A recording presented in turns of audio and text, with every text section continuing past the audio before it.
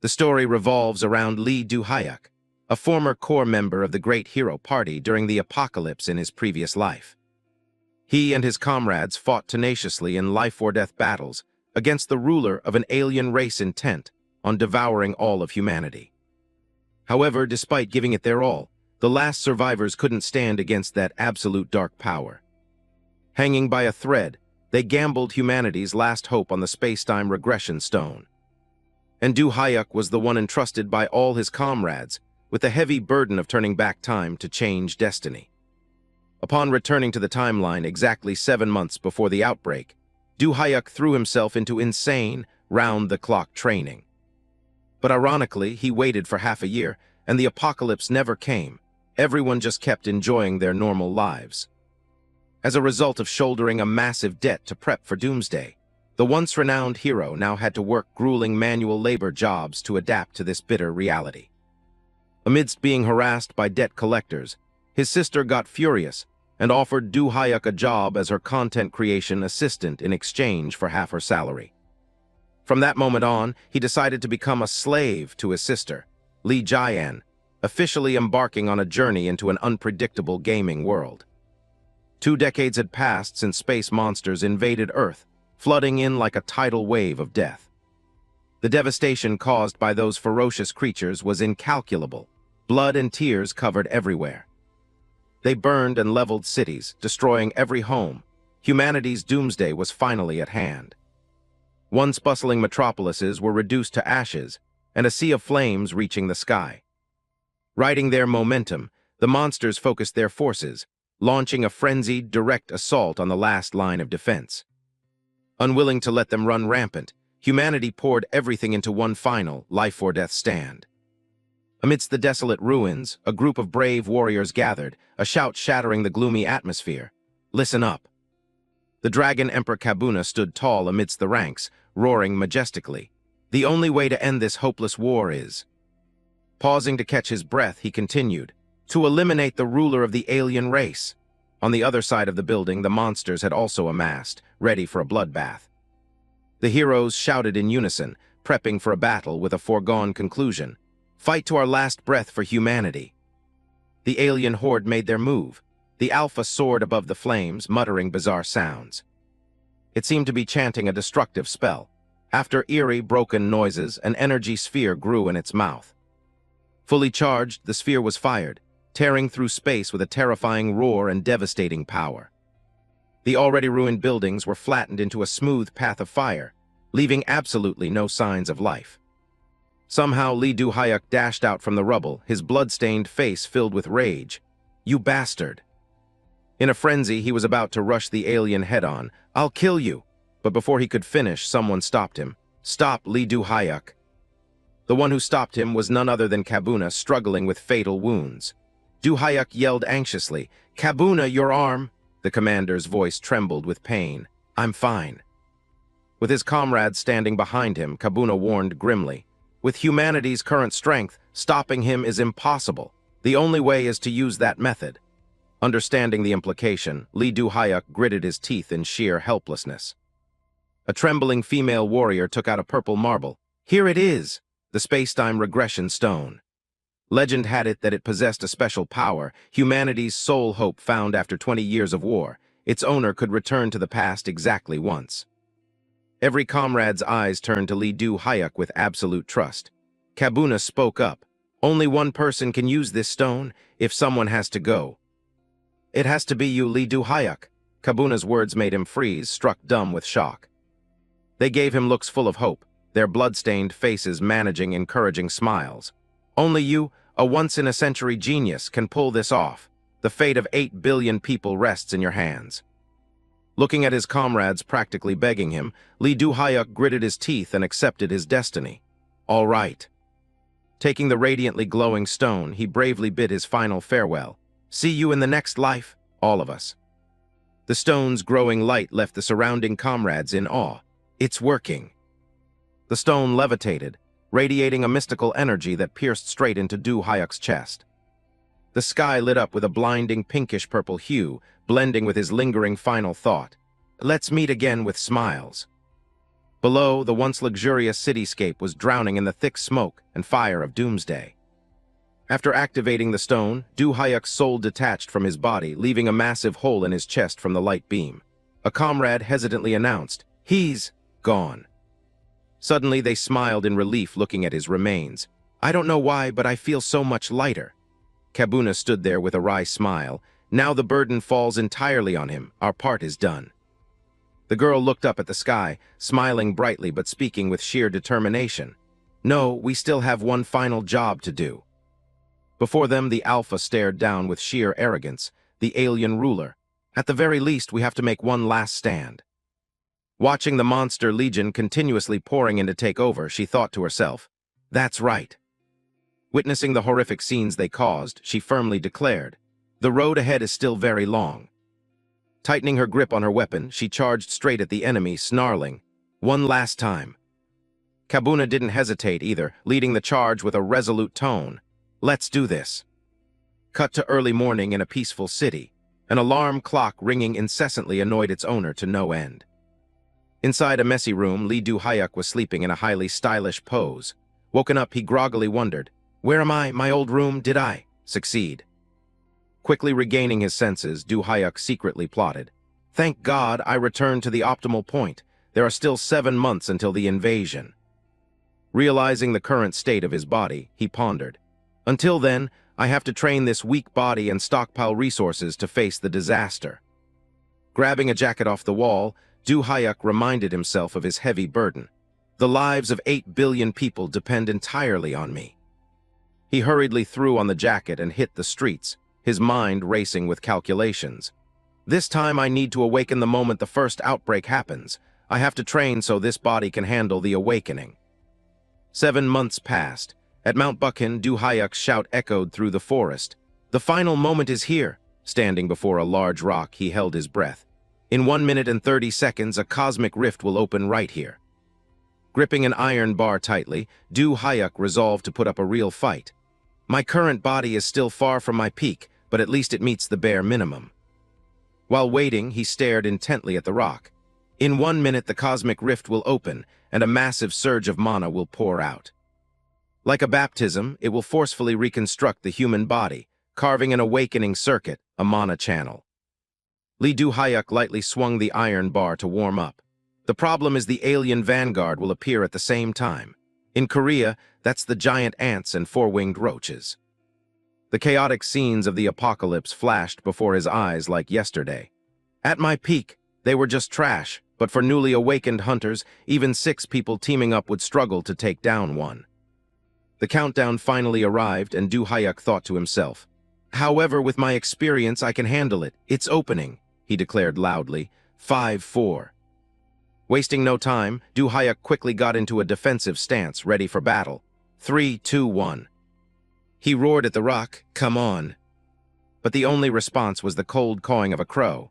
No explosion, no cosmic rift. The space remained eerily peaceful. He awkwardly made excuses to hide his embarrassment.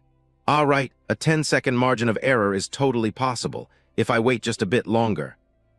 And that bit longer stretched into late night. Under the pouring rain, his curses rang out. "It's been 10 hours. What the hell is going on?" Miraculously, Du Hyuk hyped himself back up, believing, "No way, I probably just remembered the wrong date. Tomorrow, I'll definitely come back tomorrow." Then that tomorrow dragged into a week.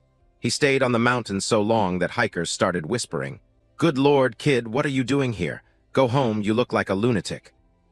A month flew by. Du Hyuk's persistence finally paid off as people crowded around him like a tourist attraction. "Wow, it's the legendary stone statue guy of Mount Buchan. Stand closer so mommy can take a picture, sweetie." Half a year dragged on. He even made the TV news. "This Zen master has been cultivating on Mount Buchan for half a year. Parents even come here to pray for their kids' exams."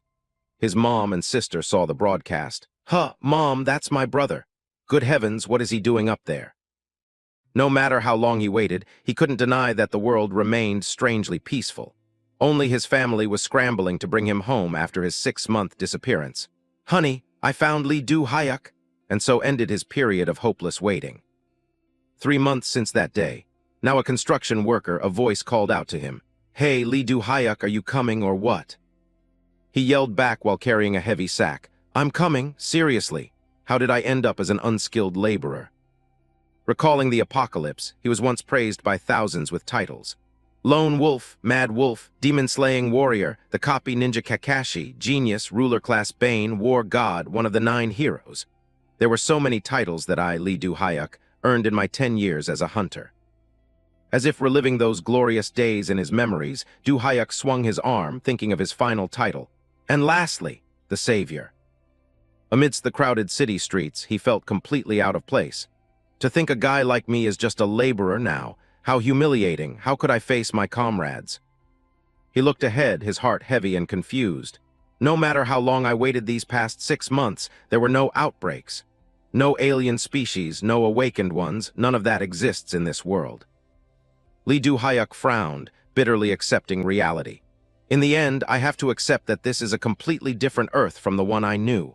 Even if the multiverse theory is real, I never thought it would happen to me. His back looked lonely amongst the crowd. However, the fact that the disaster didn't happen is truly a blessing for the people of this world.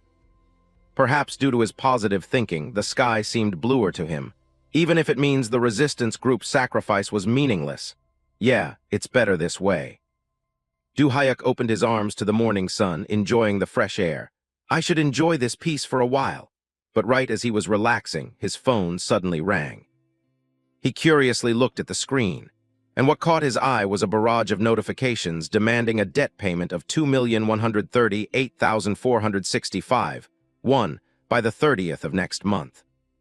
The endless stream of messages terrorizing his phone left Du-hyuk staring blankly, his eyes practically popping out of his head in shock.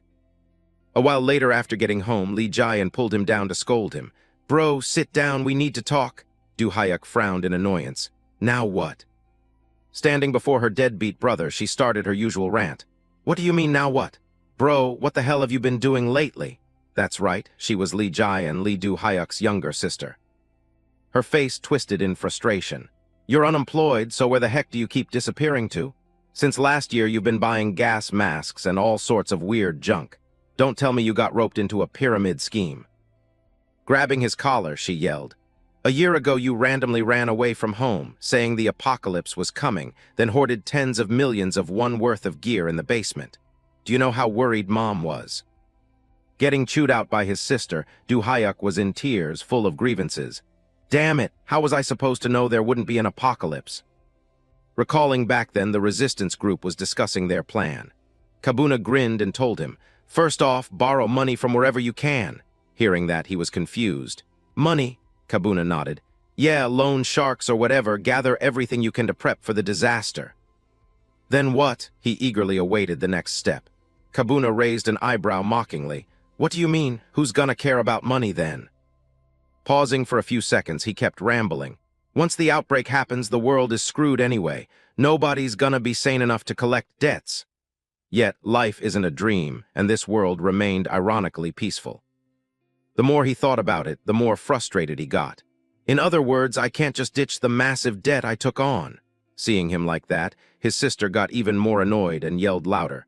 "Look at you, crying and sulking like you actually did the right thing." Tired from talking, Lee Jae-in let go, crossed her arms, and gave him an ultimatum.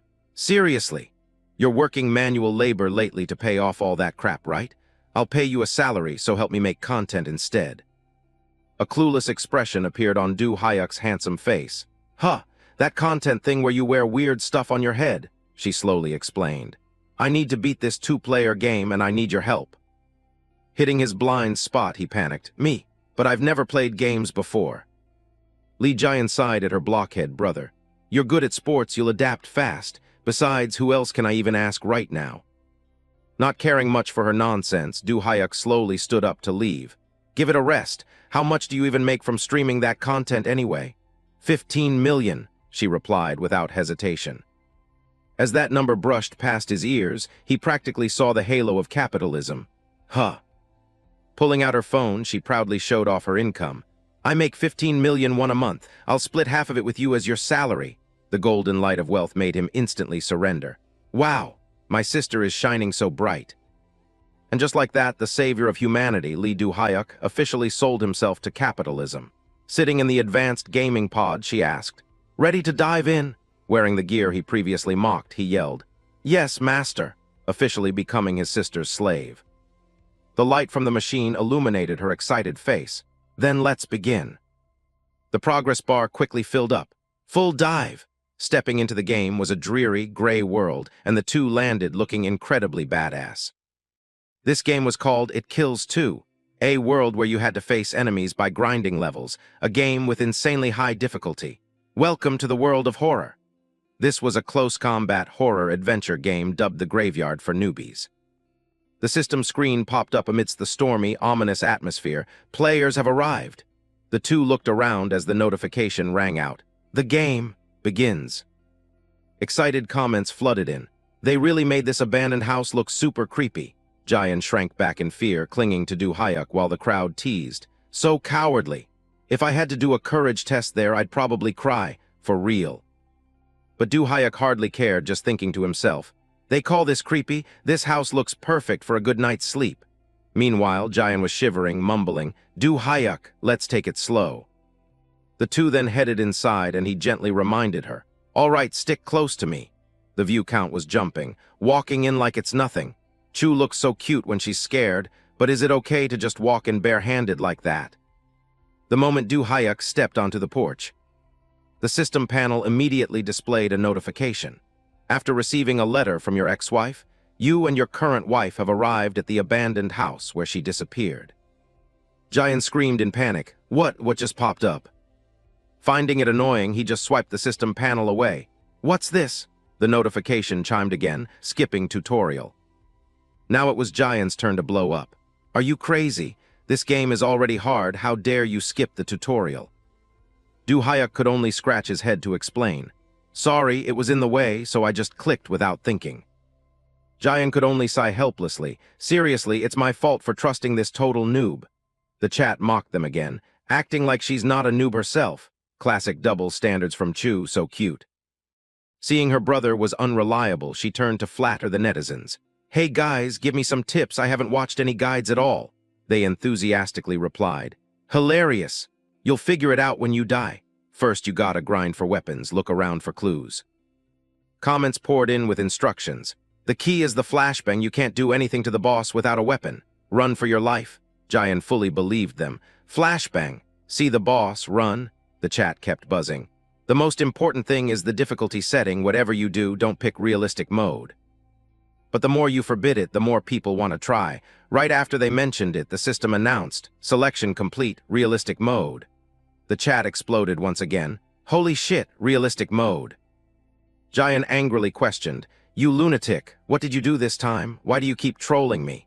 Du Hyuk defended himself. I just wanted to see if the doorknob would open and something weird just popped up. Netizens laughed it up.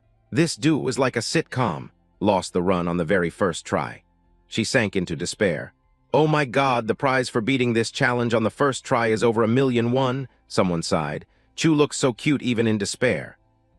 The system panel relayed the quest info. User Lipshu has placed a 1,000,000 won bounty, clear realistic mode in 3 tries. Time remaining, 47 hours 59 minutes. Immediately followed by, User Chu's Guardian has placed a 500,000 won bounty, clear realistic mode and enjoy it leisurely, unlimited tries. Time remaining, 47 hours 59 minutes. Hearing about the massive prize, the two instantly perked up. Yes, at your command, great lords Lipshu and Chu's Guardian. Despair is a luxury we are not allowed to have. Du Hyuk took the lead, opening the door to enter. The commenters were amused. Truly the capitalist slave siblings. The healing power of money is miraculous. Damn, look at that serious expression. Suddenly, an upside-down corpse slapped right into their view. Jayan once again let out a terrified scream. Everyone went wild. Number 1 haunted house getting spicy already. Check behind the corpse. Hearing that, Jayan shoved Du Hyuk forward. Du Hyuk, you do it. Someone reminded them. There's probably a hatchet and a pistol there. He tossed the pistol right to Jayan. Here, she was surprised. Du Hyuk, I don't know how to use a gun. Seeing that, he pointed at the hatchet and asked, Really? Then are you confident using a hatchet? She immediately backpedaled, muttering, Never mind, it's been my dream to be a sniper since I was a kid. Suddenly, a swarm of bugs lunged out of nowhere to attack. The commenters cheered. Here it comes, the noob meat grinder neck snapper bugs. Jayan hugged her head in fear, planning her escape route immediately. At the same time, Du Hyuk lunged forward, blocking the bug's attack to protect his sister. Viewers gasped, "Holy shit, what the hell?" He blocked a neck snapper bug with one hand. He charged forward, swinging the hatchet and cleaving the bug in two in the blink of an eye. It shrieked in anger, but it was launched into the air by Du Hyuk. He shoved its severed arm right down its throat, and the crowd went wild. "Wow, look at that! Damn, one hit and it's buried."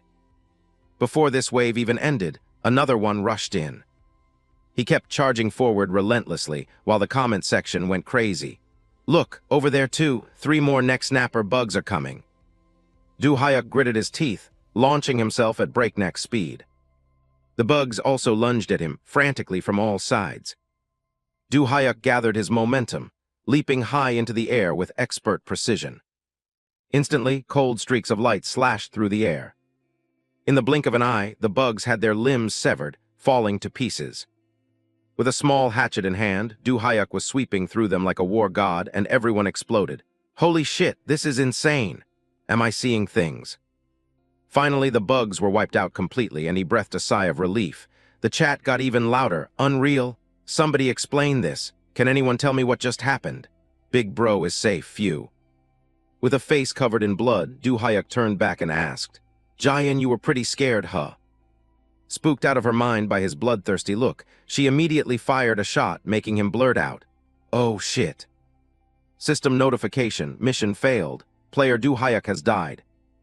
Jayan finally came to her senses and rushed over. "Wah, bro, I'm sorry my hand slipped." Info popped up, mission failed, replay load game exit game. The crowd burst into laughter.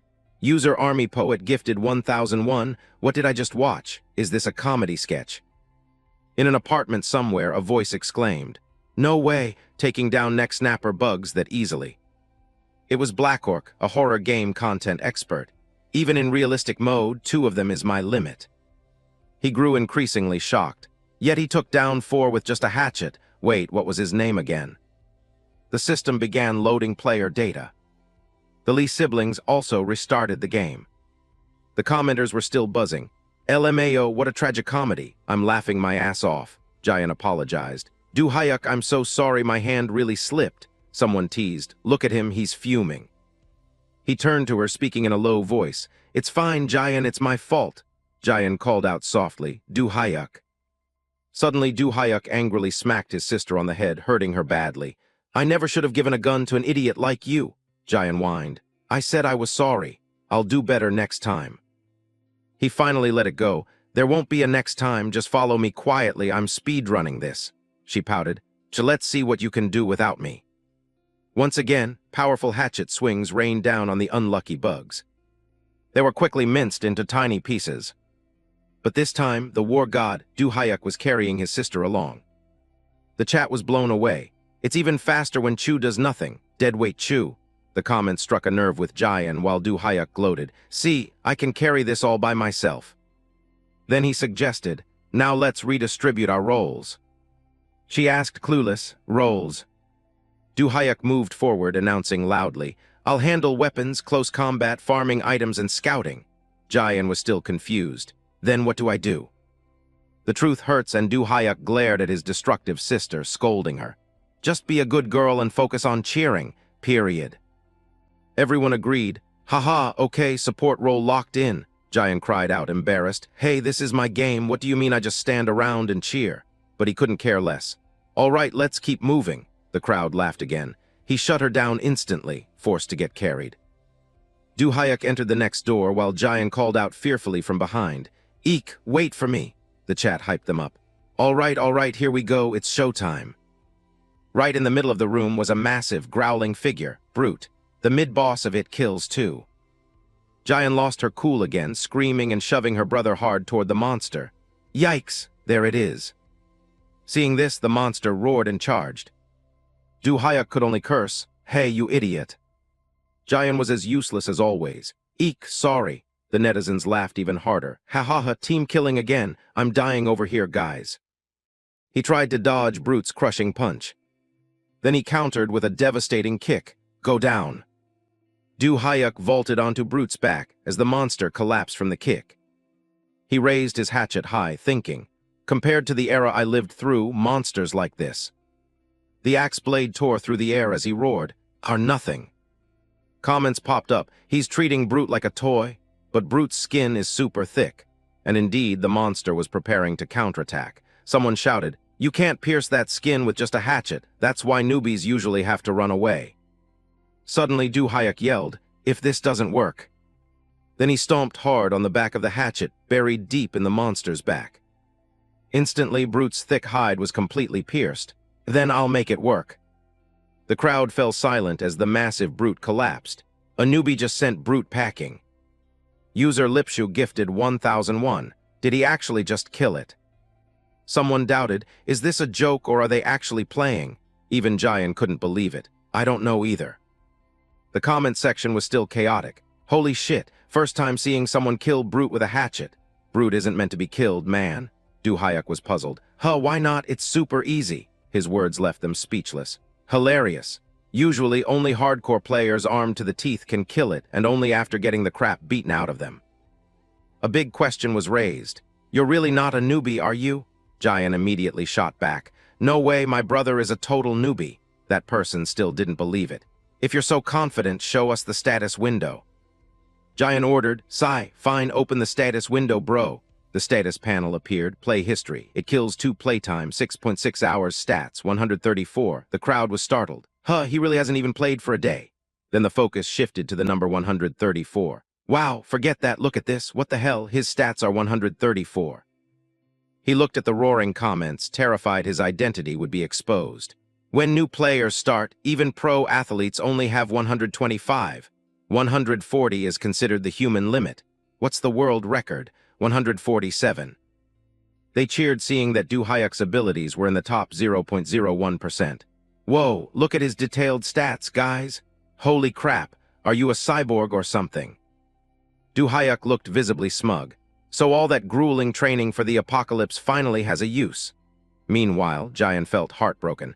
Just how badly did that pyramid scheme exploit you to make you this ripped? She suddenly burst into tears. Did you even get to eat properly there? I promise I'll treat you well from now on. He thought she was possessed. What the heck? Black Orc gifted 10,001. Wow, that's impressive. She suddenly stopped crying and asked, Huh, Black Orc, is it really you? Other viewers were also stunned. Holy crap, the first person to unlock the hidden root in It Kills 2 is here. Du Hyuk was curious. Hidden root, the person explained. Normally, Brute catches the players and the story continues from there. They recounted the past achievement. But Black Orc was the first to kill it and unlock the hidden root. It took him 7 tries with all sorts of weapons. It was a bloodbath. Du Hyuk assessed. 7 tries?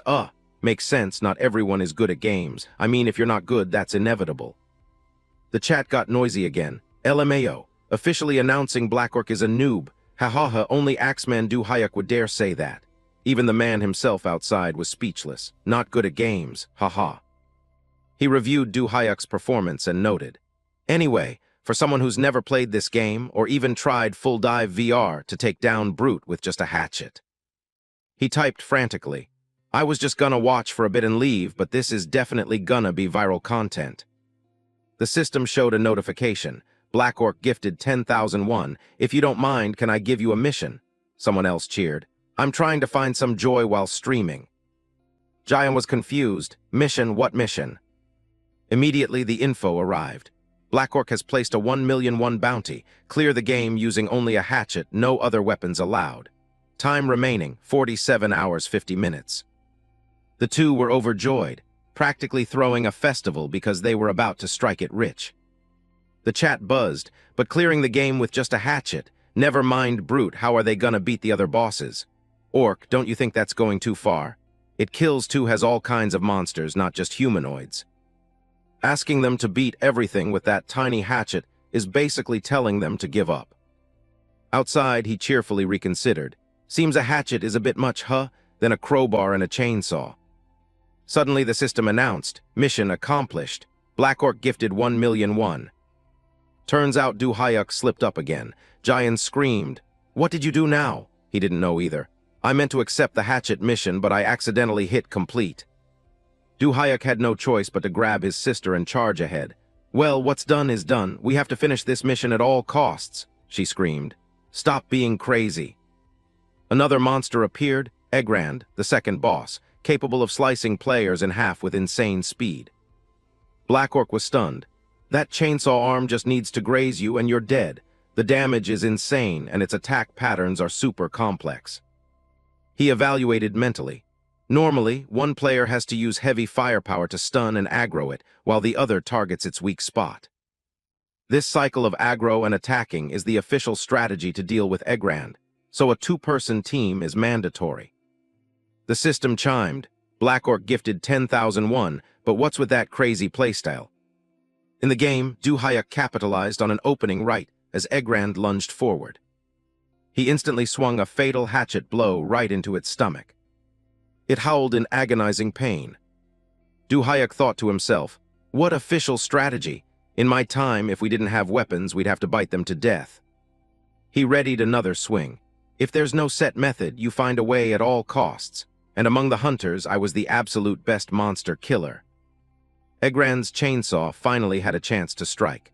This so-called official strategy from a 5-year-old VR world, compared to the anti-monster tactics I developed during humanity's 20-year war. But he easily dodged it. It's no different from a children's picture book against an enemy reliant on speed. Du Hyuk swung his axe hard into its calf. All you need to do is destroy its source of mobility. Then he kicked it flying like a punching bag. Once you break the enemy's speed and balance, the finishing blow will be. Egrand furiously tried to charge again. Aimed straight at the neck, the weak point of humanoid monsters, strike. Thinking and acting as one, he charged forward with his hatchet without hesitation. The sharp blade bit deep into Egrand's flesh. But Du Hyuk suddenly realized something was wrong. Commenters watched in panic as Egrand caught the axe barehanded. "Oh crap, the hatchet is stuck." Seizing the moment, it gathered momentum and swung its chainsaw hard. The sharp saw roared, getting closer and closer. Witnessing this, Giant screamed in absolute terror. Egrand swung the chainsaw wildly, aiming to cut through iron like mud. But with his vast combat experience, Du Hyuk lightly leapt into the air, dodging the attack perfectly. Viewers could only drop their jaws at this impossible reflex. He dodged it. Look, its chainsaw broke.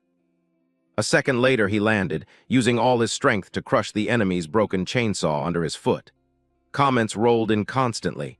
"This is tense, but if he can't break through Egrand's defense, it's all for nothing." With its weapon destroyed, it roared in fury, deciding to fight barehanded. Whenever this giant felt danger approaching, its defense skyrocketed to terrifying levels. Du Hyuk gritted his teeth and shouted, his aura overwhelming. "If your defense goes up, I just need to hit harder and smash it to pieces." Facing an opponent many times his size, he channeled all his power into his legs, delivering a thunderous finishing blow. The chainsaw blade under his foot was stomped on so hard it deformed completely, twisting pitifully. A furious slash came down mercilessly. Egrand's head flew off its neck, blood spraying all over the arena. Du Hyuk clenched his teeth, pouring his last ounce of strength into the final strike. One-hit kill. The giant collapsed like a bag of minced meat, while he lost his balance and crashed straight into the wall. After taking down Egrand, Du Hyuk chuckled to himself, exhaling a sigh of relief. This guy was a little tough to chew. Jian rushed over, throwing her hands in the air, screaming in excitement. "My brother did it! We won!" Viewers were completely mind-blown. He said it was tough to chew but logged him out in one hit. What a legend. So entertaining to watch. A user named Doyukchu donated 100,001 with a message. "How are you so good at this?" Du Hyuk just smiled awkwardly and explained. "Ah, that guy is much easier than you think." He began narrating his secret. "You just need to analyze its muscle movements and the direction of its pivot foot, then aim precisely at the ankle it uses to balance during attacks. I completely neutralized its speed." Du Hyuk calmly continued explaining his technique in detail. "And before it can even strike, if you can read the movement of its shoulder muscles along with the tension in its biceps, you can easily predict the direction and timing of the attack." As he spoke, he demonstrated it live for the audience. He dashed forward so fast he left blurred afterimages. Then just dodge like I did earlier and hit Egrand as hard as you can. The chat started blowing up in awe. Unreal, moving like it's a movie. Master Axeman, pretty sure only a 5,000,001 setup could pull this off. Du Hyuk sighed in relief, replying, "It's easy." The viewers teased again. "If you can do this, you can probably dodge bullets too, huh?" He picked up the hatchet and described with utter confidence. "That's even easier. Bullets travel in straight lines, you just look at the barrel to dodge or block it with the axe if you have to." The viewers burst out laughing at this overwhelming confidence. "Haha, sounds too easy. Come on, no matter how you explain it, you're the only one who can actually do it." Right then, Giant spoke up from behind. "Bro, there's a tunnel here." Du Hyuk turned and replied, "Oh really, wait up." The viewers were eagerly anticipating the next part. "Finally time for an ambush, huh?" Du Hyuk didn't forget to interact with the audience, smiling lightly. "Anyway, we don't have much time, so I'll explain things as we go." Giant, having just found a new weapon, called out, "Wait a sec, bro, there's another hatchet." A viewer chimed in. "Oh right, when you beat Egrand, it drops a machine gun and a hatchet." He grabbed the weapon, accidentally blurting out, "Oh, dual hatchets. Back in the day, I killed countless monsters with a pair of these." Luckily, Giant didn't notice because she was terrified by the sight ahead. "Bro, look behind you." A horde of frenzied zombies charged forward, howling wildly as if wanting to tear apart anything in their path. These were the enhanced zombies. The siblings froze at the horrific sight. Viewers excitedly commented, "Here we go, massive enhanced zombie ambush." Instantly, a hatchet swung down, cutting through the air, but one zombie managed to raise its arm and block it in a split second. But blocking was useless. Du Hyuk spun with the hatchets, delivering a wide arcing slash that decapitated several nearby zombies on the spot. Witnessing that power, the remaining zombies froze in shock. He continued to chop off heads as if he were just warming up. This made the viewers unable to believe their eyes. Are these enhanced zombies made of tofu or something? How are they getting sliced so cleanly? Master Axeman is the GOAT. Du Hyuk fought while leisurely explaining. "It's not that hard, I showed you guys earlier. Dodge like this, focus all your strength, and hit the humanoid monster's weak spots." With every swing of the hatchet, a head fell, extremely swift and decisive. He cleanly sliced a zombie's neck. "Aim right for the neck like this." The viewers erupted in laughter. "Haha, see? Easy as pie, guys. Master Axeman is really the Bob Ross of it kills too." Someone felt something was off and questioned it. "But why is the difficulty so unreal? Normally there's only around 10 of them. Where did dozens of them come from? Even Master Axeman is gonna eat dirt this time." The more he killed, the more densely the zombies appeared. Du Hyuk gritted his teeth and decided, "All right, guess I'll have to put a little more effort into this." His eyes widened, his whole body tensed up, pouring all his strength into a complex maneuver, aiming straight for the fatal weak points of the entire horde. With a powerful explosive shockwave, zombie heads fell like a downpour on a battlefield. Viewers were amazed once again. "Whoa, was that a tornado? Hype it up, guys, a tornado." After non-stop slaughter, the zombie horde was finally wiped out. His body started feeling dizzy, and he threw up everything in his stomach from overexertion. A massive number of viewers were drawn in by that last move. "Holy shit, the entire front line was chopped clean. Bow down to Master Axeman." They kept commenting, "Are you getting vertigo from the tornado? But seriously, instead of playing these games, why don't you try Rise of Valhalla?" Du Hyuk panted and replied, "Rise of Valhalla, is that another game?" At this moment, Giant held something up. "Look at this, I found a clue about the antidote for this monster crisis." Du Hyuk asked, bewildered. "A clue?" she quickly explained. "Yeah, this notebook is covered in blood, so it's a bit hard to read, but according to the notes." Giant detailed the information. "There's a mutant strain that created all the variants, from the neck snappers to the zombies. Do you remember the trailer near that house before we came in here?" Du Hyuk confirmed he remembered. She continued, "It says here that the antidote for this variant is located there."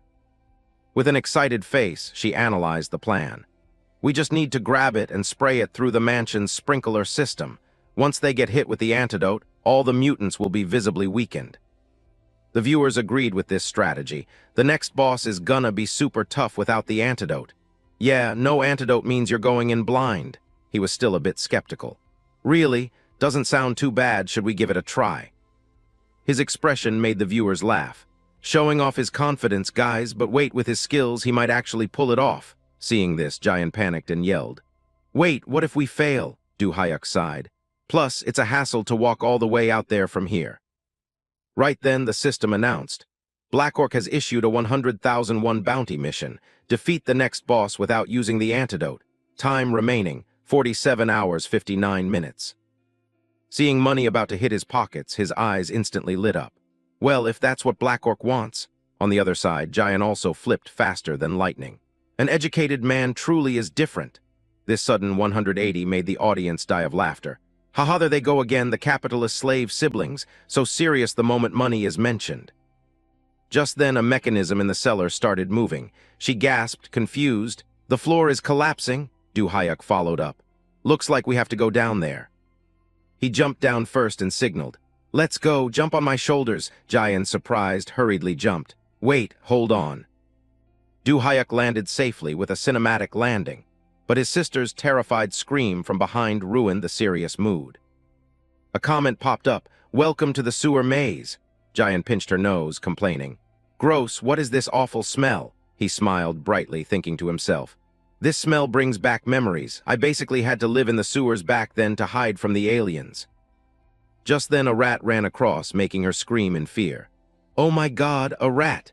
In stark contrast, Du Hyuk cheered with sheer delight. Sewer rats make the best soup. The broth is absolute top tier.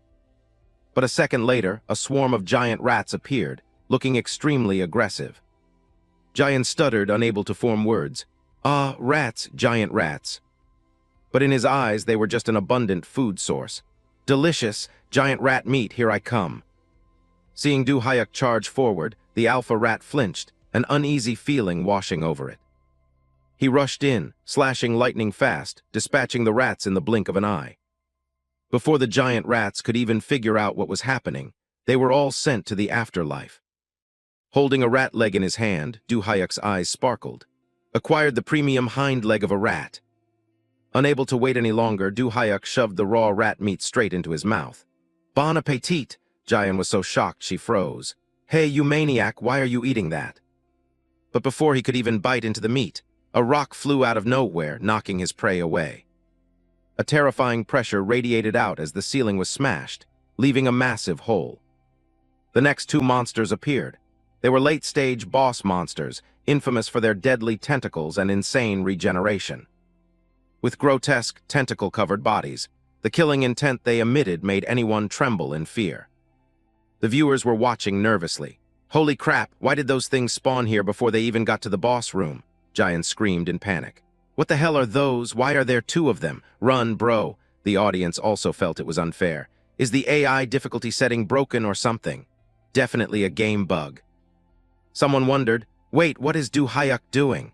The two monsters were also speechless at being completely ignored. He was crying, fishing around in the sewage water. My rat meat, it was so hard to feel the joy of eating garbage again. Blood rushed to his head and he roared furiously. You bastards, how dare you ruin my rat meat? I won't let you get away with this. Viewers typed frantically. He's raging because he couldn't eat the sewer rat meat. What exactly is this guy? A survival expert or special forces? The boss charged to attack, but with his agile body, Du Hyuk dodged effortlessly. Giant stood to the side, yelling in frustration. This is too much. Why do these bugged events always target us? In the real world, Black Orc finally understood the reason.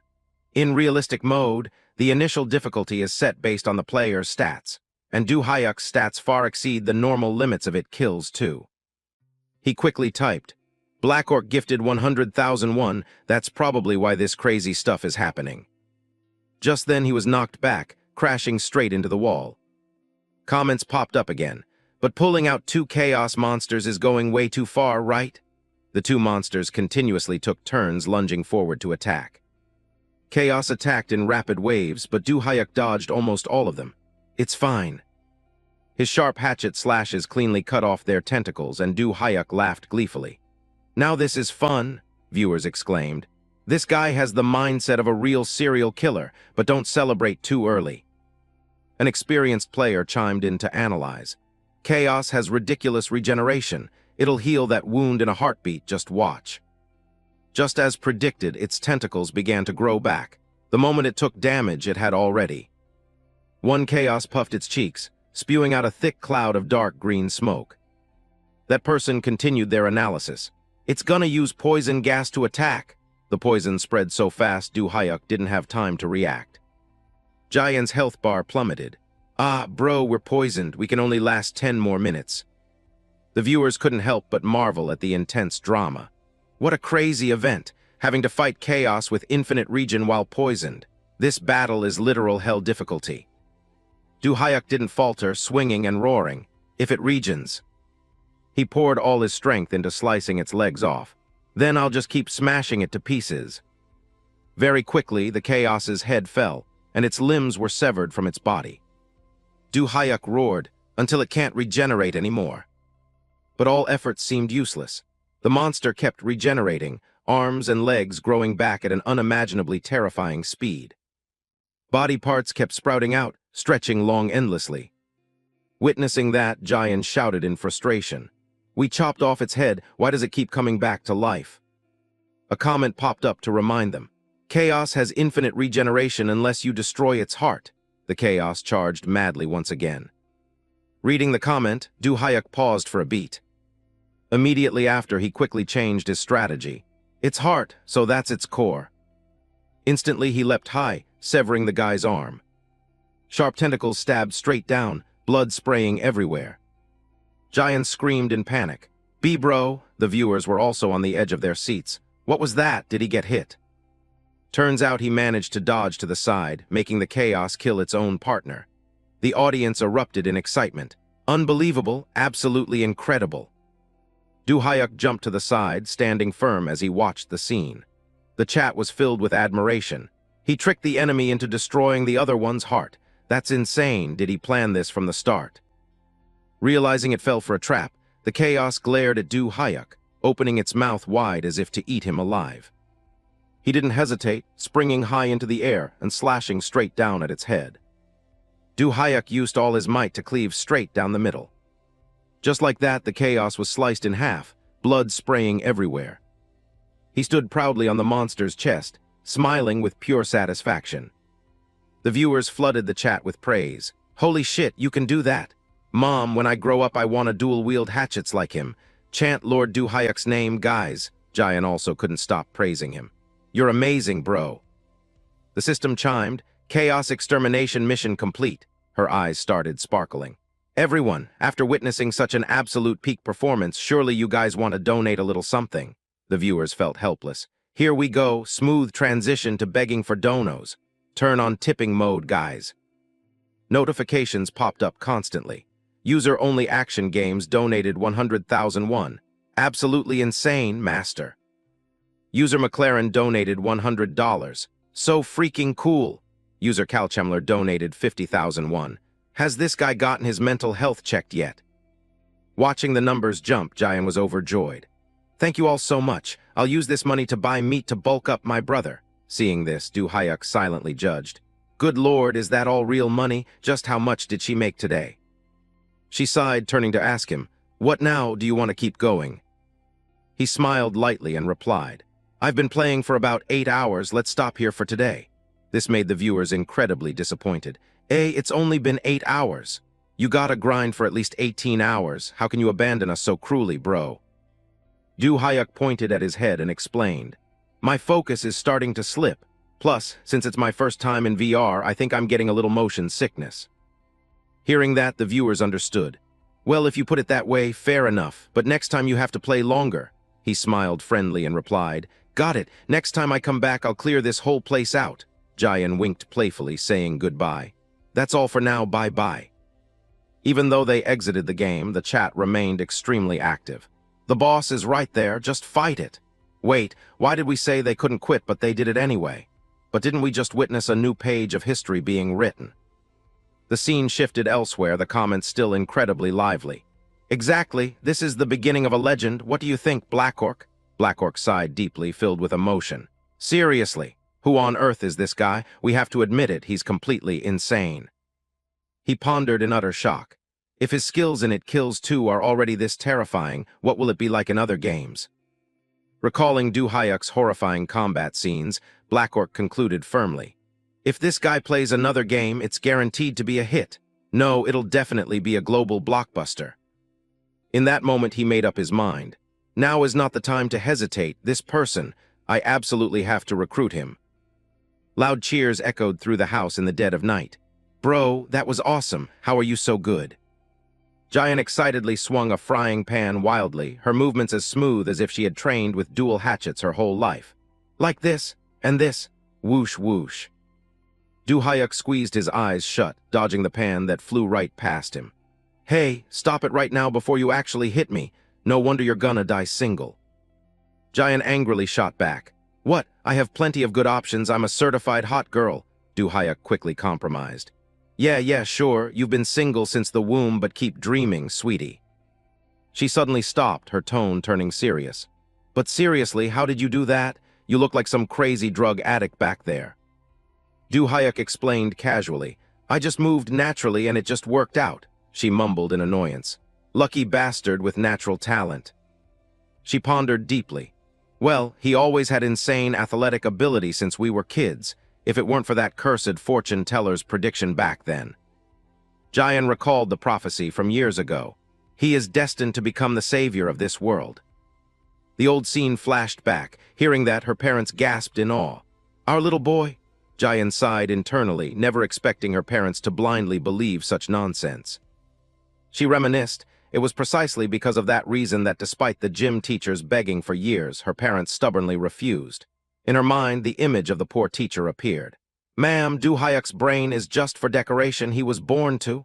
Her mom immediately snapped. Shut up. She still clearly remembered her dad violently dragging the teacher outside. How dare you hold back the future Secretary General of the UN? Jian looked at her brother thoughtfully. If they had listened to that teacher back then, at least you'd have a few Olympic medals by now. Mom and Dad regret it every single day. Do Hyuk looked up lazily, asking, what? Jian sighed heavily.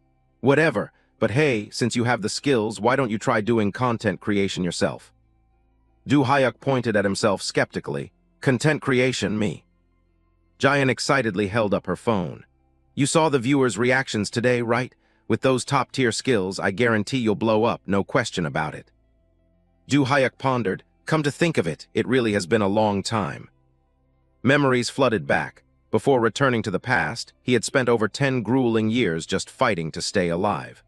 If I didn't kill the space monsters in front of me, I'd be the one lying dead. He reflected bitterly. His previous life was so monotonous and deadly that he was sick to his stomach of it. Do Hyuk remembered those brutal scenes. That battle in the VR game was the most thrilling thing I've tasted in a long, long time. He clenched his fists. But that doesn't mean I miss those hellish days. He clicked his tongue and said, but anyway, it was pretty fun. Jian's eyes lit up. So you agree to do it, right? Do Hyuk replied realistically. I still have a mountain of debt to pay off. Let me think this through carefully. She tried her best to persuade him. Oh my God, you idiot. Because of the debt, you should stream even more. Just with the bounty Black Orc gave out earlier, you pocketed 3 million won today alone. Do Hyuk was so shocked his jaw dropped. 3 million? In just one day, then I can clear this debt in no time. Jian sat back in her chair like a queen. Make sure you do a good job, you hear me? By the way, do you even have enough money to buy a gaming pod? He respectfully offered her a plate of fruit, flattering her. Oh dear, I'm relying entirely on the debit card of the greatest sister in the solar system. Jian gloated endlessly. Let's do it. I'm in a good mood today. It's just a pod for my big brother, right? It's on me. Do Hyuk flattered her like crazy to keep the sweet deal. My sister is #1. Enjoying the admiration, she urged him on enthusiastically. Keep going, praise me more, let's hear it. As Jian was about to pay, her phone suddenly vibrated. I got a message. She suddenly cheered. Oh, bro, look at this. Do Hyuk asked anxiously. What? Are the VR pods sold out? Jian happily announced. No, Black Orc sent you a private message. He suddenly realized. The guy who first discovered It Kills 2's hidden route. She pointed at her phone screen, super excited. That super famous streamer, he wants to collab with you, isn't that awesome? Do Hyuk exclaimed in shock. Collab. He instantly waved his hands in refusal. Are you crazy? No way. Jayan looked ready to explode. What? Why not? Do you know how famous he is? Just teaming up with him once will make our view count skyrocket. Du Hyuk hugged his chest defensively. Knock it off. You want me to go mingle with that guy just for a gaming pod? I respect his preferences, but I'm strictly into girls. He covered his face, crying dramatically. Are you so obsessed with views that you'd push your own brother down the path of gay baiting? You monster! Jayan's face darkened. This bastard! Should I just snap his neck right now? The next day, the atmosphere in the house was bustling. The gaming pod installation is complete, followed by profuse thanks. Yes, thank you so much. Goodbye. Du Hyuk appeared with a swollen, bruised face full of resentment. That brat! She should have explained it clearly. She made me think a collab meant doing that. He sighed, reassuring himself. Well, once you throw the spear, you gotta follow it. I have to go all out this time. Du Hyuk sat inside the pod. This was a high-end model bought with Jayan's card on a 12-month installment plan. Since his sister insisted it was essential equipment for his future streaming career, he went ahead and added a few modern features, bumping the price up to 20 million won. He thought deeply. We've fought like cats and dogs since we were kids, but she's actually a softie at heart. Don't worry, Jayan, your big brother will use this machine to rake in mountains of cash, pay off all the debt, and buy you lots of gifts. He booted up the screen. The system announced, Full dive, initiating game search. Du Hyuk browsed the categories. Let's see, maybe I should try a game mode instead of realistic simulation this time. He selected his target. If I pick a game that lets me use near-superhuman stats, maybe it'll quench my thirst for action that it kills 2 couldn't satisfy. He carefully studied the options. Let's see. This game looks pretty decent. But seriously, any decent game costs at least $200.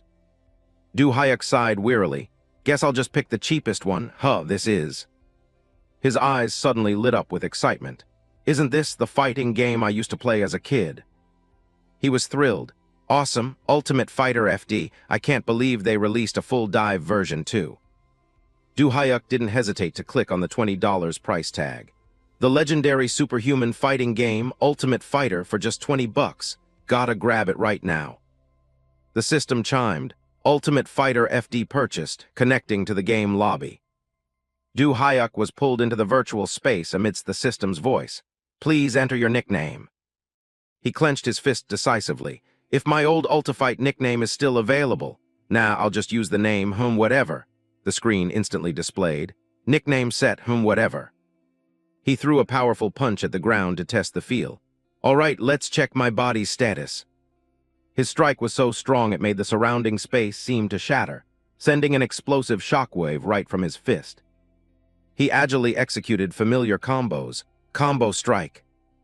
Du Hyuk focused intensely, aiming precisely at the virtual target ahead.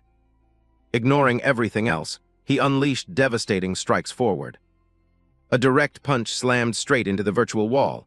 Wolf Fang. Du Hyuk breathed a sigh of relief. So this is my absolute limit in game mode, He looked down at his fists. While it's not enough to be called a true superhuman, it far exceeds the limits of an ordinary person. He analyzed it thoughtfully. Maybe this is the highest level a normal person can reach. If it were any faster, normal perception probably wouldn't be able to keep up. His eyes showed clear determination. All right, that's enough warming up. Time for real combat. Computer, search for a ranked match. The system notification popped up. Currently, player, whatever, has not reached the required level to participate in ranked matches. Du Hyuk looked up, disappointed. Right, that's the rule of the game. Fine then, find me a public lobby. The system continued. Searching for a public lobby in Ultimate Fighter FD full dive. Please wait. He waited eagerly. While the data is loading, I should pick my main character to deploy. In another scenario, a player had just been utterly defeated. The commentator screamed excitedly. Hype it up, guys. Welcome back the boss lady sword princess. Harang decisively executed the finishing move on the man opposite her without an ounce of mercy. She stood proudly in the middle of the arena amidst the echoing announcement.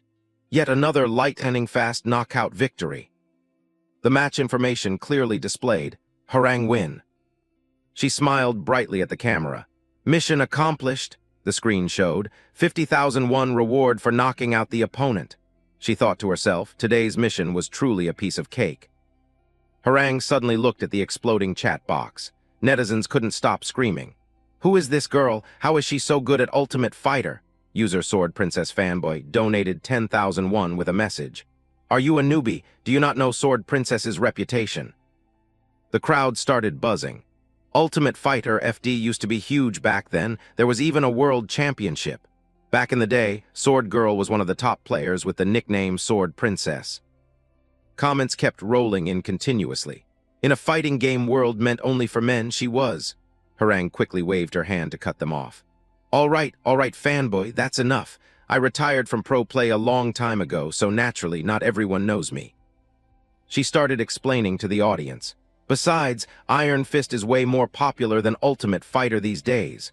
Another person chimed in to agree. True, everyone switched over to that now. The girl got excited again.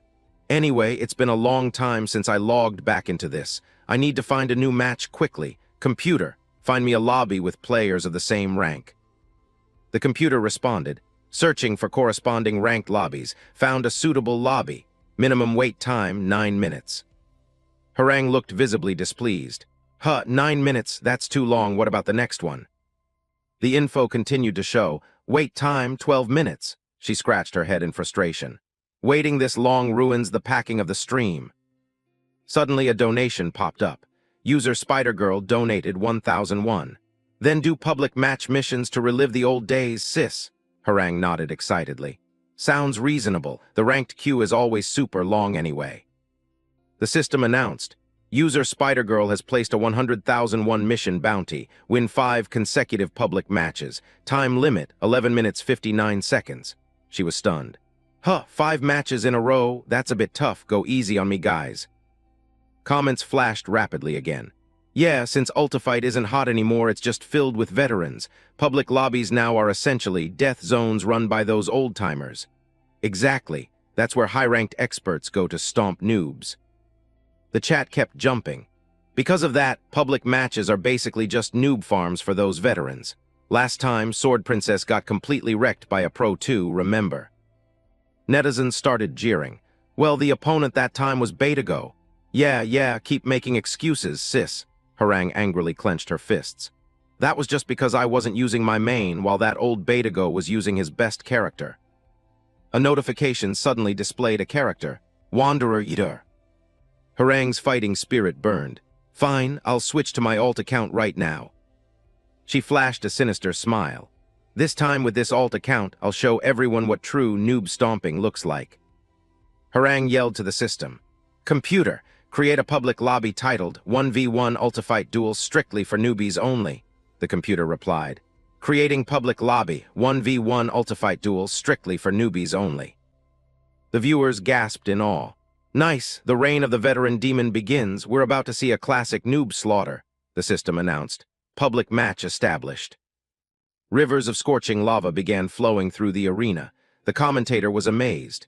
This map, it's the classic map, Ultimate Fighter Volcano. The character Hoken appeared imposingly. Netizens started chattering.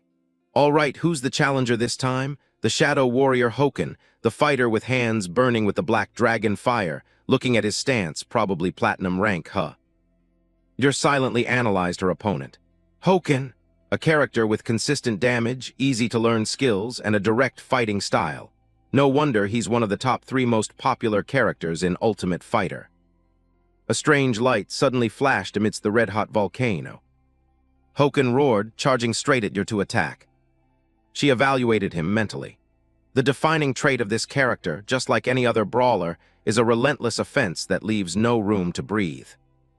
He slammed his fist hard into the ground right in front of Yer, shocking her. Black Fire Strike. Yer quickly stepped back to dodge.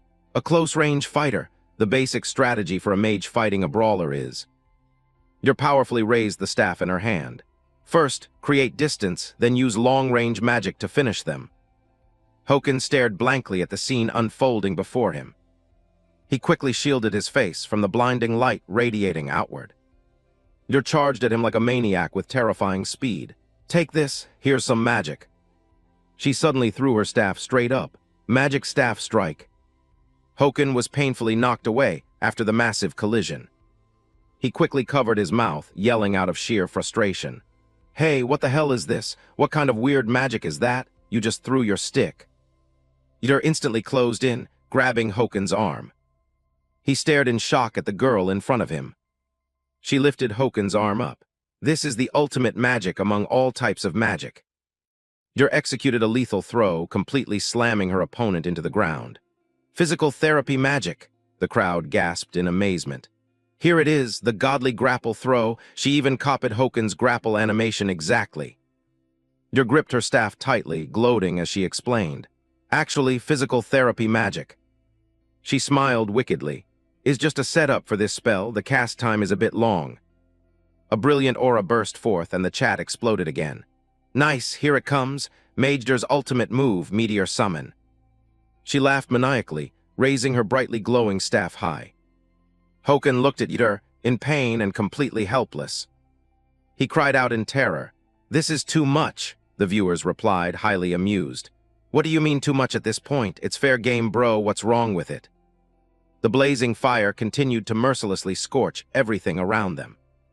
Iter laughed heartily. "Farewell, platinum rank. I hope you become a veteran gamer in your next life." Hoken roared furiously. "You damn Ultifight veterans, I hope this game dies." The screen flooded with messages. "Stomping platinum noobs feels so good. Thanks for the compliment to the game, dear Hoken." The system chimed. "Sword Girl wins." The notification text read, "Restoring Arena." Iter breathed a sigh of relief. Luckily, that last opponent wasn't too much trouble, everyone agreed. "That matchup was too easy for you." "Yeah, sweet as a peach." She urged excitedly again. "All right, let's finish this 5-win streak mission. Computer, bring up the next challenger." The system announced, "Summoning the next challenger." A mystical light appeared once again. A completely new silhouette materialized in front of Iter. The opponent's information came through. Meta Steve. Steve looked around the surroundings in surprise. The commentator was also stunned. "Huh, Steve, isn't that character meant exclusively for newbies?" Steve gathered momentum, jumping up and down continuously as if testing the gravity, leaving viewers confused. "Is his info set to private? Must be. I can't find this character's match history. Wait, what the hell is he doing? Don't tell me he's warming up." He started tapping the arena floor repeatedly. This bizarre behavior set the chat buzzing. "Hey, look, he's even patting the arena floor. That's hilarious. What's wrong with this guy? Looking at him, he's definitely a total newbie." Steve looked eagerly at the rolling, fiery magma. "Look, magma," Iter sighed helplessly in her mind. "This is definitely a clueless newbie. Do I really have to slaughter this little chick?" The viewers immediately protested vehemently. "Are you really gonna hit him? Protect the newbies. Down with newbie bullying." She covered her mouth with a smirk, her tone full of smugness. "Well, I'd love to protect the newbies too, but I have a mission to finish. Besides, I didn't expect a real noob to show up here either," the crowd heavily criticized. "Wipe that smirk off your face before talking. You're the one who titled the room strictly for newbies only. It's all your fault." Iter resolutely raised her staff, ready to finish this. "All right, let's just get this over with." The screen displayed, "Ready, 3." Comments kept rolling in. "Go easy on him, bro. The newbie's gonna cry." Steve suddenly turned to look around while the crowd kept talking. "It's been ages since I've seen a newbie this blank slate. This chick is probably gonna get stomped so hard he uninstalls." The countdown stopped at 2. Steve gathered his strength, ready to jump. Someone quickly typed, "RIP newbie, system announcement 1." The resounding battle command echoed, "Fight." Steve clenched his fists, charging forward with blinding speed. Iter was ready to engage, and comments appeared full of mockery. "Here it comes, the classic newbie diving attack." She smiled wickedly, lightly stepping aside with full confidence. "As if that move would work on me. Even I dodged Hoken's explosive attack. A newbie's tackle has no chance." Suddenly, Steve surprisingly planted his hand on the ground for leverage. Using that momentum, he thrust his fist straight toward her, leaving her utterly shocked. "Huh."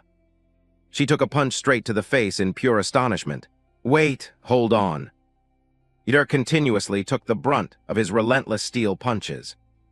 Steve kept attacking furiously, giving his opponent not even a second to breathe.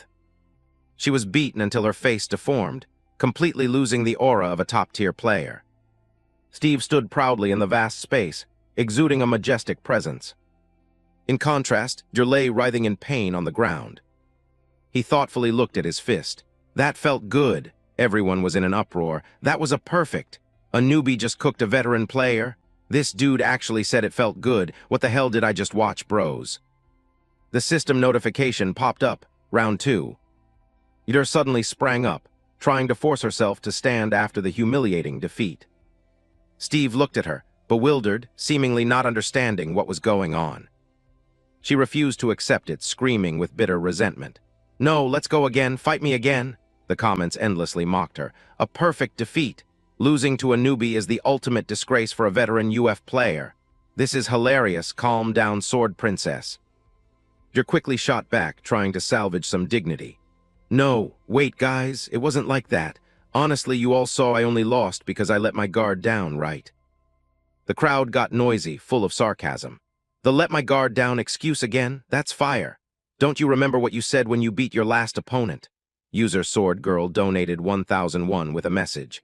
"Exactly, I remember you saying letting your guard down is part of your skill set." Jer gritted her teeth, pointing an accusatory finger at Steve. "No, but seriously, how could that guy be a newbie? It's clearly a pro's alt account. Do you guys actually think he's a real newbie?" Everyone played along to tease her. Yeah, okay, makes total sense. That guy's acting is so realistic." She transformed again, preparing for a real battle. "All right, this time I'll take a perfect victory," the system announced, Sword Girl harangue. The crowd got instantly hyped. Finally bringing out the main character, huh? That's the character that crowned her sword princess during her pro days.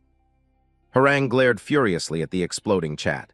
User King of Social Distancing donated 1001. Got punched into a perfect loss and immediately switched to harangue? That's fierce. Hilarious, she's actually mad, mad mad. She yelled in frustration to drown out the mocking laughter. "What? If I actually try, I'll definitely win." Harangue coldly drew her sword from its sheath. "Listen up, guys, I'm actually mad now. You all better start praying for that guy." She was brimming with the will to fight. "Because from this moment on, I'm going all out." The system announced, "Ready, 3, she eyed Steve scrutinizingly. "That guy, one look and you know he's not in the highest UF rank, Transcendent. At best, he's Diamond or lower-tier Master."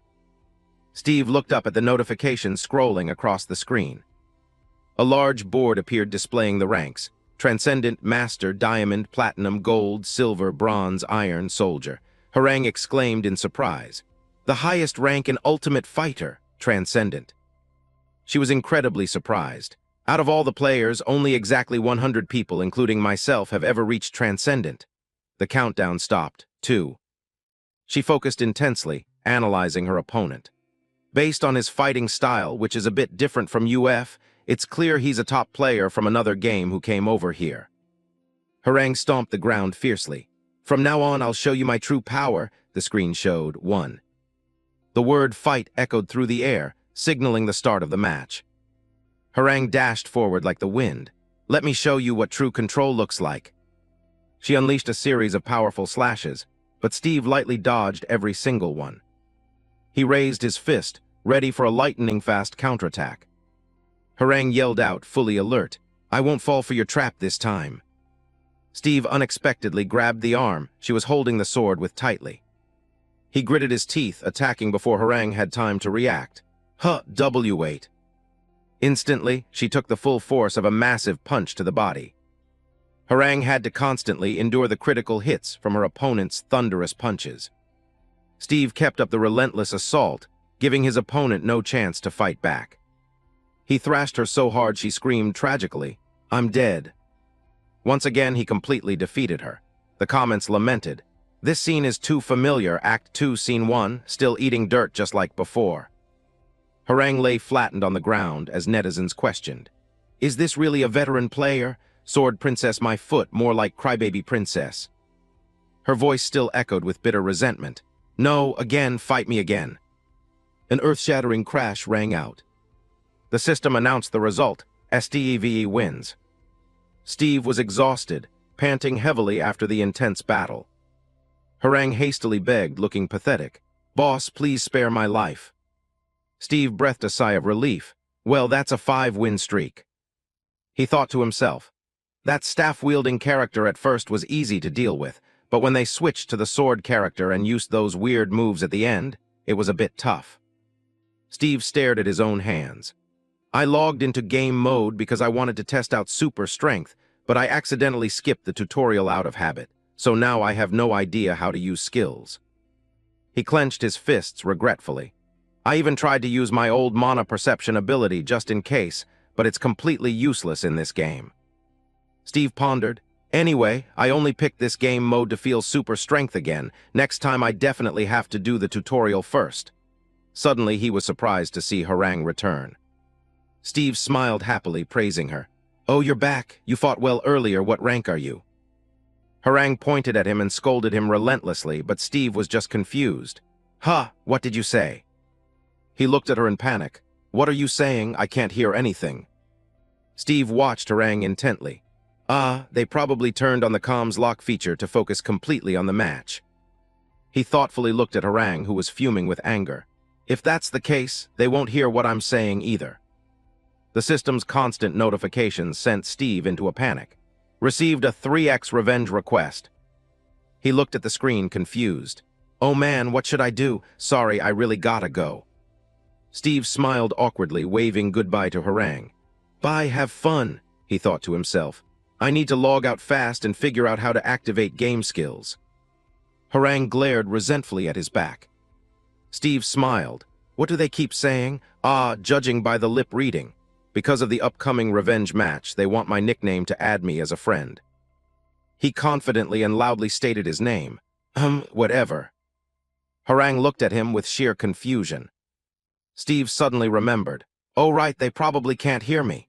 He immediately made the screen display the text repeatedly, HMM whatever. Harang's jaw dropped as she stared at the words on the screen. She screamed in pure fury, You bastard! The system announced coldly, Player 2 has logged out. Harang yelled angrily into the void, I will absolutely find you. Her scream echoed across the sea of red-hot magma.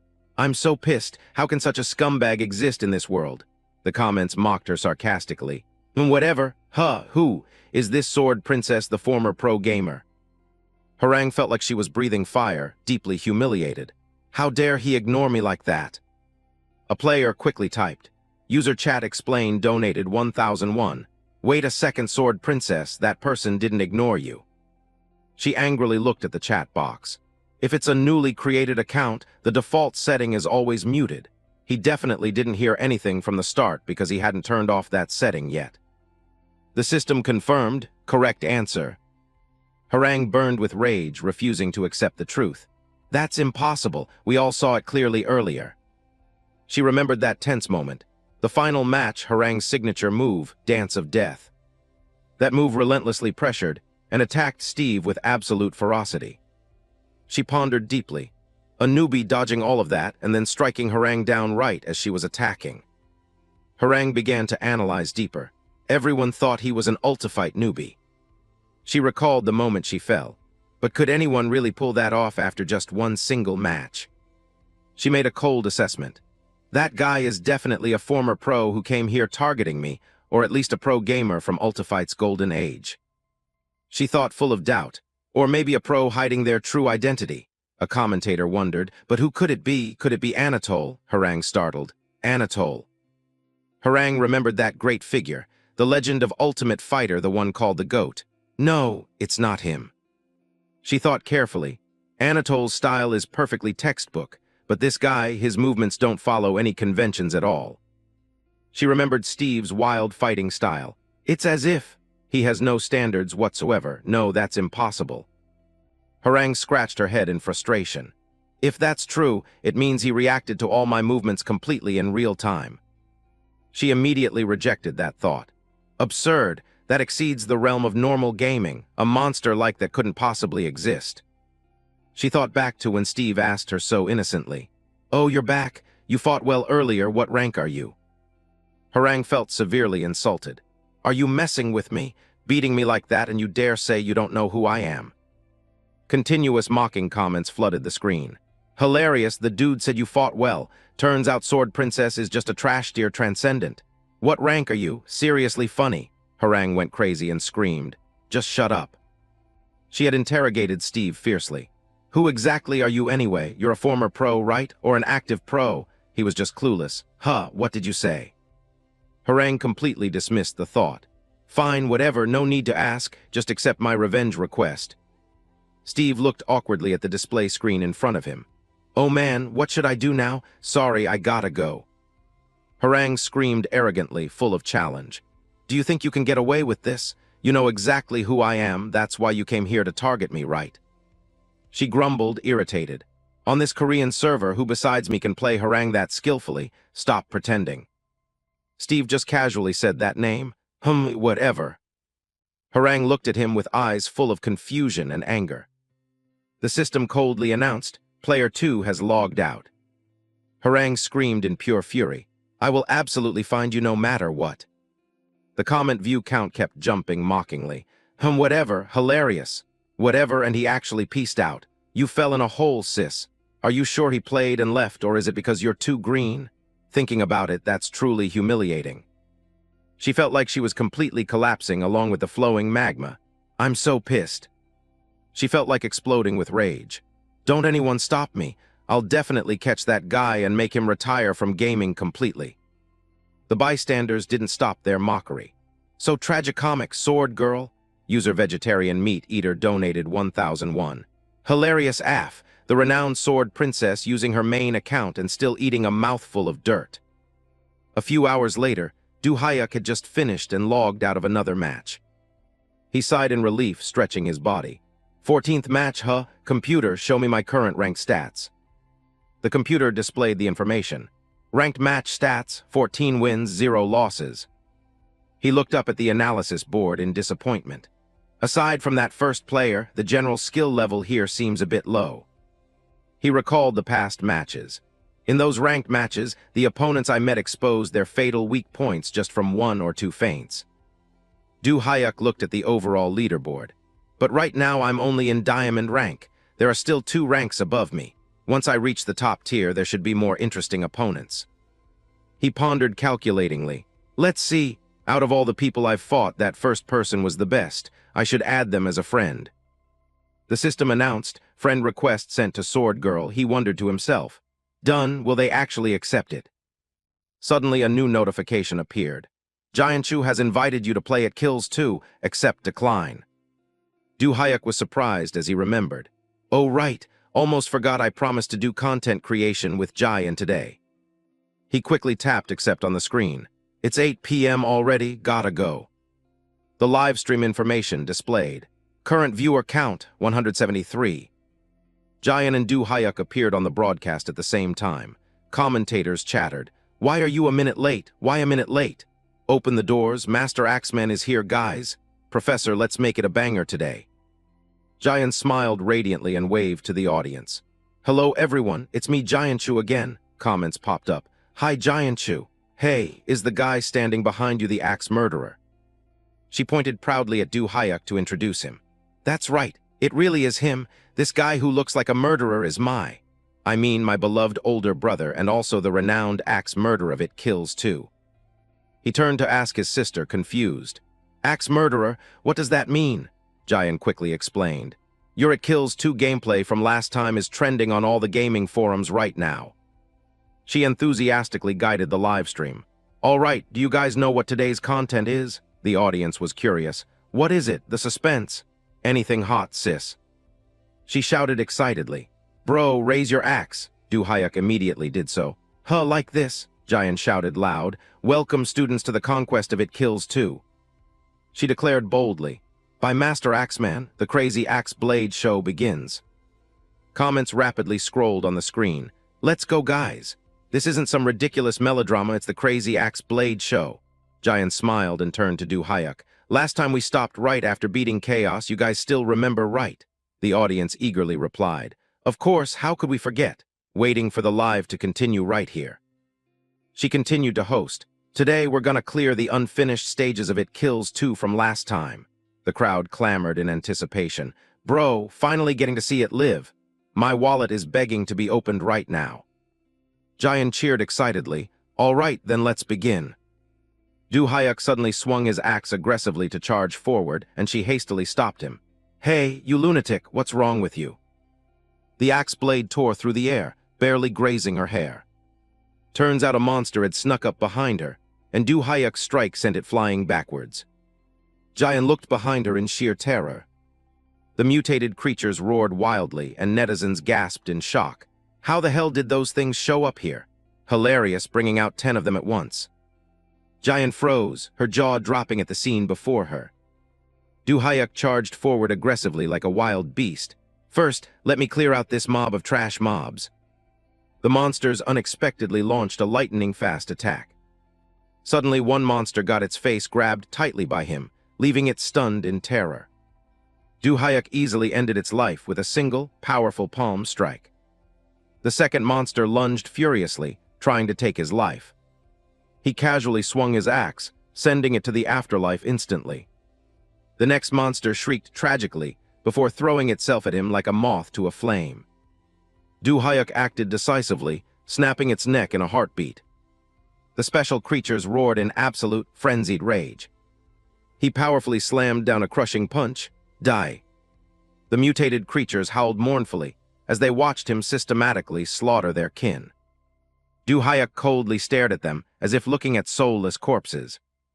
The monster still growled angrily, pointing at him in defiance. He immediately lunged to attack with extreme speed, leaving it no time to react. He swung his axe, delivering a thunderous slash straight at the opponent. The cold axe blade struck the monster right in the head, killing it on the spot. Du Hyuk gripped his weapon firmly, flashing a sinister smile. "All right, time to finish these guys off, huh?" The monsters roared in unison, swarming him from all sides. One monster snuck around to ambush Du Hyuk from behind. He gritted his teeth, his aura exploding. "All right, let's continue that unfinished level from last time." He powerfully unleashed a devastating attack, Cyclone Impact. The monsters were systematically crushed under his overwhelming power. They were fiercely attacked by the axe in his hand, without a single chance to fight back. Du Hyuk swept through both sides simultaneously, and the commentators couldn't stop talking. "Here it is, Master Axeman's signature Cyclone Impact. Absolute madness, it's the Cyclone Impact." After using a move that drained too much stamina, he dizzily leaned against the wall, dry heaving from motion sickness. The screen showed a notification. User only watching games donated 1001 with a message.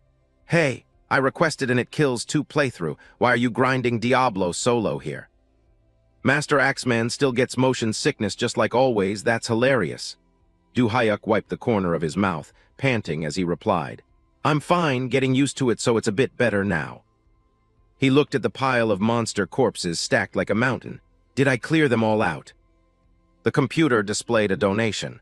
User Cute Nickname donated 1001 with a message. "You think they can still breathe after that hit?" Hilarious, the dude even asked if he's done. "You wiped them all out." Du Hyuk smiled smugly. "If I just aim for the weak spots and strike like this to one-shot them. This mob isn't really that tough." They clamored to argue. Normally, even shooting a grenade launcher in their face wouldn't do a thing. Hilarious, why did they die so easily? How do you survive an axe to the neck? Isn't it obvious? A veteran player chimed in to explain. "Actually, pros usually farm these with knives. Slashing with a melee weapon stuns them longer." Du Hyuk suddenly understood. "Ah, I see. Turns out they're a type of mob designed to be taken down exactly the way I did it. No wonder it was so easy." He quietly read the comments on the screen. "We can't hit them head-on like you do, Professor.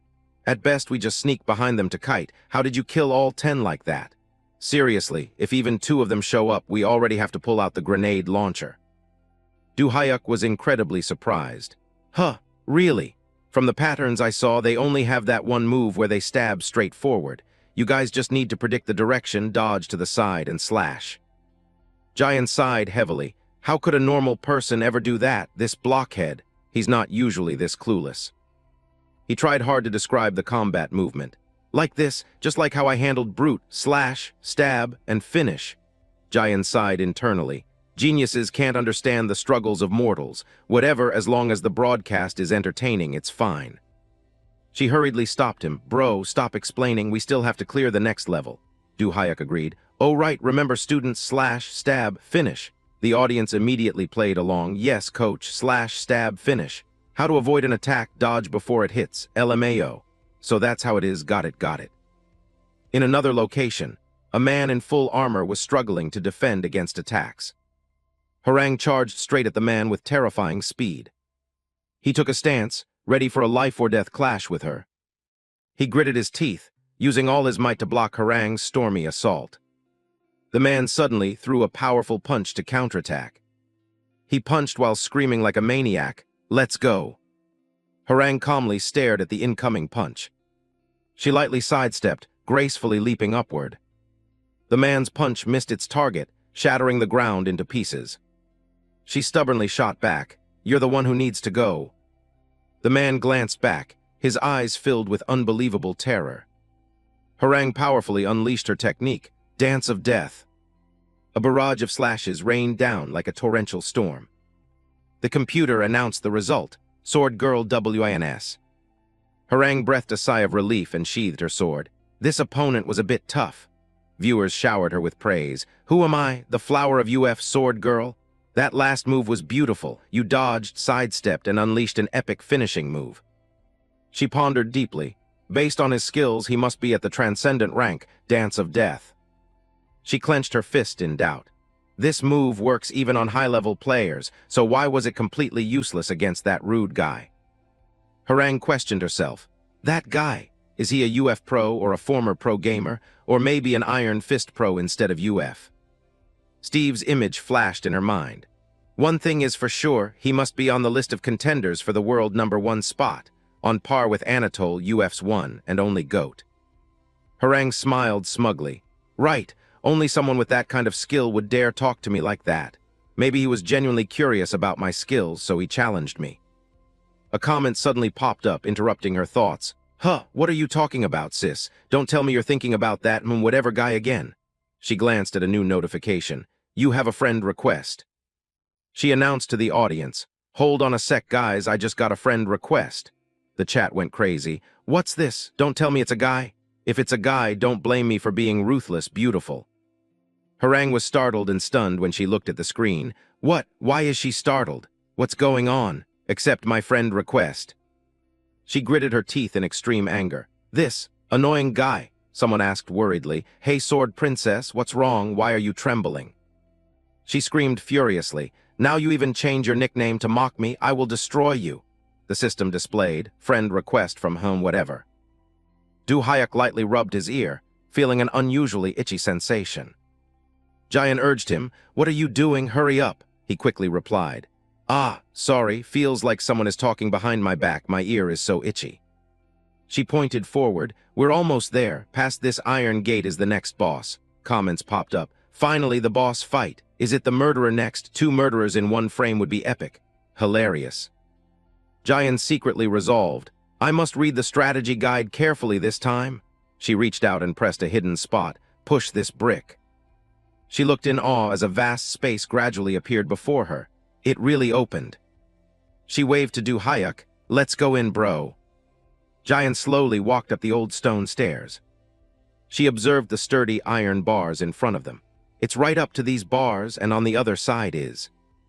She looked at the zombies locked behind the bars. You see, countless zombies, and among them is. The zombies roared savagely, thirsting for blood. She introduced thoughtfully, the final gatekeeper, the gatekeeper murderer. A commenter screamed in surprise, wait a minute, something's wrong here, I don't see the gatekeeper murderer anywhere. Jian looked closely at the mysterious female figure in the middle of the room. Huh, you're right, the murderer should be right in the middle. Wait, she doesn't look much like a zombie. She squinted for a better look. That's an old lady sitting in a wheelchair. The audience was completely confused. What the hell, why is she here? Wait, what's going on? Jian screamed in sheer terror. Chloe. Du Hyuk was full of doubt. Chloe, is that the old lady's name? He made a silent assessment. Judging by Jian and the viewer's strong reaction, it seems she is the boss monster here. She's probably patient zero of the mutant virus or something. He stared intently at the woman. So that's why she can control these zombies. I met someone like that in the past. Du Hyuk reminisced about the past. After the outbreak, China was divided into 6 nations. That guy proclaimed himself king in one of those 6 nations. He pondered. He awakened an ability similar to the zombie virus, allowing him to command the infected to follow his orders. Du Hyuk recalled old battles. With that ability, he provoked and even dared to challenge the Heavenly Tao, the strongest person in China at the time. He reflected. He controlled the zombie horde to relentlessly attack Heavenly Tao, and what was the result? Du Hyuk suddenly remembered. Right, he was beaten to a pulp by Heavenly Tao. That proved one thing for sure. Against a transcendent class hunter, all poisons and viruses are useless.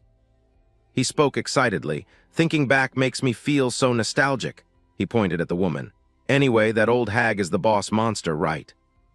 Comments flooded in. Wrong, that's your wife, bro. Technically ex-wife, but yeah, she's the boss monster.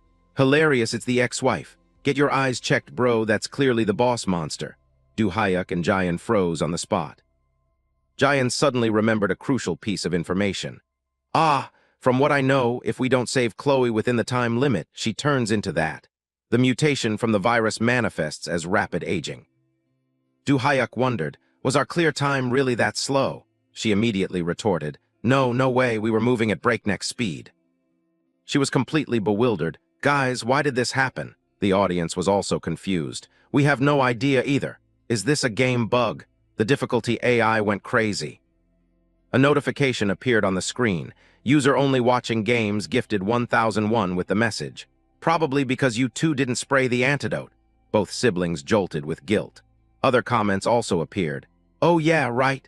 So you were supposed to spray the antidote through the sprinkler system to slow down the poisoning process. A viewer explained further. Normally, when entering the hidden route, you must spray the antidote all over the map using the mansion's sprinkler system. Jayan and Du Hyuk smiled awkwardly at the chat box. But because these capitalist slave siblings were blinded by Black Orc's quest bounty, they skipped the antidote farming, accidentally raising the difficulty to the maximum. The audience continued discussing. They should have collected the vaccine to cure Chloe. Du Hyuk pointed at himself. So you're saying I'm the one who made her like that? That's it, you're the one who killed her. Holy crap, an assassin killing his ex-wife. Hilarious AF, he spoke up to defend himself. Anyway, that's my ex-wife who aged due to the mutant virus, right? He sighed heavily. And now we have to defeat her. What kind of messed up plot is this? Jayan recounted the details. Actually, Chloe was the source of everything from the very beginning. Guys, you don't mind spoilers, do you? The audience responded in unison. No. The game's been out for a decade. What's there to spoiler? Truly hilarious. She began telling the story. Actually, Chloe was a biochemical weapons researcher in a military organization.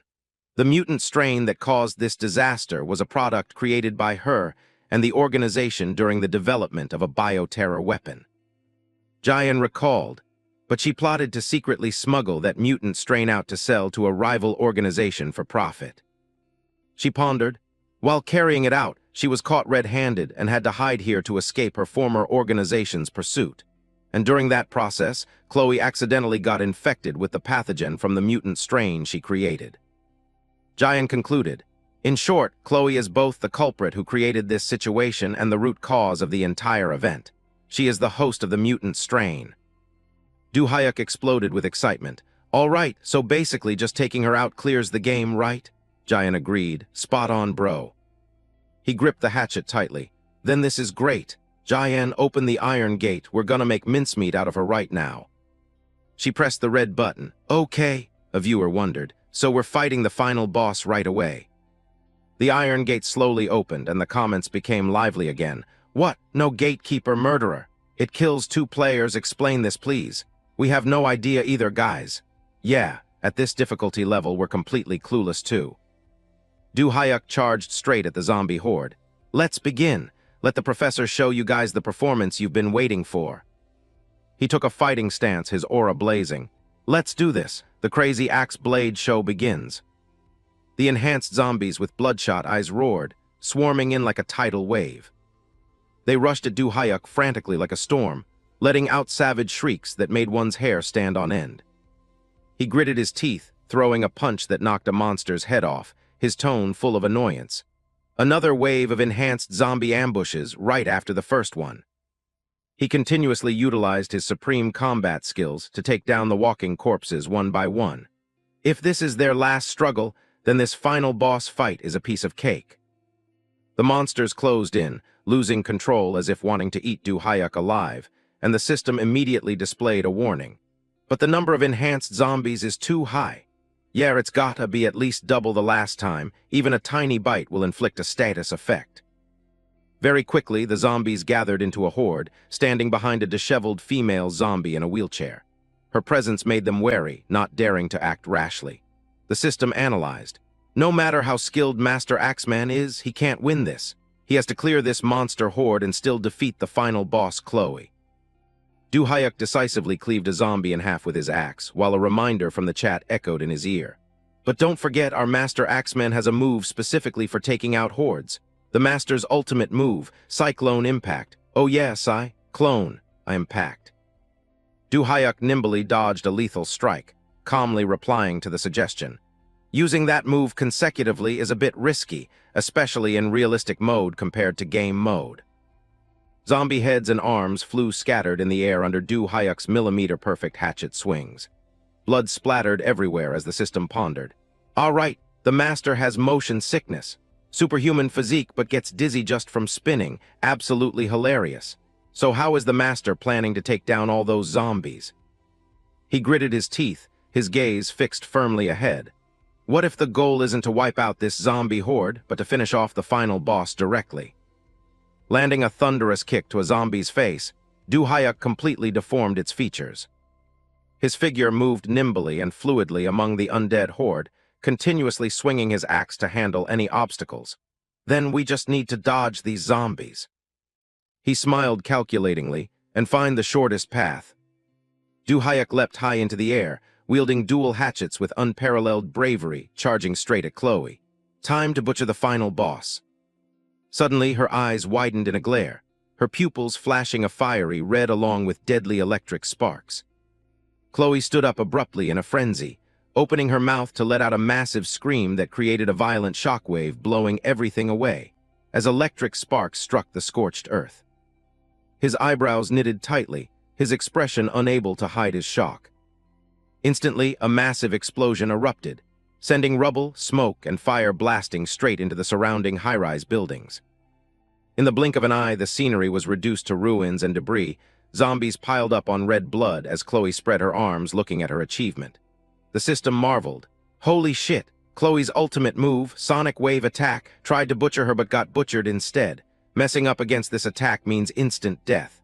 Ah, my deepest condolences, Master. As for the zombies, they were now just piles of mush on the ground. Seeing this, the system also yelled excitedly. Hey guys, look, a mountain of zombies, could it be? Suddenly, an arm lifted a zombie corpse, revealing a mess of flesh and blood and stark white ribs. The system excitedly shouted, "Oh, that arm!" Giant cowered fearfully in his arms. Du Hyuk tossed the corpse aside and breathed a sigh of relief. Phew, that was close. The system was stunned for a few seconds. Master Axeman, he's absolutely insane. Did he block the attack using that zombie corpse in that split second? He stood observing the surrounding situation. The zombie horde had been wiped out by Chloe's sonic wave. Du Hyuk felt somewhat reassured. All right, that attack cleared out the remaining zombies. Now it's just the final boss. His face showing clear determination, Du Hyuk smiled confidently. As long as I'm careful of that attack, taking out the final boss is a piece of cake. The system praised. Wow, treating the final boss like a toy. It's not something just anyone can do, Master. Just a reminder, only you can pull this off. Chloe began to mutate restlessly, disgusting dark slime oozing from her eyes and mouth. The system chimed. Oh, it's finally here. A massive bacterial entity emerged with tentacles full of sharp fangs, countless murky red eyes, and a long, drooling tongue. The system warned. It kills two final boss phase 2, black-faced Chloe, bacteria mass. On the ground, a giant reptile was slithering extremely fast, and it didn't stop there. The system wondered. Where did it disappear to? Wow, holy crap. 3 murderer beasts wrapped themselves around the giant moving bacteria mass, creating a horrifying scene. Final boss plus 3 murderers, truly epic. It stuck out its long tongue, its eyes glowing fiercely. The system doubted. And you plan to defeat them with those hand hatchets. This difficulty is absolutely top tier. Jian was agitated, her face full of worry. Huh, normally there's only one, why do we have to fight 3 now instead of 2? And the final boss too, is this AI crazy? Just as she finished speaking, a system notification made everyone freeze. User difficulty AI gifted 1001 with the message, I will crush the one who made me work. From the very beginning, that was all I thought about. Damn, the chat timing is fire. She looked back and forth between the hatchet in Du Hyuk's hand and the screen, stunned. Seriously, if I were the AI, I'd be furious too. Watching someone clear levels without a single bullet just using dual hatchets. Try clearing this if you're so good, human. Looking at the bacteria mass and the 3 murderers emitting a deadly red light, Jian worried. How are we supposed to conquer this level no matter what we do, even if the final boss, Chloe, isn't that hard? She gestured towards the monsters. You guys know those murderers are a completely different breed. Jian's jaw dropped, a feeling of helplessness washing over her. Plus, they go invisible when they attack, making them extremely hard to deal with. At the same time, user National Hip Hop Top Jian gifted 1001. Shoot them with a gun, the bullet dodge zone will appear, that's how you deal with it. Du Hyuk and she turned around, their eyes full of annoyance. At this moment, the system finally remembered. Ah, but the problem is we can't use that method right now. We're doing a melee weapons-only mission. Before the siblings could think further, the system dropped a line that terrified them both. If that's the case, let his sister shoot. About that. There's a reason the host hasn't fired a single shot yet. She gritted her teeth and grabbed the machine gun, reassuring herself. That person is right. From the beginning until now, I've let my brother carry the whole team. Even if it's just holding back those annoying murderer monsters with this gun, that's enough. Du Hyuk suddenly grabbed her gun and called out, Jian. He snatched the gun and crushed it into pieces, his bloodshot eyes full of anger. Du Hyuk gritted his teeth. Forget it, stop dreaming. Before she could compose herself, she hurriedly questioned, why? I was trying to help. Du Hyuk poked his sister's forehead. You staying put and doing nothing is already helping me a lot, she argued indignantly. You just keep holding on to that mistake. I just wanted to help, okay? The system didn't help and even added fuel to the fire, darkening his face. That mistake gifted Master Axeman a brand new breathing hole through his skull. Partner-killing assassin, hilarious. Jian clenched her fists and yelled, Stop it! It's not like I wanted that to happen. Seeing his sister's effort and good intentions, Du Hyuk smiled, his mood lifting again. Jian is doing her best too. Besides, games are meant to be fun, I should let her enjoy it too. He turned and asked, seemingly having found a solution. All right, you're holding the grenades we farmed earlier, right? Jian rummaged around, took out a grenade and handed it to him. Yeah, here. Du Hyuk hoisted a zombie corpse onto his shoulder and instructed. When I give the signal, throw it, Jian answered loudly with military precision. Yes, sir, trust me. The system had a bad feeling. Hard to trust you. Man, I suspect Sis can't even pull the pin. Stop joking, don't jinx it. Jian showed clear confidence. Cut it out, at least I know how to use a grenade. He covered his mouth, giggling.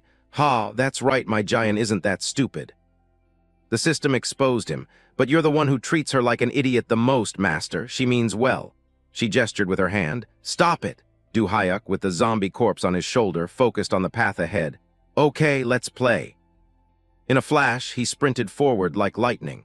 Du Hyuk's agility left her unable to process what was happening, her hands still tightly gripping the grenade. While running, he shouted loudly, Get ready, Jian. Very quickly, the murderer monster became transparent, emitting a disgusting, piercing sound. The system announced, Oh, stealth mode, the murderer's domain begins. Du Hyuk gritted his teeth, his gaze turning stern and resolute. Throw. Jian didn't hesitate, immediately throwing the grenade forcefully forward. Unexpectedly, the grenade she threw flew straight toward Du Hyuk. He gritted his teeth, anxiety welling up. The system teased. Such a troll, was there nowhere else to throw it but right on Master Axeman's head. A massive explosion erupted, the murderer monster roared in pain, Du Hyuk's figure obscured in the thick smoke. The system marveled. Wow, Master Axeman, partner killing part 2, assassin Lord Jian. She couldn't hold back a scream, shutting her eyes tightly, tears welling up.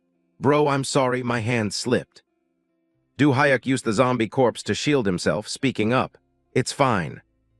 Then Du Hyuk smiled, looking back at her. I knew you were gonna troll me, so I brought a zombie corpse along as a shield. A light flashed. The system wanted to jump for joy. The Lord's God-tier resurrection. Jayan is unreliable, but Lord Du Hyuk, the axe murderer, must be trusted. He was also full of pride. That's right. Have faith in your professor's axe skills. Du Hyuk continued to launch himself, swinging his axe straight at another murderer monster instead of trusting his cursed sister. The system was hyped. We trust you, Master. Let's go, Master Axeman. The axe blade sank deep into the monster's eye, blood spraying everywhere. It opened its mouth, roaring tragically. The system confirmed, murderer monster blinded. He pulled the axe out of its eye but failed to notice another one lurking behind him. The system alarmed, Master Axeman, murderer behind you. The monster opened its mouth to sneak attack, its sharp fangs about to touch Du Hyuk. He regained his composure, nimbly dodging the surprise attack by a hair's breadth.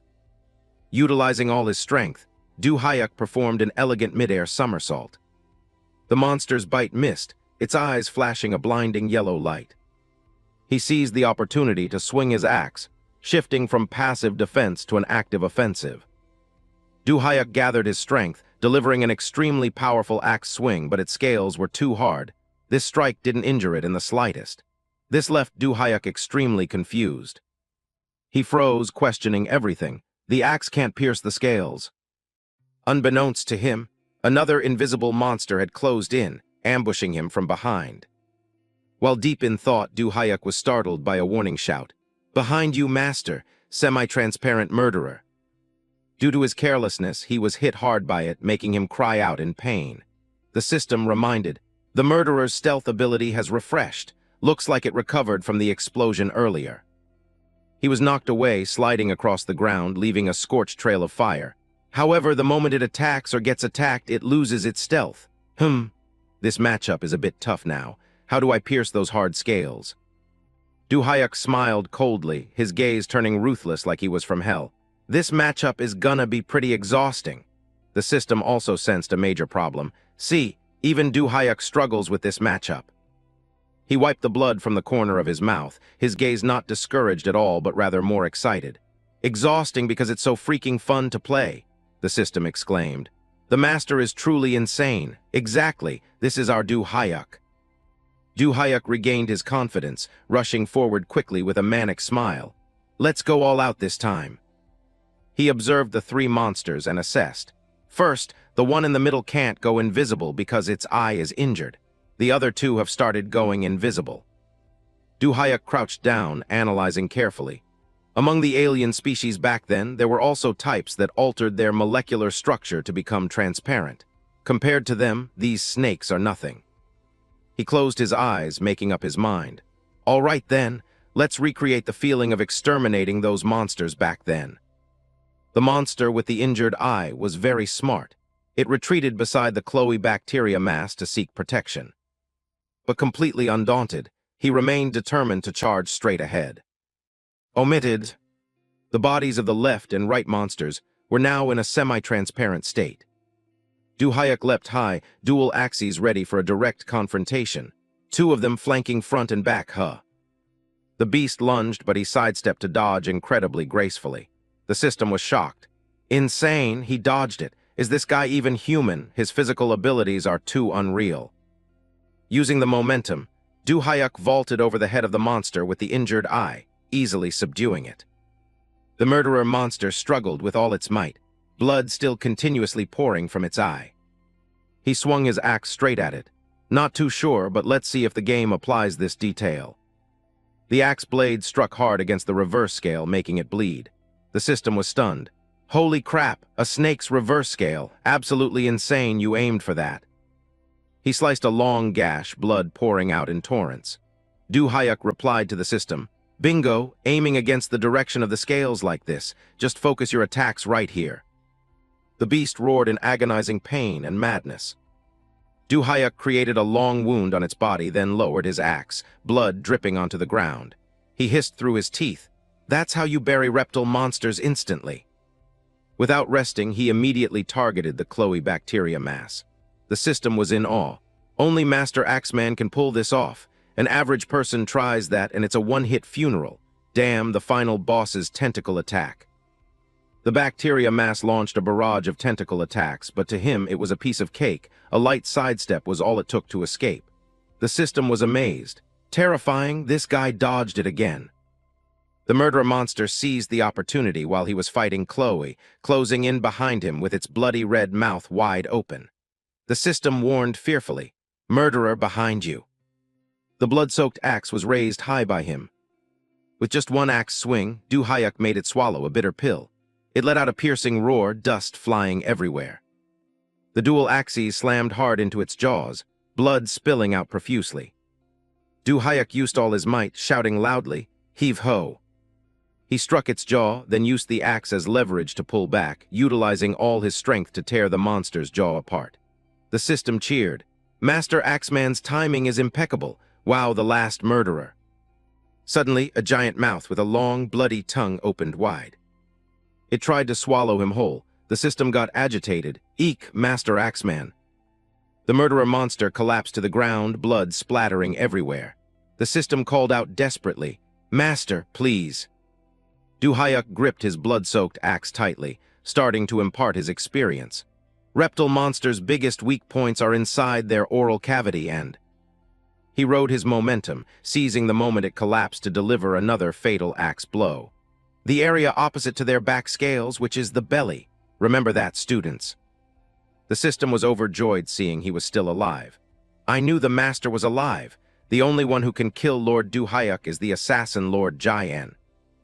The murderer lay motionless, eyes wide open, completely devoid of the ferocity it had moments ago. Du Hyuk swung his axe, this slash officially taking down the reptile monster. The system went wild. "God, Du Hyuk, even as a man, I'm falling for him." It died in agony and he jumped to the side. The system announced, "Now there's only one left. Holy crap, you can do that too."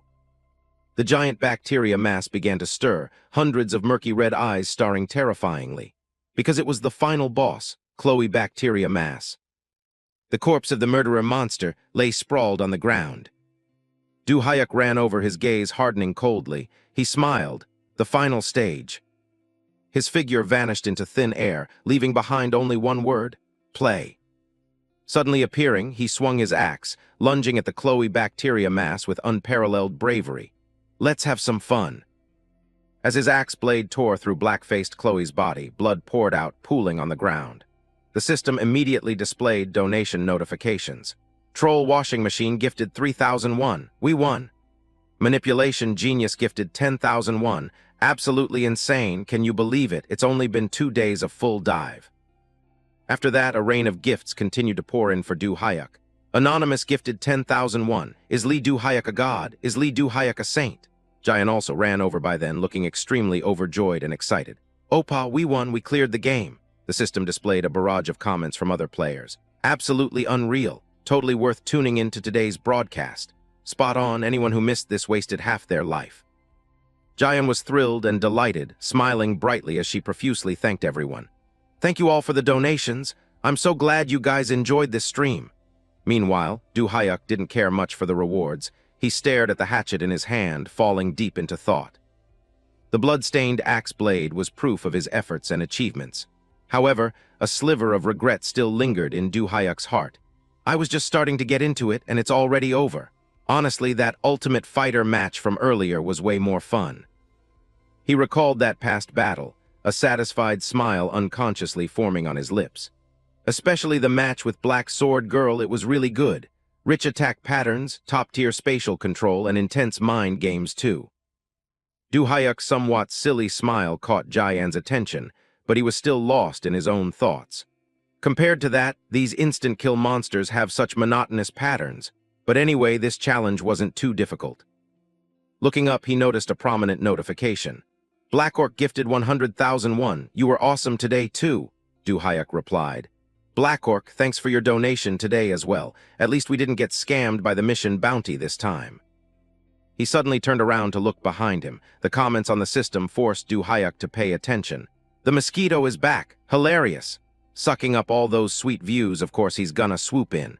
So the master's game-clearing video will be uploaded to Black Orc's platform. Is this real-time editing? he just cleared it and it's already uploaded. A few other questions popped up on the system board, asking why Do Hyuk's video was uploaded to Blackork's platform. Jayan walked over, leaned in, and winked playfully as she answered. Ah, that's because we haven't had time to create an account yet. In exchange for bringing in more viewers, we agreed to upload this gameplay video to Blackork's platform. Right after hearing the answer, the display on the screen made Jayan pause slightly. Blackork gifted 100,000 won. I'm logging off, keep streaming guys. See you at the next collab. Followed by a barrage of admiring comments. Whoa, teaming up. Are you two doing a collab? F** seeking insane. She proudly patted Do Hyuk heavily on the shoulder, her eyes lighting up with unusual excitement. Ah, I forgot to announce that. This time my brother will officially stream together with Blackork. Notifications kept jumping. Anonymous gifted 1,001. You two are streaming together. Jayan was about to deny it immediately, but he confidently pointed to himself, announcing to everyone.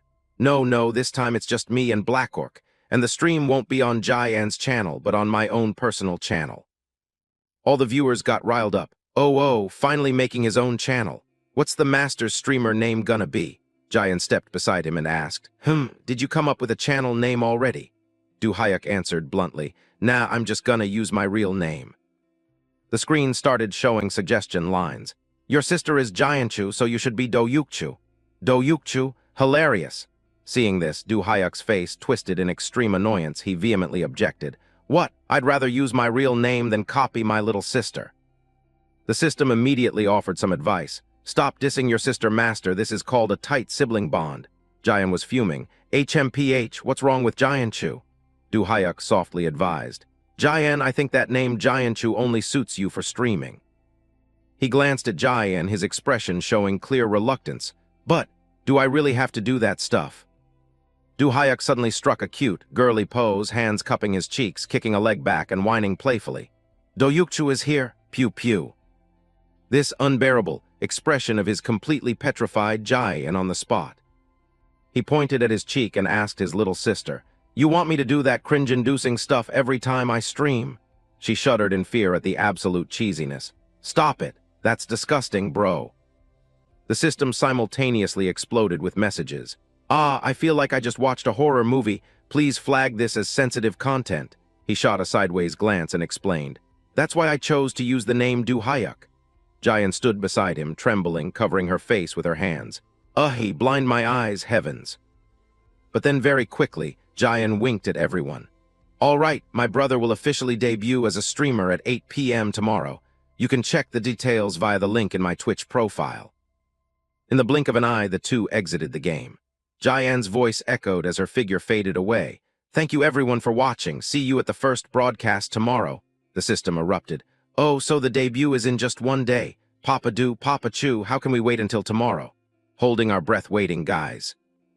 The next day, Blackork sat in front of his computer screen, the system displaying notifications prompting him. Why should Do Hyuk play Legend League? Because I want to watch it, duh. At least be honest about it.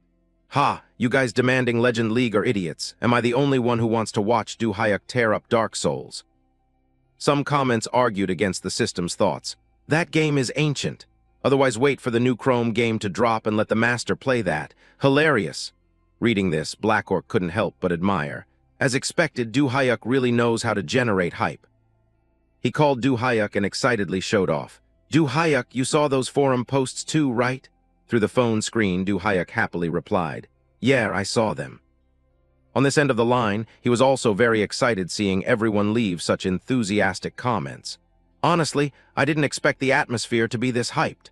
Hearing this, Blackork burst out laughing. That's exactly the level of impact you created from It Kills 2.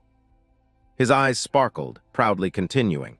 Since you showed completely overwhelming skills, Do Hyuk, I think the main content for today's stream should be games that showcase physical prowess. He was surprised, curiosity clearly showing on his face. Do Hyuk pressed, What game is it? He then announced a name, Rise of Valhalla. Blackork began a brief introduction. Rise of Valhalla is a game set in the 9th century, during the invasion of the pagan Viking army against Anglo-Saxon England. Here, warriors must fight in the most brutal ways. What makes it stand out is its ultimate combat mechanics and battles that are intense, savage, yet more noble than anyone else on the battlefield. Black Orc was full of excitement. It's the perfect game to experience the Viking fever. It's also the most highly recommended game on the forums. What do you think, Du Hyuk? His jaw dropped, asking doubtfully, Valhalla has both game and realistic modes, right? Black Orc affirmed firmly. That's right. He looked at his phone's screen, a huge smile on his face. Honestly, in terms of entertainment value, Valhalla is the perfect game for you, Du Hyuk. He held the phone, listening intently to Black Orc's assessment. Your biggest strength is your physical skills, right? Valhalla provides excellent support for both game and realistic modes. He clenched his fist, his eyes showing determination. But most people can't match physical abilities at a Viking level, so rarely anyone has the courage to choose realistic mode. In the game, Black Orc reminisced. If you play in that mode, just getting close to a boss-level enemy is a massive challenge. Previously, he had been killed before even getting past the tutorial challenge. Black Orc complained. In realistic mode, even the early-game Saxon infantry are extremely difficult to play against. He sighed wearily. I tried playing realistic mode a few times and got my ass handed to me. Du Hyuk was surprised. You tried realistic mode. How far did you get, Black Orc? He waved his hand with an awkward smile. After a few tries, I successfully took down a regular knight, but then got completely wrecked by the next guy. I won't spoil who it is. Du Hyuk was a bit confused. You did pretty well in Ultimate Fighter earlier, so if you're struggling with just a knight, then this mode must be nearly impossible for regular players. He scratched his head shyly, his smile a bit unnatural. Saying that makes me embarrassed, I got beaten to a pulp by them. An image of Black Orc wearing battle armor in the game appeared. He thought to himself, before this level, we tried fighting in Ultimate Fighter. He also participated in this game title. Black Orc silently analyzed. Since Du Hyuk will only keep getting stronger if I win this round, I plan to turn off Alpha immediately and never fight Du Hyuk head-on again. He sprinted forward like flying, his inner voice cheering excitedly. This strategy is called. You're really bad at this, letting me remain the only one to ever defeat Du Hyuk in this Alpha forever. Black Orc. With overconfidence, he overestimated his abilities and was punched by Du Hyuk, deforming his face. He had previously harbored that ambition when charging in. Back to the present, Black Orc smiled, looking at his phone, placing absolute faith in Du Hyuk. If it's the current version of Du Hyuk, he'll definitely be able to clear the game all the way to the end. The Valhalla Realistic Mode challenge is something even I could never accomplish. Through the phone, he told Du Hyuk. Only a handful of people have ever reached the end of Valhalla in realistic mode, and even they had to try over and over again to succeed. Black Orc's trust made him feel more excited than ever. But if it's you, you won't need to retry. I believe you can clear the game on your very first try. Du Hyuk stood up abruptly as if realizing something. I see. It's already 8 o'clock now. He decisively pressed the pod's control button, saying firmly, if I want to live up to that trust, I have to work harder. Du Hyuk sat in the cockpit, feeling strangely relaxed. He activated the system and spoke up. Jayan, can you hear me? The system displayed Jayan's image on the screen. She winked ready and replied, Yeah, I hear you loud and clear, bro. Du Hyuk instructed carefully. Do a good job as your one-day manager today. After both were prepared, he connected to the system. All right, then, initiate full dive. The announcement rang out, full dive connecting to the game lobby. Very quickly, Du Hyuk stepped into the game world. Comments started exploding. Phew, we're here. Chant Lord Du Hyuk's name, guys. The gates are open. Breathe, guys. Other players couldn't help but be curious about his choice this time. What game are we playing today? Not playing Diablo anymore. Du Hyuk waved to everyone. Hello, I'll let you guys know what game we're playing later. Diablo, that's a bit. His words suddenly trailed off, as if remembering something. He asked everyone, by the way, do you guys have anything you want to ask me? As soon as he finished speaking, countless questions flooded in. Who exactly are you? What did you do before this? How are you so good at games? I mean, so good at close combat. For some reason, after hearing this, Du Hyuk burst out laughing, his inner self boiling with heroic spirit. I saved the world as the strongest hunter and regressed to the past. He scratched his head, chuckling to himself. Well, I can't exactly tell the truth that I trained to save the world from collapsing. Du Hyuk waved his hand and laughed, brushing off those questions. Talking about the past is a bit heavy, so let's skip that. The system displayed all sorts of theories. Look at the way he's dodging the question. Guarantee he's an agent from some intelligence unit. Spot on, definitely from the special forces. Suddenly, Du Hyuk had an idea to consult the audience. Ah, by the way, there's something I want to ask you guys. I'm planning to choose a game to be my main streaming content. Du Hyuk opened the system interface. All right, open the game library. 2 blockbuster names appeared on the screen. It Kills 2 and Ultimate Fighter FD. Different opinions started emerging. You already cleared It Kills 2. Huh, Ultimate Fighter. Hilarious got snagged by Ultimate Fighter again. The first donations started coming in. Isaac Unboxing gifted 1001. Wait a minute. Are you seriously planning to play Ultimate Fighter, Professor? Du Hyuk smiled brightly, introducing to the screen. Yes, I played it a few times back in the console days. It brings back a lot of memories. What do you guys think? The reactions grew increasingly harsh. Is Master Axeman gonna play that trash fighter game? This guy is a true MZ generation. I'd rather play Iron Fist. Seeing this, Du Hyuk fell into doubt. Everyone's reaction is exactly what Black Orc said. Is Ultimate really that bad? At this moment, Jian also appeared to remind him. Bro, Ultimate Fighter is so outdated. Her appearance surprised Du Hyuk a bit. Hey, Jian? Everyone also started chatting. Oh, Manager Mode Jian is here, so cute. Jian Chu. Jian crossed her arms and explained thoroughly. Ultimate Fighter is so bad it's called Trash Fighter. Nowadays, fighting game players have all switched to Iron Fist. Du Hyuk rested his chin on his hand, thinking about his sister's words. Then I should avoid streaming Ultimate Fighter for now. Someone donated, suggesting he play a new game. Stand Straight Jetupper gifted 1001. If that's the case, try the god-tier game Iron Fist Master.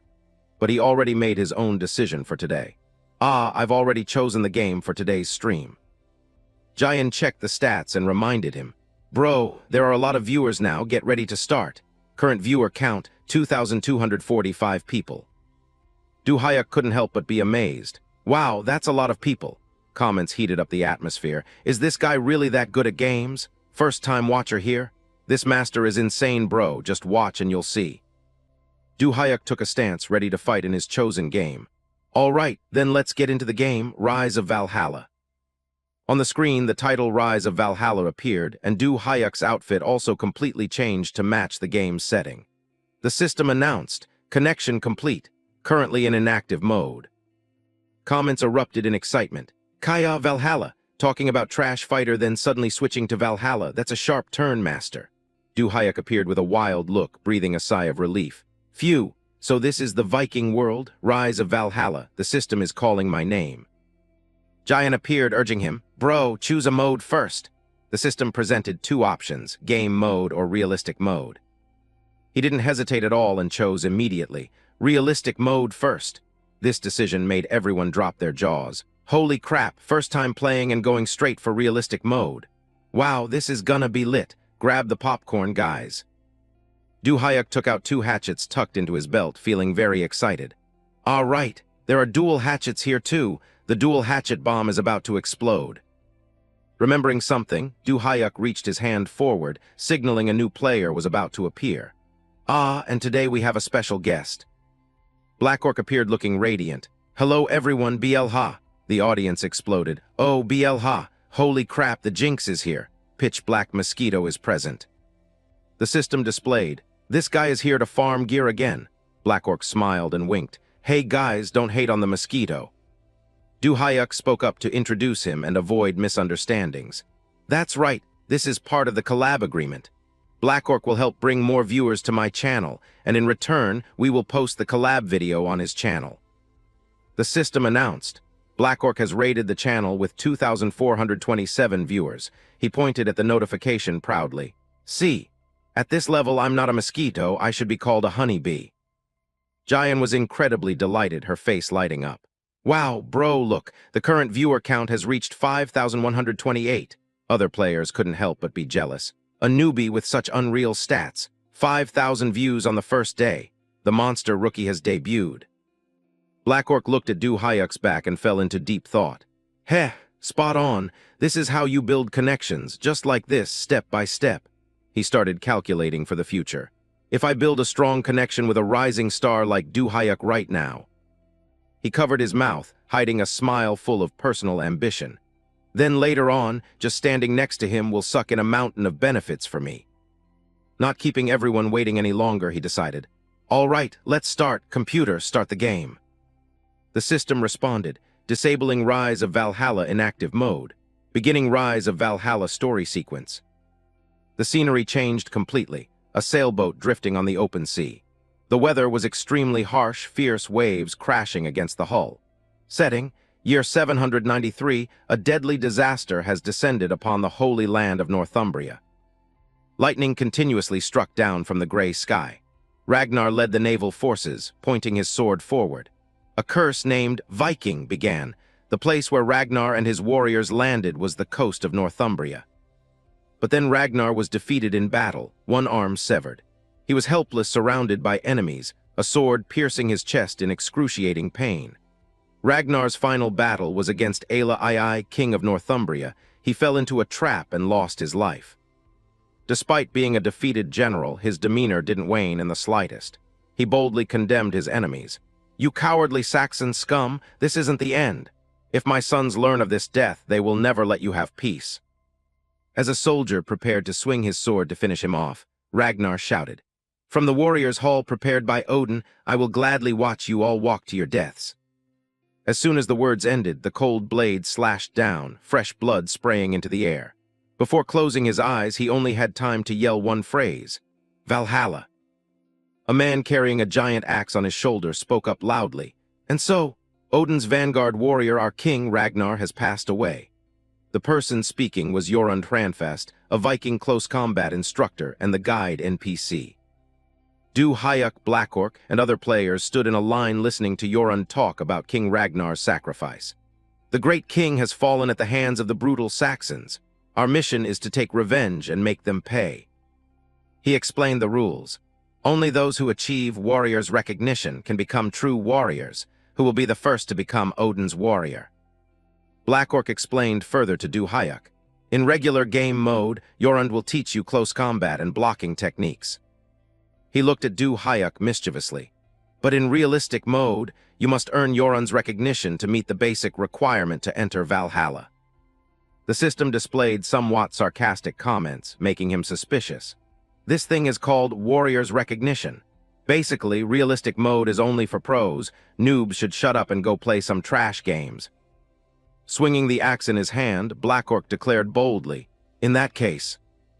Blackork stepped forward with his axe, brimming with no small amount of confidence. "I'll try first, watch this everyone." The system sparked debate again. Blackork is using dual axes, trying to copy Master Axeman? This is gonna be hilarious. He flashed a determined smile, his eyes showing clear resolve. "You guys probably remember I defeated a knight equipped with a sword and shield, right? No matter how hard using dual-wield weapons is, it's just replacing the sword and shield with axes." Blackork stood facing Jorund Hranfast. Someone praised. "Well, Blackork does have talent, maybe he can actually pull it off." But standing in front of the NPC, Blackork had to reassure himself. "That's right. Besides, I've challenged realistic mode in Rise of Valhalla before."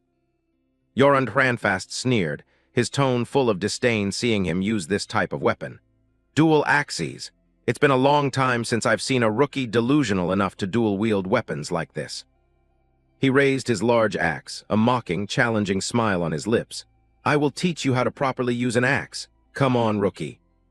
Quick as lightning, Blackork's figure disappeared before everyone's eyes. He sprinted like flying towards the NPC, yelling angrily, "That word, rookie! I'll make you take it back immediately." Jorund Hranfast remained unfazed. He stood still, calmly awaiting Blackork's attack. Blackork, with a stern expression, charged at blinding speed. Dual weapons are inherently extremely difficult to master, but their advantage is the ability to create unpredictable, surprising attacks. He formed a fist, pouring all his strength into striking towards Jorund Hranfast. However, the man merely gave a faint smile, casually using his weapon to form a shield stance to neutralize it, easily baiting the opponent into a trap from the very first strike. Jorund Hranfast laughed with full contempt. "Your attack is too weak." However, Blackork didn't yield. He decisively raised his weapons high and unleashed a fierce dual-axe combo. The veteran Yorund paused slightly, his eyes constantly tracking every tricky movement of the opponent. Suddenly, a spectacular punch landed squarely on his face, leaving Blackork no time to react. Yorund Ranfast bluntly delivered a powerful, fatal blow. He pressed his advantage step by step, pinning Blackork straight down onto the cold ground. Blackork lay slumped, his entire body trembling uncontrollably. "Damn it!" The comment section immediately erupted in mocking laughter. "Haha, see, that's what happens when you try to flex dual axes without the skills." Yorund Ranfast let out a slight sigh, dropping a mocking remark. "Pathetic, you are no warrior. Go back to the kitchen and quietly serve as a maid." Viewers got another chance to tease. "Kitchen maid, that's fire. In Viking terms, that's an insult worse than cursing. Master of trash talk Yorund." He raised his voice, pointing challengingly. "Come on, next challenger, step up." At this point, Du Hyuk walked over to check on him. "Are you okay?" Blackork gritted his teeth in frustration. "Kitchen maid, that's too much. Master Axeman, my dual axe skills aren't that bad, right?" He let out a confusing Hearing that, Blackork got even more excited.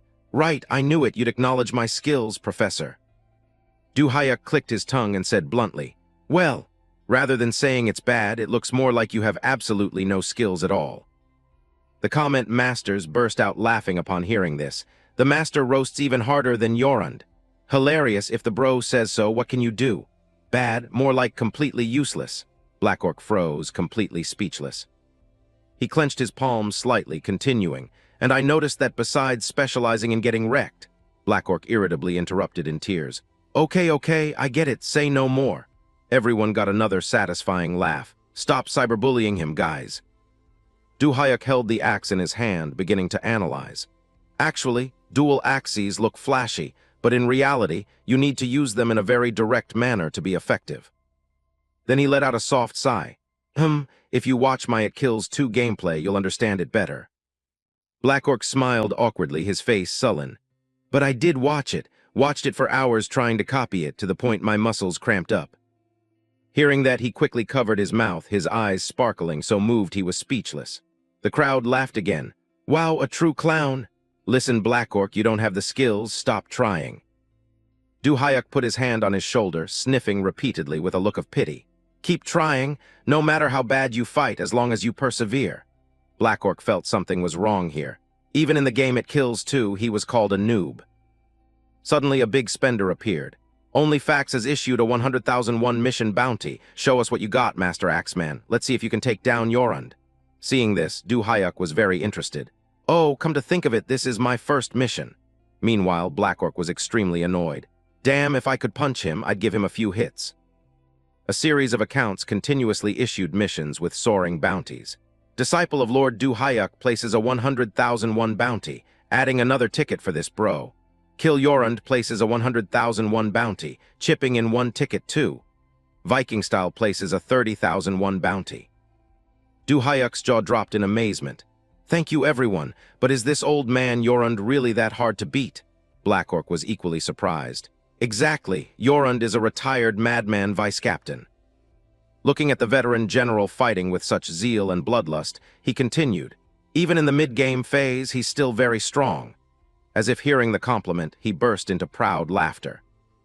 Yorund Ranfast swung his hand in a swift slash, accompanied by words of contempt. "You're so terrible I can't even bear to look at you anymore." The match ended, he was still very enthusiastically shouting, "Come on, who is the next challenger?" Meanwhile, viewers continued to place bounties. Baitikshu has placed a 100,001 bounty. There's no way he loses. No matter how strong Yorund is, he can't beat big bro Du Hyuk. "Shut your mouth, you're not old enough to speak." Seeing this, Du Hyuk had to calm them down. Now, everyone, don't argue." He lightly picked up the axe, muttering, Just winning is too simple, let's see." Du Hyuk gently held the axe out in front of him. This made Yorund Ranfast a bit confused. He declared with a confident voice and a sharp demeanor, "If I win within 10 seconds, then it counts as completing the mission." Instantly, countless more bounties were added. "Defeat Yorund in 10 seconds, let's go." This is basically giving away money, hilarious. Right, such a sweet deal." It's Yoran, not Black Orc. He can definitely last more than 10 seconds. Reading the comments, Black Orc startled and quickly defended himself. No, guys, it's just because I'm not used to using axes. If I used the sword and shield combo, I'd win in less than 3 seconds. True, he can probably last more than 5 seconds. Black Orc crossed his arms in annoyance. Ah, seriously? On the other hand, Yoran chuckled lightly. You use dual axes too. He raised his hand in an arrogant challenge. All right, come here, kid. Let's see if you're worthy of wielding those dual axes. Very quickly, Du Hyuk raised the axe high, and he suddenly threw the axe forcefully forward. The axe spun rapidly in the air, but was quickly knocked away by Yoran. He laughed mockingly, full of pride, rushing to throw your axe right at the start. Du Hyuk didn't hesitate, closing in on the opponent in an instant, startling him slightly. He directly slashed with his axe, tearing through the air. Yoran immediately swung his weapon to block it just in time. He sneered, so throwing the axe was just a distraction. Finally, a worthy opponent appears. Du Hyuk raised his axe once again. Every action was witnessed by Black Orc in amazement. He thought to himself, "Ho!" He blocked it. This guy is completely different from the ones before. Even during his fight with Black Orc, his skills were outstanding. He paused for a few seconds to deduce. Does he train by learning from combat data and hunting his own techniques? That's called reinforcement learning, right? Looking at the smug Yoran, he knew for sure there would be stronger NPCs, but his own practical combat experience overwhelmed everything. Du Hyuk immediately took a defensive stance. Anyway, gotta take this guy down first. As he finished speaking, the dual axes in his hands blazed with power, pressure radiating around him. Yoran confidently praised, "Not bad fighting spirit." Then he kicked off the ground, charging forward. "Let me see if your skills match that will." On the other side, Du Hyuk also went on high alert. He quickly swung his axe, stopping the opponent's stormy attack. Meanwhile, Yoran continuously poured more force into his weapon. Unable to block it head-on, Du Hyuk lost his balance and fell backward. Yoran's strength is a level above mine. His eyes flashed with a sharp, bloodshot glint, instantly regaining his balance. In that case, Du Hyuk attacked with his leg. "I'll stop his combo attack." Yoran quickly used his weapon to block. His leg slid past the hilt, locking the opponent's weapon tightly. Du Hyuk used that hilt as leverage to leap high just as he attacked. Launch. Without hesitation, he gritted his teeth, his eyes flashing a terrifying look, and delivered a thunderous kick to Yoran's chin. The first strike. Next, he formed a fist, pouring all his strength into a heavy blow to the opponent's leg. Yoran gritted his teeth. "You brat." Du Hyuk continued to vault high. "Die." His eyes constantly tracking the weapon blade that had just narrowly slashed past his face. Du Hyuk launched himself nimbly, executing a mid-air somersault directly, while Yoran followed the momentum and fell to the other side. Du Hyuk quickly stood on his back, the pressure from the heavy stomp making Yoran hack out a painful sound. He turned back, his face contorted with anger. "You little punk." Suddenly, Yoran's expression changed 180 degrees when he discovered something terrifying. Du Hyuk had the blade of the axe placed directly against his neck. The match is over. While Yoran was still stunned in amazement. Mission accomplished. Black Orc froze on the spot. "Whoa, this is insane." The comments also exploded. "Holy crap, F***seeking insane. Did he really end the match in 10 seconds? Oh my god, I'm passing out." Account Du Hyuk's true disciple donated 10,000 won with the comment, "Oh my god, you're going way too hard, Professor." Another account joined the fun. Entertaining AF, which guy said earlier that this was a sweet deal for Yoran. Du Hyuk looked up at the screen, smiling in satisfaction. "Thank you, everyone." At this moment, Yoran slowly stood up, clicking his tongue in praise. "Perfect strikes. It's as if I'm witnessing the son of Odin." Black Orc clenched his fists, his eyes sparkling with excitement. "Wow, son of Odin is the highest praise among Vikings." Everyone was full of admiration. "Did Yoran really say that? Damn, maximum respect level. Absolute peak." Yoran took the initiative to ask, "What is your name, O warrior blessed by Odin?" Du Hyuk rested a hand on his hip, replying instantly, "Gunnar." Gunnar, which is Du Hyuk, the main character of Rise of Valhalla. He was extremely satisfied. A beautiful name worthy of a Viking, the game system announced. Jorund has recognized you. A hidden mission was officially given. Specific content. Wadna Odin, the Mad One, the god who governs war and grants strength to humans against their enemies. Gunnar, the great warrior personally blessed by Odin, worthy of the praise of all other warriors. Perhaps he carries the bloodline of Odin's subspecies. The system announced the current objective again. Gain warriors recognition 1-5. Hayek's jaw dropped in amazement. Oh, there's a hidden quest. Many comments appeared. Wow, epic. Already triggered a hidden quest. Damn, Jorund gives out the Son of Odin quest too. Black Orc was excited. This is crazy, guys. This has never been revealed before, right? Everyone nodded in confirmation. Yeah, probably. World first. I've never seen Jorund give this quest. Hayek was slightly surprised. So is this a risky trigger? Black Orc excitedly replied immediately. Yes, it's not a main quest but an extremely rare side quest. Not just anyone can get it. It's called the Son of Odin quest. He continued explaining. If a player receives the recognition of the warriors 5 times, they will achieve the title Son of Odin through this side quest. Hayek listened silently, growing more amazed the more he heard. Receiving this title was a milestone marking a true master of Valhalla.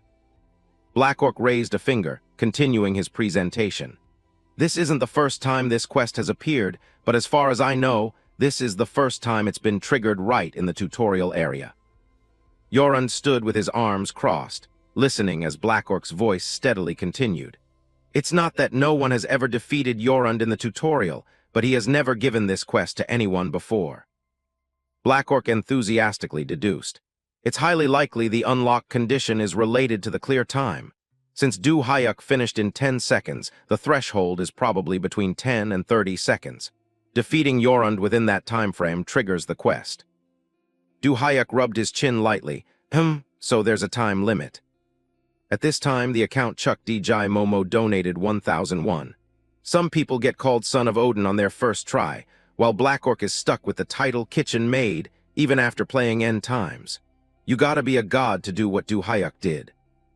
Hearing that, his face turned sour. Other comments piled on. Hilarious kitchen maid orc. Ha ha ha.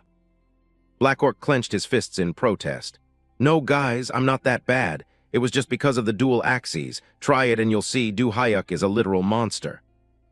Hayek placed a hand on his shoulder, joining the crowd to tease him. That's right. Like Black Orc said, if you don't have the skills, don't flex dual weapons. He was annoyed. What? He quickly adjusted his tone.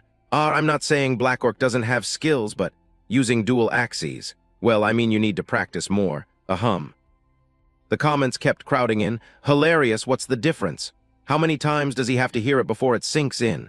Black Orc, you have no talent. Talent crisis. Hearing this, Black Orc could only grit his teeth, tears streaming down from frustration. He decisively drew his sword. This is too much. I can accept Hayek saying I lack skills, but you guys have no right to talk to me like that. Black Orc posed as if wanting to prove the crowd wrong. This time I will earn Jorund's recognition using my main weapon. Everyone was still dismissive. Switching to the sword and shield combo immediately. Shield plus sword is op-af. Without a shield, realistic mode is no different from hell. Hayek immediately cheered him on. Wow, you can do it, Black Orc. Everyone sighed again. Damn, the most half-hearted cheer I've ever heard. The most half-assed cheer in history right here. Laughing my ass off. An account named Cutso even added, feels like he's saying, let me see what other tricks you have. Black Orc growled, tears still falling. Stop it, you guys are killing my vibe, I'm ready to fight. Disciple of Master Axeman spoke up fairly. To be fair, Black Orc is still in the top 5 Valhalla players. Yeah, if it weren't for Hayek being too overpowered, Black Orc would be considered a big shot. Hearing this, his spirits finally lifted. Right, finally someone acknowledges me. But roasting him is still fun af. Stop talking and just fight, Black Orc. He immediately got into a ready stance. Just watch, I'll prove I'm no less than Hayek. I'll make you eat your words. Jorund lightly picked up his weapon, sneering. Done drinking your mother's milk and came back. Come on, new kitchen maid. From his position next to Hayek, his figure vanished in the blink of an eye. In just a moment, Black Orc charged right in front of the NPC. I'll make you swallow those words immediately. Jorund stood completely still, not moving an inch. The comments rang out again. Oh shit, I remember seeing this scene somewhere, guys. Same old scene. Preview for next episode, Black Orc gets wiped. Black Orc charged at a terrifying speed, swinging a cold, sharp sword towards Jorund Hranfast. But the veteran Viking general managed to use his weapon to block the attack by a hair's breadth. Jorund sneered smugly, dropping words of contempt. Weakling, if you want to break my guard. Under the pressure from the block just now, Black Orc staggered, almost losing his balance. While speaking, the old man pulled his hand back into an iron fist. Then you must strike harder. The moment Jorund's attack arrived, he immediately went on high alert. Black Orc gritted his teeth, spinning and dashing past extremely fast, trying to use his shield to protect himself. However, he still couldn't react in time, and took the full force of a heavy punch right to the abdomen. Jorund smiled faintly, full of delight. Yeah, that's the fighting spirit. That terrifying power slammed straight into his stomach, causing Black Orc immense pain, his whole body staggering. Jorund grew even more eager, landing another blow. Now it's starting to get interesting. Then the veteran general raised his giant axe high. Let's have a proper fight. Instantly, the tip of Jorund's axe crashed down like a thunderbolt. Black Orc only barely managed to exhaust his strength, using the shield to block. He strained himself to stop the attack, accompanied by a desperate scream of pain. Regaining his momentum, Black Orc swung his arm hard, slashing horizontally with fierce determination. Jorund glanced at the bleeding wound on his cheek, growling in praise. Not bad, you look like a real warrior. However, the old man immediately swung his arm forcefully through the air. But it's not over yet. He charged again with a passionate heart. Damn it, I am Black Orc of Valhalla. While the old man laughed continuously in delight, the viewers started commenting. Black Orc actually has some skills. But why does it feel boring AF? Probably because Duhayuk's aura completely overshadowed it. Duhayuk stood watching, smiling with satisfaction. Anyway, the sword-shield combo really made a difference. You calculate distance better, and your shield skills are way more proficient than when using axes. Suddenly, Black Orc lost his balance, was knocked away, and collapsed to the ground in extreme agony. He gritted his teeth in bitter resentment, glaring at the axe blade heading straight for his neck. Under the blazing red sunset, Jorund stood majestically and spoke. It is over. Black Orc sat stunned, his face clearly showing his unwillingness to accept defeat. Damn it. But the old man slightly curled his lips and said, But regardless, changing weapons has made you somewhat useful. Instantly, the system sounded a solemn announcement. Jorund has recognized you. Then Jorund turned his back, pointing and commanding, Today's sparring session ends here, dismissed. Duhayuk walked over to help Black Orc up. You worked hard. He pursed his lips and sighed, but a gleam of joy shone in his eyes. Finally got Jorund's recognition.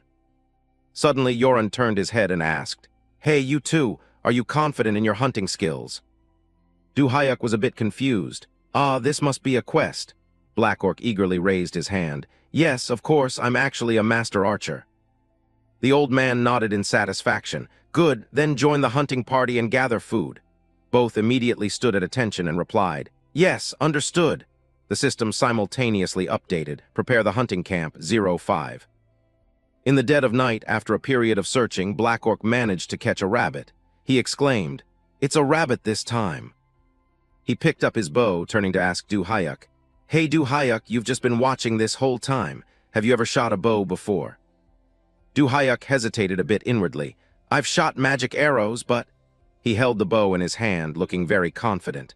I've played with toy bows a few times, but this is my first time holding the real deal. Black Orc pointed at a tree in the distance. So do you want to practice a bit? Duhayuk nodded. Sure, he continued. Try aiming at that tree over there. Instantly, he knocked an arrow and raised the bow to aim. First, control your breathing. Aim very carefully. He released the bowstring, the arrow flying straight ahead. However, the arrow completely missed, sliding past the rock next to it to everyone's surprise. Seeing this, Black Orc chuckled. What was that? You missed. This made Duhayuk let out an embarrassed ah. A viewer commented, If you've never shot before, it's hard to hit. Duhayuk wasn't too disappointed. That's true. I feel like if I try a few more times, I'll get the hang of it. Suddenly, Black Orc burst out laughing eagerly. So even Duhayuk has something he's bad at. Don't worry, let me teach you how to shoot a bow. He pointed at himself cheerfully. After all, I'm the Robin Hood of Valhalla Black Orc. Trust me, Du Hayuk, I got this covered. The chat mocked him.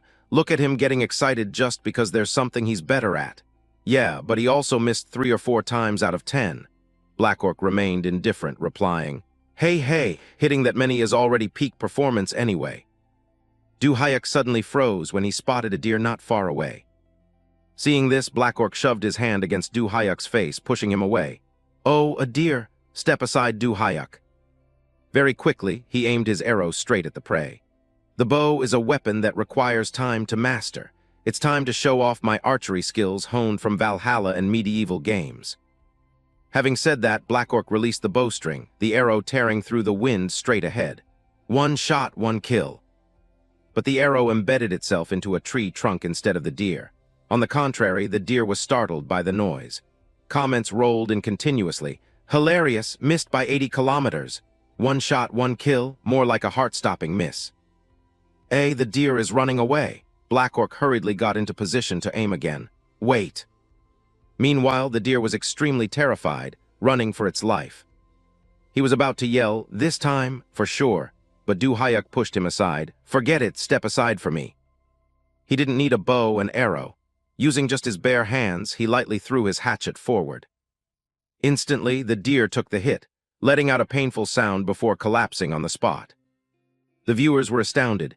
Did you just slaughter it with an axe throw? How did you do that? Black Orc also had to bow in respect. Wow, so epic. Looking at the dead deer, Du Hayuk laughed and replied, It's not hard. Just predict where the enemy is moving and throw the axe there, that's it. The comments were utterly convinced. Spot on, this guy is the boss of playing with axes. The correct way to throw an axe, just throw it and it hits. Du Hayuk slowly walked over to pick up his slightly blood-stained hatchet. Suddenly, the system displayed a notification. Chain quest, ambush. This startled Black Orc. Du Hayuk, the chain quest popped up. A group of Saxon soldiers was scheming to target the Viking fort. On the other side, a group of Saxon soldiers was secretly observing from afar. A group of Vikings moved out earlier. There are at most 10 enemies left here now. The leader ordered immediately, Garrett, this is our chance. Quickly notify the captain. Garrett received the order and executed it immediately. Understood, I will continue to observe them. System information. After receiving the report from the scout, the Saxon army decided to attack. An elite Saxon army was assembled. Among them, Carol, the army's elite warrior, spoke with fierce determination. Those Viking scums are targeting our territory. Let's send them straight to hell. Emergency notification from the system. Enemies are targeting the fort. Both Du Hayuk and Black Orc fell uncharacteristically silent. The system continued. Return to the camp before the enemies arrive. Time until the ambush is 7 hours and 59 minutes. Du Hayuk gripped his weapon, his expression turning serious. Looks like the real game has finally begun. A viewer commented, If you kill them with an axe, I'll donate 5,001 for each one, deal. Hearing this, he became excited. Deal. Thanks for the mission, my dual axe murderer bro. Black Orc urged, Then let's hurry back, I know the way, follow me. Du Hayuk spaced out, asking blankly, Go back where? He answered innocently, We need to return to the fort. The more we delay, the more Vikings will die. Du Hayuk held up a finger to stop him. Can't we just block their path? Hearing this, Black Orc was utterly stunned. He explained excitedly, I mean, each one is worth 5,001. It'd be a waste to let the other Vikings steal those kills. Black Orc frowned deeply. Du Hayuk, there are around 20 enemies in this ambush. Are you planning to take them all on with just the 2 of us? Many accounts continuously donated. Hilarious, this streamer's mindset is completely different from ours. But to earn 5,001 per kill, you can only use your axes. This guy wants to hog all 20 kills. Wow, this is getting interesting already. Du Hayuk nodded decisively. All right, then let's go. Black Orc couldn't believe it. Wait, hold on, are you really going to do it this way? Under the dim light of the crescent moon, an order echoed. Everyone, stay alert. Carol shouted to his soldiers. We are just a little bit away from closing in on the enemy base. Suddenly, something spun violently through the air. A Saxon soldier was immediately hit, falling to the ground in pain. Carol instantly realized the situation, warning the army. It's an ambush, be careful. Two figures appeared, one was Du Hyuk, the other was Black Orc. Vikings, there are only two of them. Carol cursed, idiots, what the hell can they do with just two of them? Meanwhile, Du Hyuk was already charging forward aggressively. Black Orc panicked, calling after him, "Hey, wait, you can't just charge in like that." The Saxon veteran general ordered, "You must have lost your minds, everyone attack." The entire army surged forward following the command. Du Hyuk burst into arrogant laughter, first to attack, first to die. He threw his axe straight at a soldier, making him scream in pain.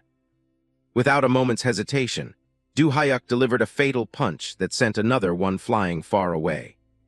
He smoothly picked up a hatchet. Then he struck the poor soldier's neck hard, decapitating him on the spot. Another swung his sword forcefully, but Du Hyuk crouched low to dodge it. Die. He casually landed an extremely powerful punch to his face. Annoyed, Du Hyuk kicked another one, then used the momentum to punch him hard. Carol watched warily as Du Hyuk beat his comrades to a pulp without missing a single strike. Carol yelled angrily, "You bastard, stop right now." A viewer spoke up, "Hey Black Orc, what the hell are you doing? Can't you fight? Du Hyuk is taking on a dozen enemies by himself." Only then did he charge forward, replying gleefully, "Ha, here I come." He leapt high, swinging his sword in a sharp slash. "This time, through this elite warrior Carol, I'll prove my true skills." Du Hyuk swung his arm, slashing forcefully across an enemy's neck. Wow, already bagged 6 kills. He paused, his sharp gaze sweeping across the battlefield. "So that's a hexakill. I wonder if Black Orc is doing his part well." On this side, Black Orc was struggling to defend against Carol's stormy attacks. He cried out for help with difficulty. "Du Hyuk, help me." Seeing this, he hesitated and observed, "Looks like you're still doing fine." Black Orc cried tearlessly as Carol relentlessly pressured him. "Are you joking? Save me." The chat took the opportunity to roast him again. "You're about to see the respawn screen? You can still breathe, take your time." "Hilarious, Black Orc, you should at least be able to carry your own weight." Du Hyuk turned away, saying happily, "Let me focus on whittling down the enemy forces first." Black Orc screamed in despair as Carol kept attacking furiously. "You damn bastard." Right at this moment, an enemy unexpectedly rushed in for a sneak attack. Die. Du Hyuk frowned, slashing hard across his neck in an instant. After severing that guy's arm, he poured his strength into charging towards the remaining enemies to continue the fight. Du Hyuk took the initiative, swinging his axe and closing in on another soldier. His eyes flashed with a cold, sharp look, showing no mercy as he forcefully swung multiple times, fresh blood splattering in the air. The Saxon soldier panted in despair before his terrifying combat skills. Immediately after, he was decapitated instantly. The headless corpse flew powerlessly into the air, hands still tightly gripping the shield. Du Hyuk on this side followed up with another horizontal slash, his explosive power radiating a blinding light. "Holy shit, Du Hyuk is wiping them out all by himself." He stood among the scattered corpses, breathing a soft sigh of relief. Behind him, there were still 6 soldiers on high alert. Only 6 left, huh? They suddenly froze, letting out sounds of fear. Why are these NPCs scared? If I were those soldiers, I would have pissed my pants too. Du Hyuk also couldn't help but wonder inwardly. It's just a game, can NPCs really feel fear? He initiated the teasing. Hey, are they really planning to run away? Carol was still slamming hard against Black Orc's shield. Seeing his side situation like this, he shouted, "What are you doing? Don't panic, keep fighting." The Saxon soldiers were so terrified they dropped their swords to the ground. I can't do this. Run." Faced with Du Hyuk wielding dual axes, radiating murderous intent. They fled for their lives in terror. "That guy is a monster. If we stay here, we're dead." Witnessing Du Hyuk crush their side, Carol's remnants were terrified out of their wits, turning around and fleeing in chaos. "That guy is a monster. At this rate, we'll all be killed." A sarcastic comment popped up. They're running away in panic." Du Hyuk swung his weapon, snorting coldly. "I can't let them escape that easily." The axe in his hand was thrown with terrifying force, tearing through space into a bright streak of light. One guy took a direct hit to the head, collapsing on the spot. The comrade next to him witnessed this horrifying scene, and his jaw dropped in terror. That soldier was frightened out of his wits, only able to scream tragically, "Ah, ah." But the very next second, it was his turn to fall after just a single strike. The comments competed to praise him. Wow, one shot, one kill? Yeah, thought you could escape. Dream on, haha. Someone curiously asked Du Hyuk, you don't have an axe anymore, how are you gonna catch them?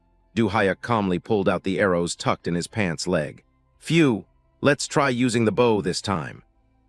Another comment expressed surprise. Huh, using a bow, so the axe mission ends here. He calmly drew the bowstring tight, his vision highly focused straight ahead. No, I've got it all planned out. The moment the arrow left the bowstring, someone again offered a disparaging remark. But your archery skills are terrible. Sure enough, the arrow grazed past and almost hit the leg of a soldier running madly. That soldier startled and screamed, causing many to rush in and mock. Ha ha ha, see? Sai, what are you doing? Where are you aiming, dude? Du Hyuk looked back at the hand holding the bow, muttering to himself. Now I'm starting to get the rhythm. Du Hyuk once again drew his bow, aiming at another soldier. He declared loudly, gotta aim properly this time. The comments started jeering. Ha ha ha, just give it up, bro, that's not how you shoot a bow. Du Hyuk released the string, the arrow tearing through the wind. One down. The arrow flew swiftly, piercing the thigh of the soldier running for his life. He hissed in pain. Gah! A comment expressed curiosity. Oh. Du Hyuk continued to draw his bow and aim, affirming with certainty. Just aim for the legs like this. The next arrow pierced the soldier's other leg, making him howl in pain. Gah! After that, a series of soldiers all suffered crippling hits from Du Hyuk, the comments buzzing with guesses. Don't tell me this is scripted, bro. How is he hitting so accurately? Yet another arrow buried itself into another soldier's thigh. Someone commented in awe, insane, you can actually do that. Right as the exhausted soldier collapsed due to injuries, Du Hyuk silently closed in from behind, swinging his axe to finish him. That soldier panicked, turning around to beg in despair. Please spare my life. Du Hyuk coldly swung his axe to send the soldier off, saying, then finish it with an axe and it's done. Radiating murderous intent, he turned his head to look behind. There, a white-haired guy was crawling on the ground, groaning in agony. Seeing Du Hyuk preparing to approach, the white-haired guy fearfully backed away in terror. No, don't come over here. He screamed frantically in despair amidst the desolate battlefield. Ultimately, he still couldn't escape Du Hyuk's axe blade. Tragic screams echoed through the forest and mountains. He looked at the bloody corpse on the ground, commenting calmly, pretty easy. The comments pressed with questions. You're saying you mastered archery after just a few shots? Sounds absolutely unreal. Jumong reincarnated, guys, oh my god. Someone curiously asked him, but you were shooting terribly just a moment ago, how did you get so good? Du Hyuk raised an eyebrow and replied, archery, just try shooting a few times and it naturally gets better. Netizens joked and flattered. The master always says it's super easy, just do it and it works. Spot on, haha, brand name quality is just different. Exactly. Du Hyuk gripped the axe tightly, his gaze hardening. Now there's only Carol left. As soon as he turned around, he saw Black Orc being pummeled by Carol's sword. He struggled to use his shield to block, roaring Du Hyuk's name. I'm dying a slow death over here. Du Hyuk, don't just stand there and watch. Carol furiously swung his sword down at Black Orc's position. Where are you looking? Black Orc nimbly rolled to the side to dodge by a hair's breadth. Ah! A comment popped up mocking him. Ha ha ha, he's eating a mouthful of dirt. Du Hyuk commented somewhat blankly. Oh dear, rolling like that is poor technique. Carol gritted his teeth, swinging his sword decisively. You little rat. Black Orc miserably raised his shield to defend, yelling loudly. Du Hyuk, I need your help right now. Du Hyuk snapped out of his thoughts. Huh. Black Orc yelled in frustration. Are your ears clogged or what? Please save me. As soon as he finished speaking, Carol lunged like a wild beast, a thunderous strike shattering the shield he was holding to pieces. At the same time, the brutal slash also snapped Black Orc's sword in half. The veteran general let out a piercing scream, then brought his sword down with immense power. Stripped of all weapons, Black Orc had nothing left to shield himself. He screamed in terror. In the nick of time, Du Hyuk appeared right on cue, swinging his axe to cut between the two of them. Carol's eyes widened, mad with rage. You. Du Hyuk leaned slightly. He prepared to execute a finishing spin. The axe tore through the air, and Carol's head instantly separated from his neck. The system announced, "Ambush mission accomplished." Everyone was full of admiration. The master solo carried the whole thing. I'm so shocked. Bro, let me go change my underwear. He looked at Black Orc kneeling on the ground in a pathetic state and asked, "Are you okay?" He struggled to let out a grunt. Black Orc wiped the blood from his chin, complaining to Du Hayuk, "You could have helped earlier." Du Hayuk smiled faintly and replied, Sorry, I didn't think you needed any help." Hearing that, he was stunned and confused. Huh. He pouted and explained casually, "Usually people get mad if their prey gets stolen, right? Plus, it wasn't a crisis situation or anything." Black Orc got mad, almost crying, pointing his finger at Du Hayuk's face and scolding him endlessly. "If that wasn't a crisis situation, what is, dude?" he recounted innocently. "Well, at least an arm should be hanging off or guts spilling out." He practically wanted to chew Du Hayuk alive. "That's fatal right there," he stammered to argue back, "but at least one of the 12 internal organs should." He sulked resentfully. "If you didn't want to help, just say it straight." Right at this moment, from a distance, the silhouettes of 3 muscular men ran towards them, shouting loudly, "Gunnar!" Black Orc recognized the familiar tone and turned his head in surprise. "Huh, Yorund." Yorund Ranfast rushed over. He didn't care about Black Orc at all, even shoving him aside. "Move." Yorund gripped Du Hayuk's shoulders tightly, asking anxiously and repeatedly, "Are you okay? Are you hurt anywhere?" He replied awkwardly, Yes, I'm fine."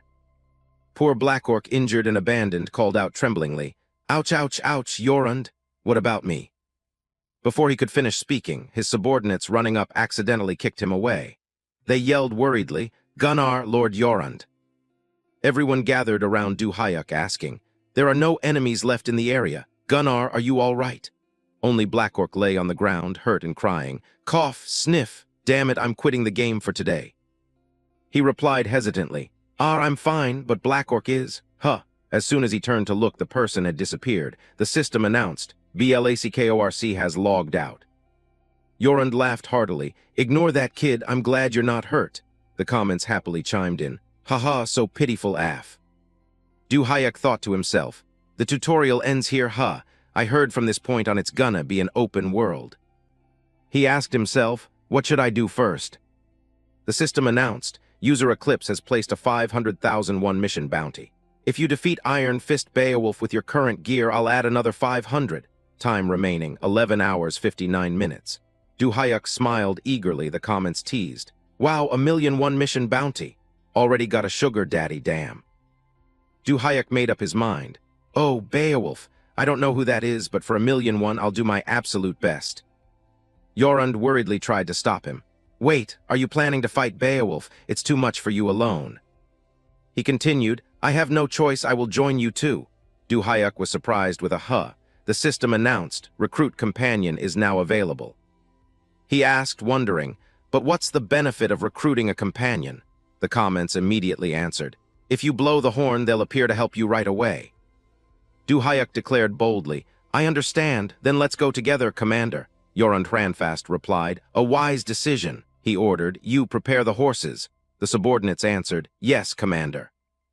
On the way, both rode their horses side by side. Du Hayuk was a bit curious, "But who exactly is Beowulf?" he asked back. "Iron Fist Beowulf." Yorund's expression turned slightly serious. He answered heavily, "He was once a loyal Drengr serving the king, but when the king passed away, he lost his honor." He continued the story. "I heard he is hiding somewhere in West Sussex, specializing in attacking neighboring villages. Now he has lost himself, but Beowulf was once a renowned warrior under Ragnar, a great warrior seemingly blessed by Odin. Someone like you might be able to lead him back to Valhalla." The system announced the current objective, Warriors Recognition 1-5, find Beowulf and gain the Warriors Recognition. The comments jumped in surprise, "Perfect mission prediction. Damn nice, perfect timing." After arriving, Yorund and Du Hayuk braked their horses hard. He shouted loudly, "Whoa, whoa, we're here. That is Beowulf's camp." They stood on the edge of the cliff looking down below. A sprawling, crude camp appeared. Human silhouettes could be clearly seen moving about through the smoldering lights. Yorund handed Du Hayuk a horn and instructed, "I have a past relationship with Beowulf, so I will wait here. If you need my strength, blow this horn." He pulled the reins, galloping his horse forward. "Understood, I'll go ahead then." "Ha!" A viewer's comment expressed worry. "Hey, you can't just charge straight in like that, bro. There's a mountain of bandits in that camp." A gate guard quickly spotted Du Hayuk galloping towards them. "Huh," he declared decisively. "Then I'll have to clear them all out to find Beowulf." Another comment wondered. Can't the master just sneak in and take out Beowulf to finish the mission quickly? Two gate guards warily raised their spears, pointing them straight at Du Hayuk. "Halt!" He forcefully urged his horse to charge right through them. A brave Viking doesn't do sneak attacks. Soon the patrol guards inside the camp heard the commotion. Someone looked out suspiciously. Du Hayuk decisively rode his horse, kicking the gate open and storming into the camp. "Ha!" The soldiers hurriedly yelled the alarm. "Enemy attack, enemies!" He rode his horse at lightning speed, while continuously shooting arrows throughout the camp. The wind-tearing arrows pierced through the heads of the soldiers below, fresh blood splattering along with tragic screams. He also casually shot an arrow through the throat of another guy who was about to turn and run. All the soldiers charged together to surround and attack Du Hayuk. "Kill him, stab him to death for me." Two soldiers simultaneously thrust their spears into the neck and belly of the horse he was riding, making it neigh painfully into the sky. Du Hayuk lightly vaulted high into the air, drawing his bow to aim straight at the heads of the soldiers below. Arrows flew out rapidly like a torrential downpour. Three guys took hits consecutively, coughing up blood and dying on the spot. He landed aggressively with great majesty, becoming the center of attention, forcing the surrounding soldiers to cautiously back away. Du Hayuk glanced slightly at a soldier sneaking up behind him. The vanguard soldiers screamed orders. "Damn it, raise your shields." Du Hayuk sneered with full arrogance. "Shields, in that case." He casually dropped his bow to the ground. "Let's put away these cowardly weapons to save the trouble." Du Hayuk gently picked up his dual axes, slowly speaking up. "From now on." He pointed his axes at the soldiers in front of him, boldly declaring, "I will wipe you all out with these dual axes." The mob charged at Du Hayuk, screaming for his blood. Riding the momentum, he shifted into a stance, ready to take them all on. In a blink, Du Hayuk sidestepped a soldier's strike, his face darkening with sheer killing intent. He barreled through the enemy formation like a tank, swinging his axe, obliterating and slaughtering everyone in his path. He slashed one grunt across the gut, blood gushing endlessly as the guy clutched his stomach and wailed in agony. Another soldier ground his teeth, his face twisting in rage before letting out a ferocious roar. Du Hayuk smashed his axe into the guy's shield, the crushing impact throwing the soldier off balance. Pressing the advantage, Du Hayuk raised his axe high, aiming straight for the enemy's head as the guy let out a desperate shriek. A brutal chop came down, spraying blood like a fountain and dyeing the battlefield red.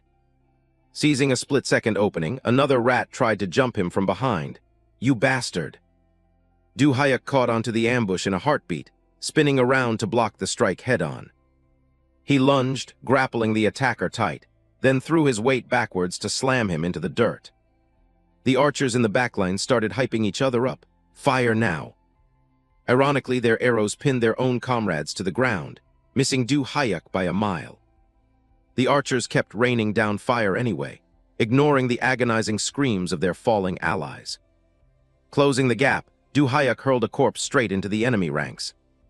One of the grunts caught the body, growling a threat. "You think cheap tricks will save you here?"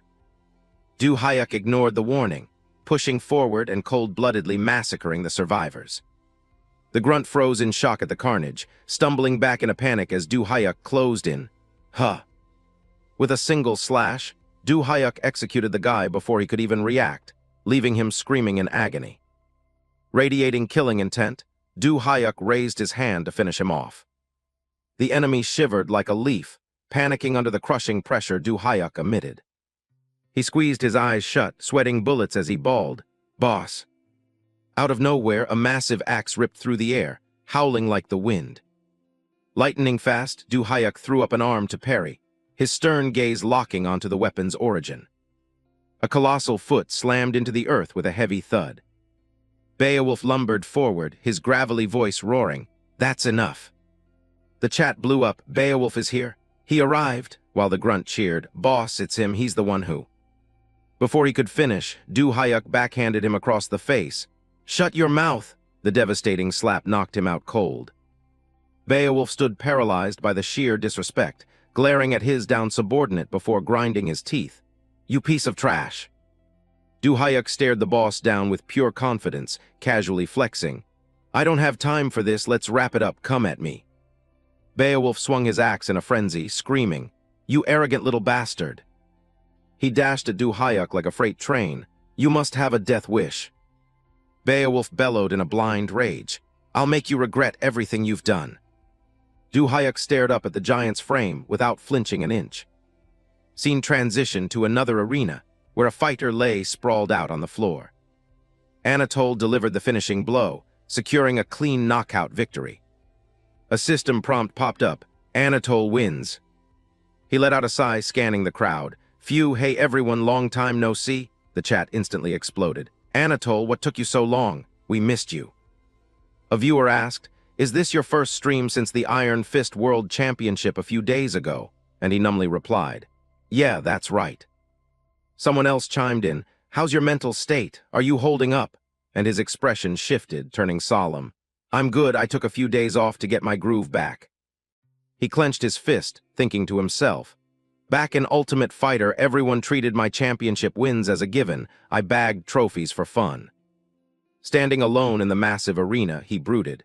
But at the Iron Fist World Championship, my best run ended in the semi-finals. He hyped himself up.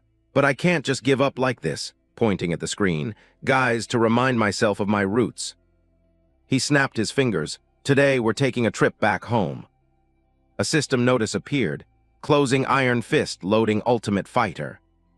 Instantly, his live viewer count plummeted. The chat filled with, Lol, look at the viewers dropping, dead game, while Anatole looked around. Man, how long has it been? Feels like almost a year since I logged into Ulti Fight. He snapped his fingers again. Let's roll with the old main, Hoken. A prompt appeared, Martial Artist Hoken. Immediately, Anatole was decked out in the fighter's gear, flexing confidently. Ha! He commanded his virtual assistant. All right, let's find a match, shall we? Computer, queue up. The computer displayed, searching for a match. In a house elsewhere, Jayan's overly loud voice rang out. Wow, big bro, the feedback this time is insane. Look at this. The chat was just as chaotic. Wow, that mountain ambush video still gives me goosebumps. LMAO, that editing is busted, looks like a masterclass film. The massive view count heavily focused on the scene where Beowulf attacked and Du Hyuk countered, with viewers debating. That's unreal. Is that an actual skill in game? Giant sat at the monitor, roasting him.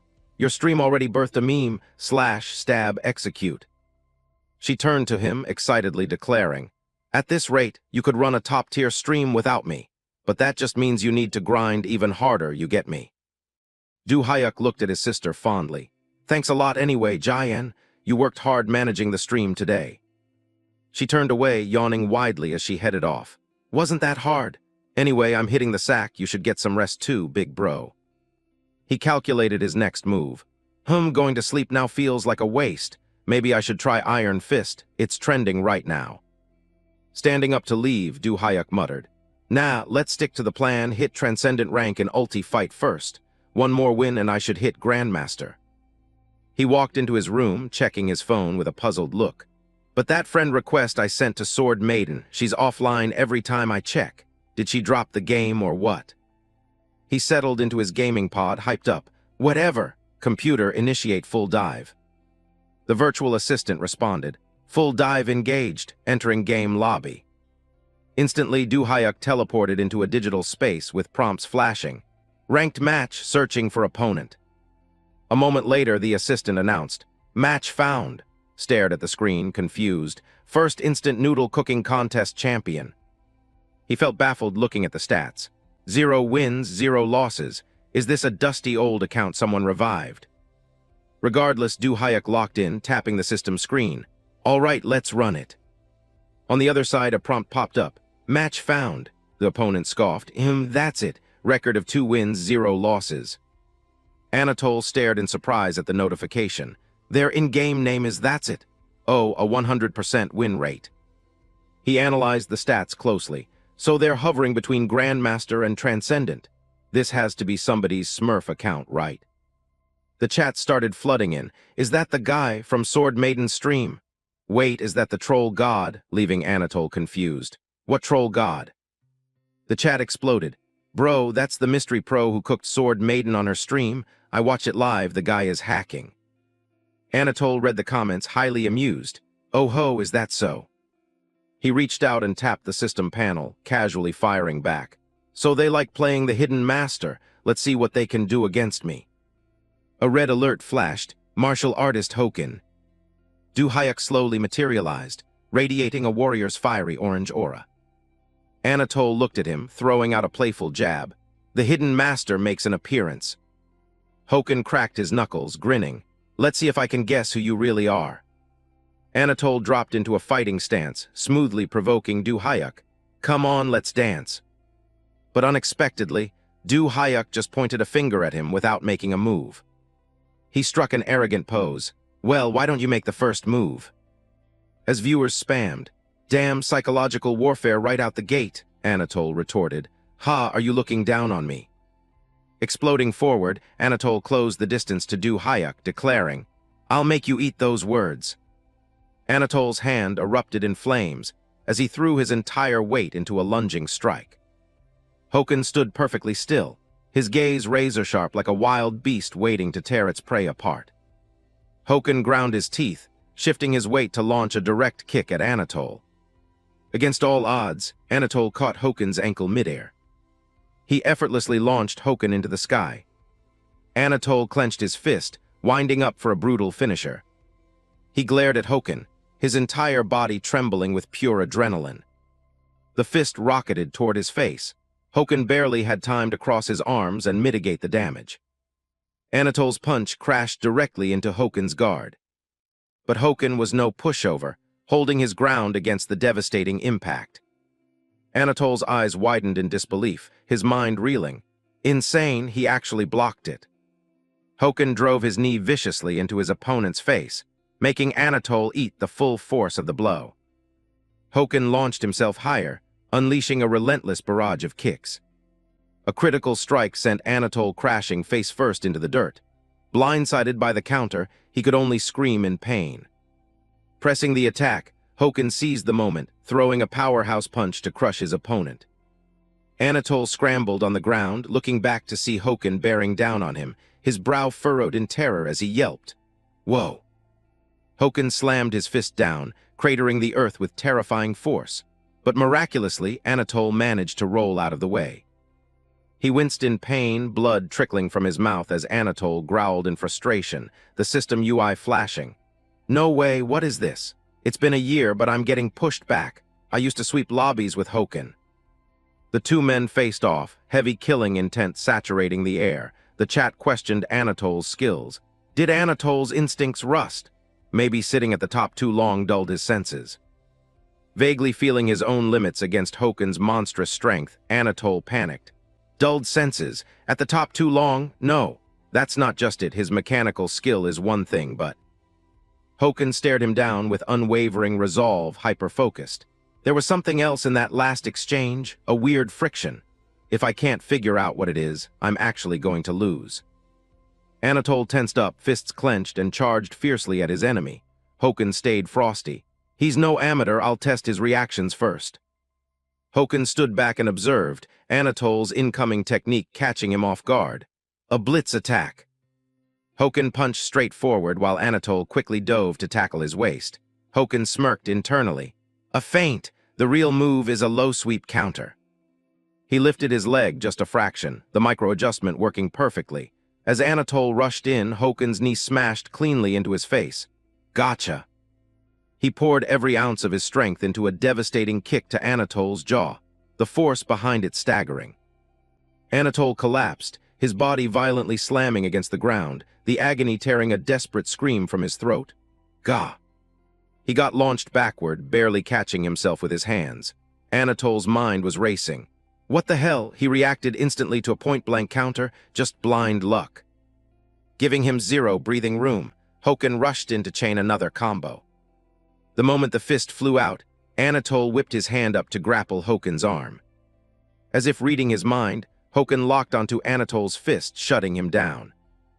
Hokun pinned his arm, then drove an elbow ruthlessly into his weak point. After the brutal combo, Anatole threw his head back and wailed in misery. Hokun's eyes flashed, burying his elbow deep into Anatole's skull. Anatole fought through the blinding pain, despairing. He's reading my entire attack timing. Refusing to fold, Anatole timed his window, raising his fist for a sneak attack. Let's see how you handle a blind spot strike to the back of the neck. He locked onto the back of Hokun's neck and threw a haymaker, but with lightning speed. Hokun predicted it, ducking the blow and tackling Anatole with his full body weight. Anatole lost his footing, getting launched into the air.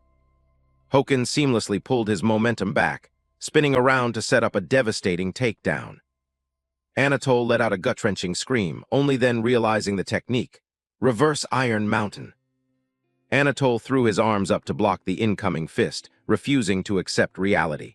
Impossible. A reversal without any wind-up. In Ulti Fight's engine, Reverse Iron Mountain only triggers out of a specific stance. Hokun gave him no quarter, raining down earth-shattering blows. Anatole gritted his teeth, barely holding his guard. Sure, you can animation cancel the stance, but the timing would be scuffed and it wouldn't hit this hard. At this point, Hokun dictated the pace, overwhelming Anatole like a hurricane. Every move Anatole threw out was effortlessly dodged and countered. The viewers lost their minds. Hold up, what's going on? Is Anatole getting cooked? For real, Anatole losing in a brawl. Hokun stomped his foot into the ground, explosive power surging through him. His entire body flared with fighting spirit. The oppressive aura terrified his opponent. That's the Crimson Flame kick. Anatole spun around, glancing behind him before cursing inwardly. Damn it, the Crimson Flame kick's hitbox is cutting off my retreat. Panic painted Anatole's face as he glared at Hokun in disbelief. A forced lethal encounter. He's using a massive AoE skill at point-blank range. Staring at Hokun's blazing legs, he bit his lip, calculating a counter. A misplay? This is my window. Crimson Flame kick is powerful, but past a certain frame, it can't be cancelled. Hokun's fiery legs swept into the air, and Anatole cheered. This is my chance. He ducked under the Crimson Flame kick, oozing confidence. If I read the frames right, dodging this is light work. Anatole exploited the attack's blind spot and recovery frames, channeling everything. I'll use the end lag of the Crimson Flame kick to land a fatal blow. Anatole smirked triumphantly, tasting victory. But he severely underestimated Hokun's agility. Hokun twisted midair and kicked Anatole right in the face, setting his head ablaze like a human torch. The chat went wild. No way, that's the reverse Crimson Flame kick. Anatole writhed in agony, covered in burns. The system flashed. That's not the Crimson Flame kick I know. Reeling from the heavy blow, he stumbled back, his face contorting. To bypass the skill's recoil, he's executing every micro-movement manually. Now I understand that weird friction. Hokun followed up with a punch to the face, and Anatole realized, this guy, he's not using. Then came a relentless storm of devastating punches. Hokun gave him zero chance to fight back. Hokun's eyes gleamed with murder, every single punch aimed to execute Anatole. Anatole got his face rearranged by the barrage. Hokun beat him to a bloody pulp. Only then did Anatole understand. Hokun relied purely on raw talent, zero aim assist or system correction. The system announced, that's it, Hokun win. Hokun stood silently, staring at his fists before marveling. Man, you've got some skills. Anatole crashed to the floor with a massive thud. The chat erupted. Whoa, that final counter was disgusting. Is today Anatole's Ulti Fight retirement party? Anatole struggled to his feet, refusing to cope. Impossible. Landing a precision skill without system correction is actually a thing. Unwilling to swallow the L, he clenched his fists and challenged him again. I need to confirm this. Come on, run it back. Hokun didn't hesitate for a second. Sure thing. He waved him forward mockingly. Bring it. Anatole didn't waste breath, blitzing forward at godlike speed. All right, here I come.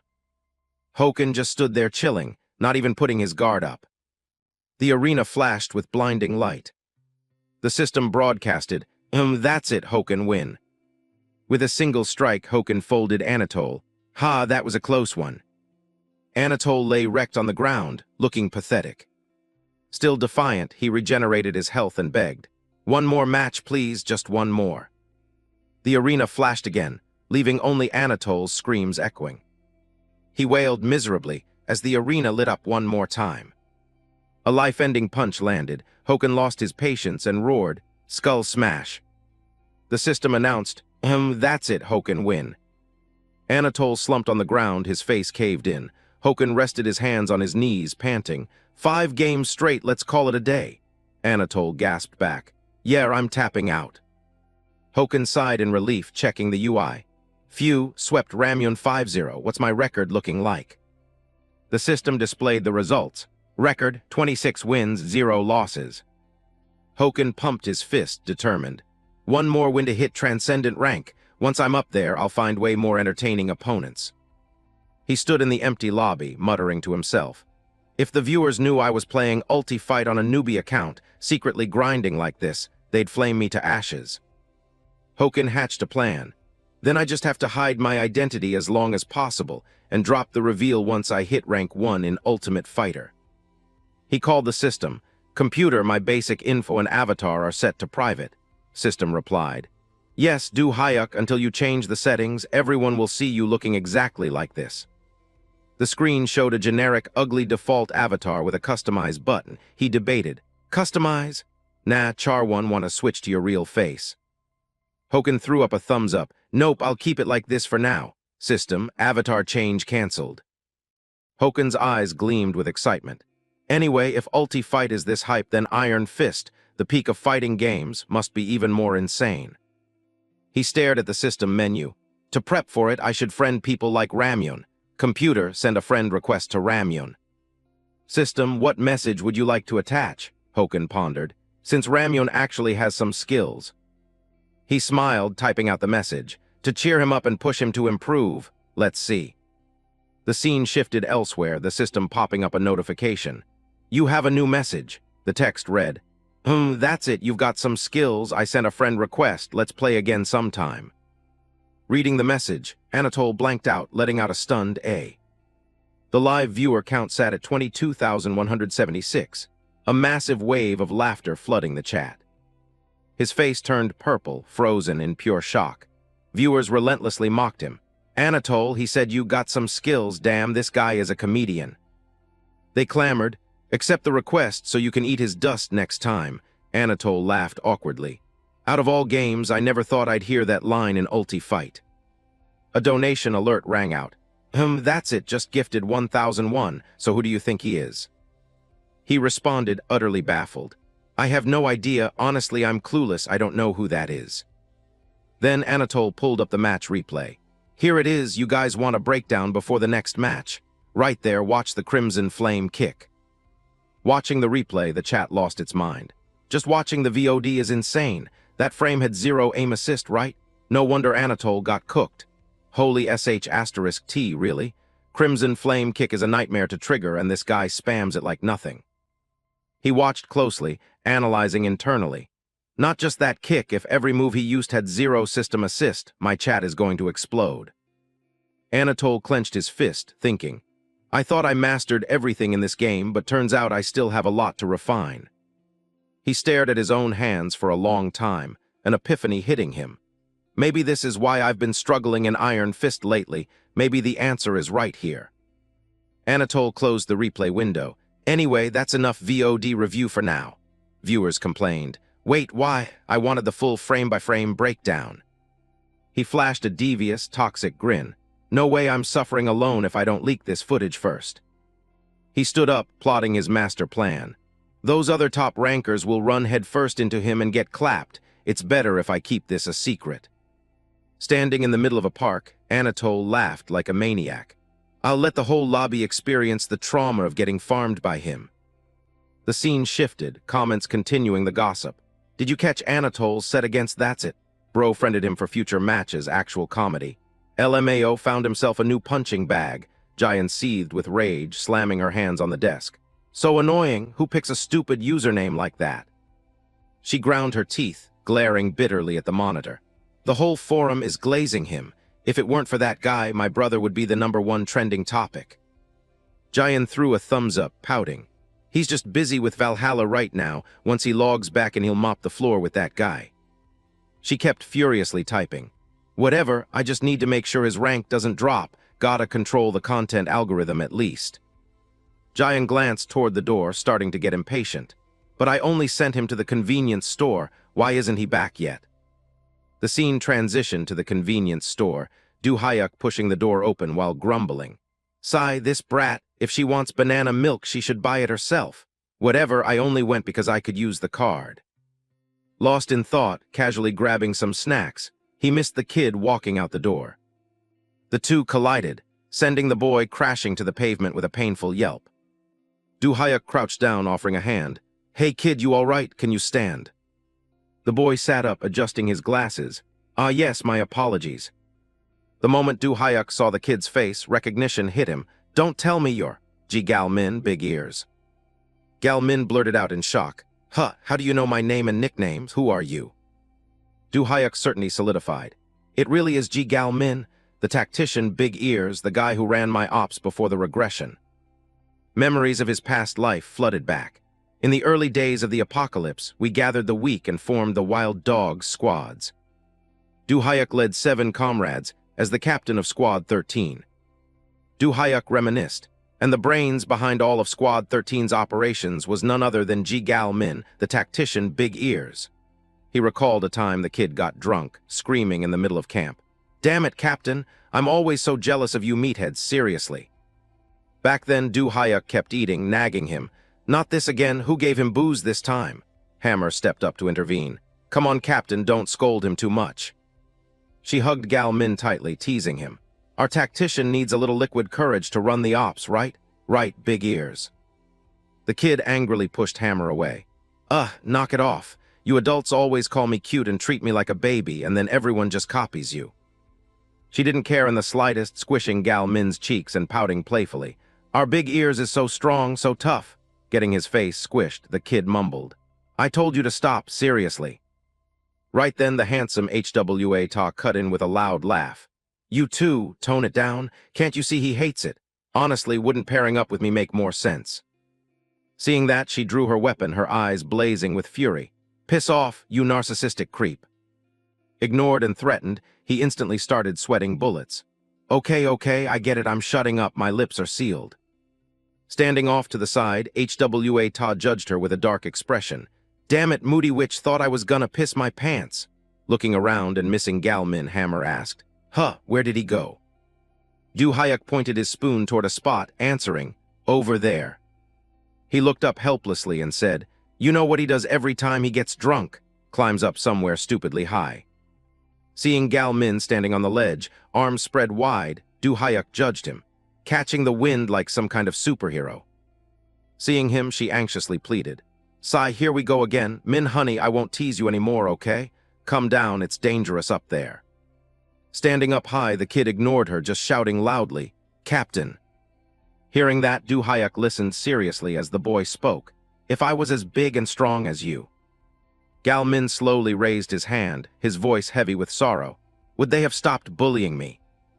From behind, his lonely silhouette framed against the cold moon, the boy's voice dropped. If I was like that.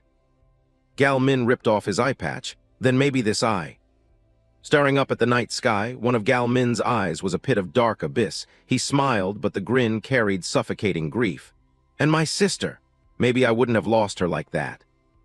Gal-min continued. If I was as strong as you, Captain, strong enough to fight the alien freaks without a superpower. The boy looked back, flashing a bitter smile. I could have protected everyone, so Captain. Gal-min lost his balance and fell. If only back then. HWA dashed over to catch him. Sigh, seriously, if you can't handle your liquor, don't force it. Every time he gets wasted, he climbs up high and cries about his past. Right on cue, another squadmate approached to report. Captain, Du-hyuk turned and acknowledged. Hound. He reported grimly. I found their forward base. Crazy Girl and Blood Fiend are already in position. Hearing the intel, he immediately grabbed his sword. Then it's time to move. Hand big ears to HWA and wake up old man Mang T. And just like that, everyone shifted into combat-ready mode. Du Hyuk took the lead, ordering, "We sweep this quick and head back to base for breakfast." However, against all odds, what awaited us? Gal Min realized the truth and screamed, "It's a trap." A trap laid by the alien monsters targeting the human resistance, a whole army of alien grunts and 2 warrior-class hostiles. In that life-or-death moment, Hound sacrificed himself. And Blood Fiend died a gruesome death too. Du Hyuk remembered the chaos of that battle, Gal Min screaming, "Crazy girl has lost it. She charged the warrior-class alien. She's going berserk and hitting her limit." Panic set in. The captain and the old man were already critically injured, unable to fight. The boy risked his life, stepping in front of his squad mates. "So as the vice captain of Squad 13, I'm giving an order. HWA Ta Hammer, escort the captain and the old man out of the war zone right now." She had tears in her eyes, scowling as she yelled, "Damn it, let me." The boy desperately channeled his ability, cutting her off. "That's enough, Hammer." But then Gal Min smiled, dropping the tough act. "No, sis, please, you know how it is." The boy stood all alone at the front, declaring, "The only thing that can buy us time against these freaks."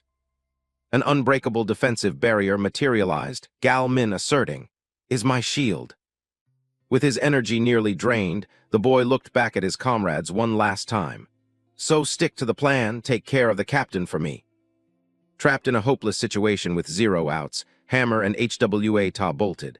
"Damn it, you better not die. I swear if you die I'll kill you myself." The final rule of the Wild Dog Squad 13. Facing his final moments, save the captain and live to fight another day, the captain must survive. And avenge the wild dogs at all costs, that is our oath.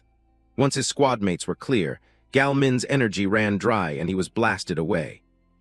Only a blinding light erupted across the battlefield. "One day we'll reunite, smiling and sharing a drink by our graves." Snapping back to the present, Du Hyuk stared intensely at the boy, thinking, "That was the last time I saw Big Ears, and now I meet him again, but in a different timeline." Seeing that intense gaze, Gal Min scrambled up, backing away defensively. "Are you one of Min Su's thugs?" Hearing that, he reacted with utter confusion. "Min Su, that wannabe punk who swore revenge on Big Ears." Then Du Hyuk laughed kindly, explaining, "Min Su, I don't know who that is, and your name tag says G. Gal Min, so when I saw your ears I accidentally blurted out Big Ears." He gave a goofy smile. "Anyway, sorry for calling you that, but you took a hard fall just now, you good." Noticing something drop from Gal Min, Du Hyuk bent down to pick it up for him. "Looks like you dropped something." But before he could even touch it, the boy snatched it away and yelled, "It's nothing." A second later, he sprinted off like his life depended on it. "Anyway, it's my fault for not looking and crashing into you, I'm sorry." Watching Gal Min run off, Du Hyuk sighed.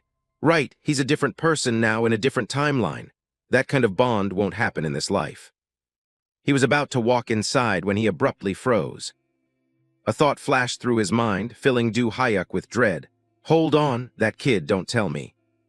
A gut-wrenching scream echoed through the howling wind. "You psycho!" A boy was getting brutally stomped by a gang. The blue-haired guy in the back quickly asked, "Min Su, you okay?" The ringleader angrily snapped. "Mother of asterisk seeker, you trying to fight back?"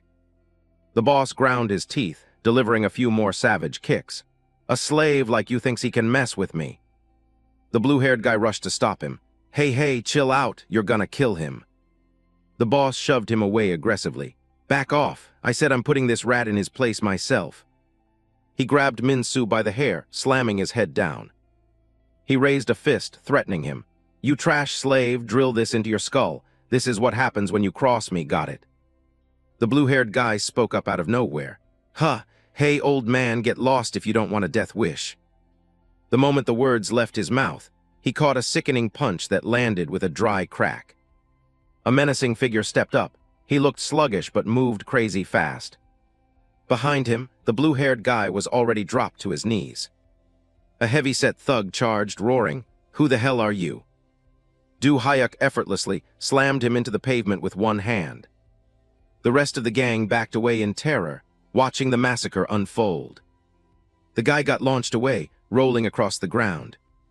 The ringleader screamed, "Who the F*** are you, you bastard?" Du Hyuk smugly pointed at himself. Me, I'm just his old captain passing by. Min-soo stared in awe. It's the guy from earlier, the guy at the convenience store.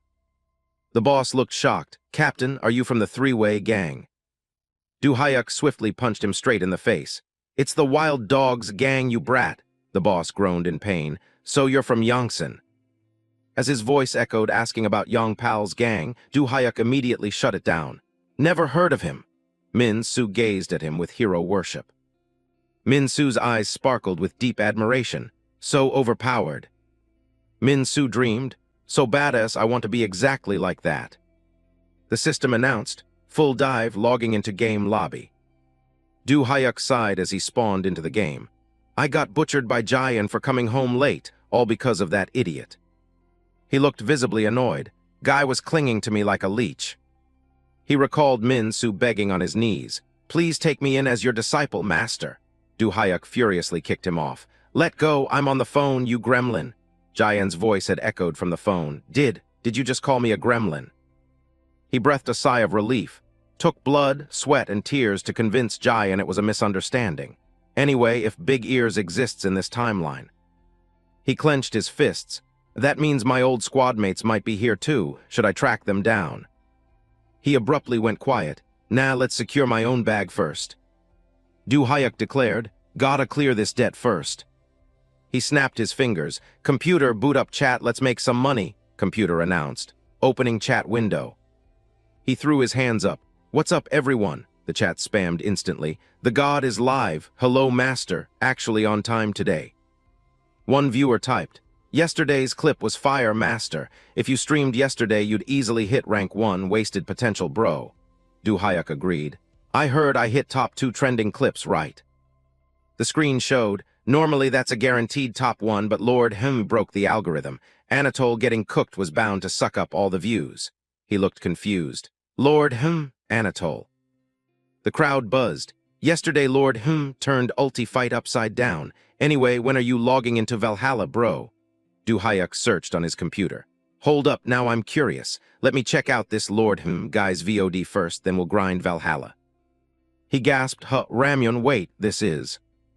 He pointed at the screen, confusing his chat. This is me. System notification.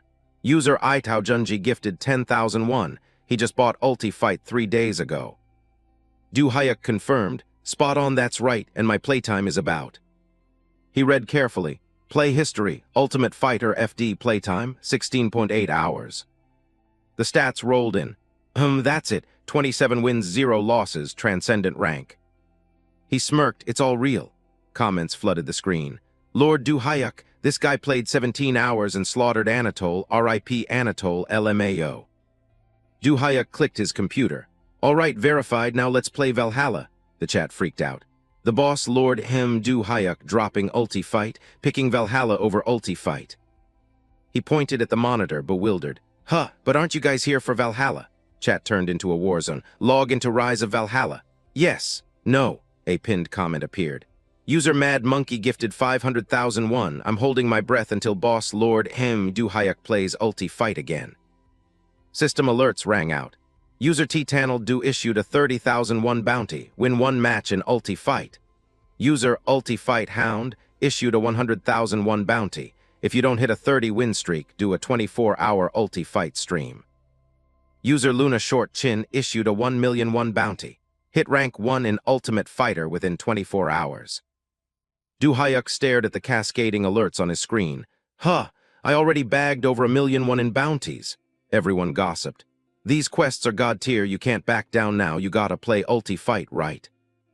He hyped himself up.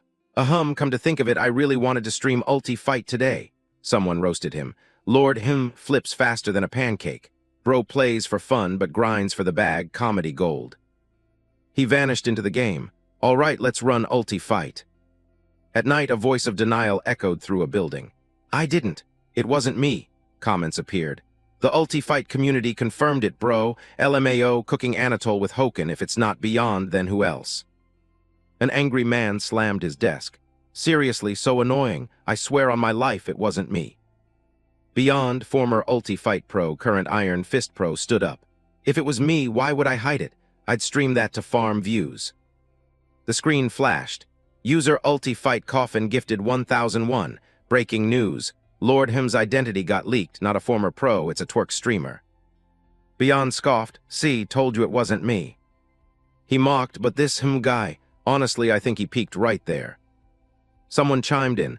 Anatole thought the same before he got turned to dust, hilarious. Beyond smirked. He hasn't touched ulti fight in a year, he's probably washed. He stepped into his pod. Fine, I'll show everyone I can wipe the floor with this, Lord Him. Computer, cue ulti fight. Computer announced, match found, whom that's it versus Beyond. The two faced off head-to-head, the commentators hyping it up. LMAO, perfect timing. Lord Him doing a Hoken mirror match, this is peak. Beyond laughed in anticipation. Speak of the devil and he appears. Perfect, I'll test him today, I'll show this Lord Him what peak Hoken looks like. System notification, connecting to Ultimate Fighter FD.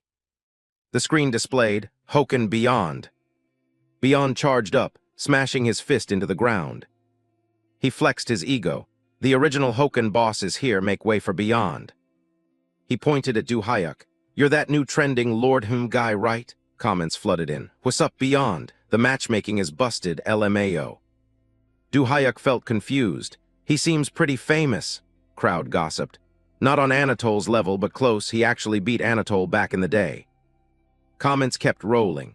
If Anatole dragged Hoken to the top tier and made the character so iconic he's called the godfather of Hoken, then Beyond won the most tournaments with Hoken, so everyone calls him the official Hoken successor.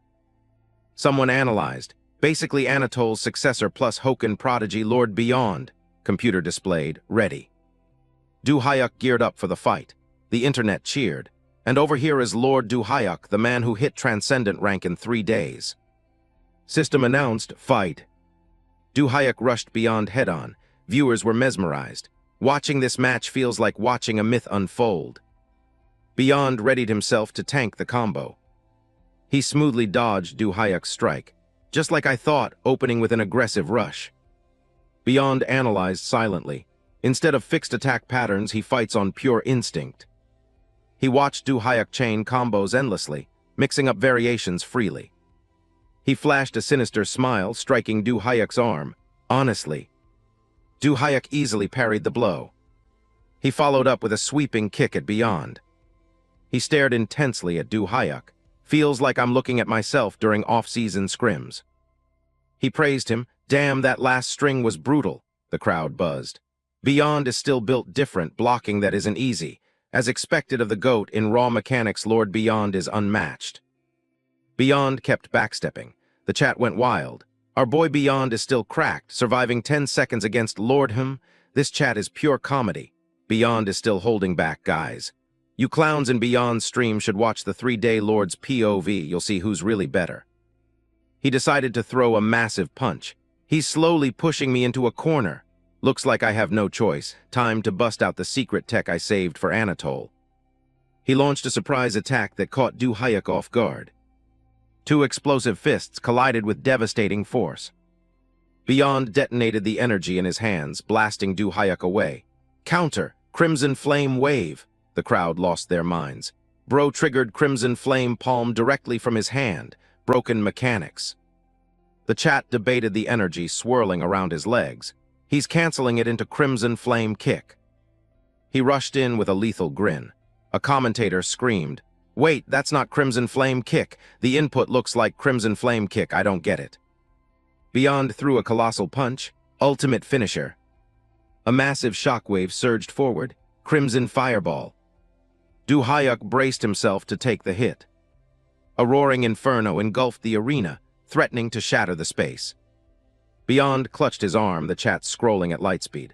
Oh my god, did he just weave the momentum of Fire Moon Kick into Fire Moon Fist? And he tweaked the kick to add spin. His character control is godlike, frame perfectly weaving between buffed and unbuffed states. This is insane, is this real? He trembled. Damn it, the recoil on this is so bad, I can only use it once per match. He smirked, looks like I win, someone interrupted. Not yet, look up yon bro. Beyond gasped, above.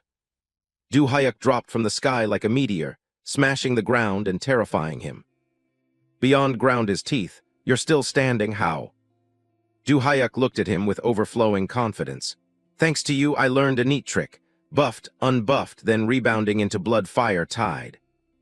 He stared bug-eyed. Impossible. I spent months labbing that tech. You're telling me you learned it after seeing it once. Du Hyuk recalled. Yeah, it wasn't that hard, honestly. Just neutralize your spear attack using blood fire tide. He explained further. Then use the recoil from fire moon kick to reposition. Beyond was in denial. No, tell me something that actually makes sense. He pointed at his own arm. What about the explosive damage from the fire burst? You can't just ignore it. Every time you detonate blood fire, the recoil directly damages the cast area. He glared at him, baffled. But how did you take 0 damage? What kind of exploit are you running? Du Hyuk lectured him. You just pull your hand back before the detonation hits, like this. Beyond stared at him, dumbfounded. What kind of garbage logic is that? A viewer typed. Bro just casually dropped the tutorial for an ultimate skill. Just pull your hand back before you get hit. Sounds so easy, right? Du Hyuk reminisced. Damn, thinking back, we used to dare each other to stick our hands. He chuckled. Into the mouths of giant crocodile monsters, ended up losing way too many fingers playing that game. He gestured with his hands. Anyway, like this, just like this. Pull it back before the damage ticks, got it? Comments flooded. He's styling on him. Great Du Hyuk, what even are you? He clenched his fist, smiling wickedly. But Beyond's tech gave me an idea. Run it back right now. Beyond clicked his tongue. Fine, let's see how broken your new trick is. Du Hyuk rushed in with terrifying power. All right, here I come. He gasped in shock. That's our blood dash. Beyond analyzed instantly. If so, the follow-up is the spear. Spear is a linear thrust. He watched Du Hyuk's form, confused. I'll dodge before it connects. Huh, not a spear, just a regular kick. Beyond stared at the blazing kick rocketing toward him. He gritted his teeth. Don't tell me it's fire moon kick. If I block one hit of fire moon kick, I can punish him. He felt trapped in the flames. Fire moon. Du Hyuk seamlessly transitioned his technique. Tornado kick. The raging fire incinerated everything in its path. Beyond raged. What is this cursed game? Computer announced. Is that so? Hoken wins. Du Hyuk slowly touched down on the ground. Beyond was crushed. The chat was in pure shambles. Legendary, chaining fire moon kick into the blood fire combo the frame the first skill ends. Mom, when I grow up I want to be the great Du Hyuk. Stop it, you weirdo. Beyond glared furiously at the screen. A comment popped up. Can't believe Yond actually lost. He begged, please, just one more match. The crowd gossiped. Look at Yond begging for his life. True talent crushes everything below it. Du Hyuk smiled. Playing this game is actually pretty fun, I guess. Beyond clenched his fists, charging again. Here I come. Computer announced. Is that so? Hoken wins. Du Hyuk exhaled, looking down at Beyond. Comments popped up. 5 games already. Yup, which means Yond got swept 5-0. He even bowed after the last match. Look at Yond showing respect. Beyond lay face down on the floor. He was beaten to pure exhaustion. The crowd roasted him. Yond's new ultimate is Obsidian Flame Flurry, and Lord Hem perfectly countered it on the first try. The new skill looks sick. Oh wait, it belongs to me now, right? Yond's brain is buffering. Du Hyuk smiled. That triple dash into Obsidian Flame Flurry was seriously cool. He reached out a hand to pull him up. I learned a lot, now get up. Beyond sighed, standing up. Damn it, well, if you actually learned something, then good, I guess. Du Hyuk looked at him. Those system-based mechanics are pretty fun. Maybe he'll make a decent hunter, too. He checked the chat out of curiosity. Why is Lord just standing there? Is he typing something? Remember the comment about Sword Maiden and Anatole? Since he lost 5 straight, he deserves it. He chuckled to himself. Ah, that. I was actually trying to give them a genuine compliment. I wasn't being sarcastic at all. But if the viewers say so. Du Hyuk spoke up. You're Beyond, right? Beyond replied. Yeah. He decisively pointed a finger at him. He praised him. Beyond, you've got talent. And with that, he vanished instantly. All right, see you later. Have fun next time. Beyond raged. You bastard. The comments loved it. Beyond, you've got talent. This is exactly why I watch Du Hyuk's VODs. Du Hyuk touched down in the lobby. They rushed him. Cue up the next match right now. Hurry up and play. Go, go, go, go. He glanced up at the monitor. Look at our viewer count, a comment read. Current viewers, 12,048. He pondered. Wait a second, if the viewers went up, why didn't the bounty rewards scale? Is it bugged? He daydreamed about drowning in cash. Some guys hyped it up. Greed mode activated. Honestly, I love how consistent he is, even without a bounty pushing him to rank 1. Du Hyuk got pumped. All right, let's keep grinding, someone cheered. Time to hunt rankers. He crushed match after match. Du Hyuk's win streak rolled on. Victory. He kept dropping opponents with a single punch. Victory. An endless pile of challengers fell to him. Victory. System announced, is that so? Hoken wins. A blinding light washed over the arena. He had just wrapped up another fight. Du Hyuk looked around. Hard to find a decent match now. A comment popped up. Probably because you cleared out all the good players. Breaking news, Wilder, the guy who swore to beat him, just quietly ended his stream. His mom called him for dinner. Legendary excuse. He smiled. Guess I'll log off here. Computer announced. Match found. A beam of light instantly grabbed his attention. A figure materialized. Good evening. Today I came hunting for the guy who beat Anatole, so I queued up in the Korean server. System announced. Wolfgang Tsuki. Tsuki swaggered in confidently. Let's see if I can find him. Du Hyuk was confused. A Japanese player, someone asked. Wait, is this turning into Japan versus Korea? Is that Tsuki-kun the guy they call the Japanese Anatole? On screen, user Alpid Wagon donated 1,001. Tsuki, a famous fighting game pro from Japan. Late in his career, he bagged 2 more world championships, not just in Ultimate Fighter, but Iron Fist 2, proving he's top Asia. In Ulti Fight, he mains. Du Hyuk almost fell over from the massive wall of text. He punched the monitor, knocking the 1,001 away. Too long.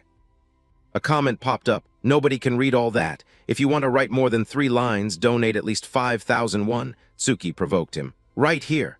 Du Hyuk tapped his head. Turn on auto-translate.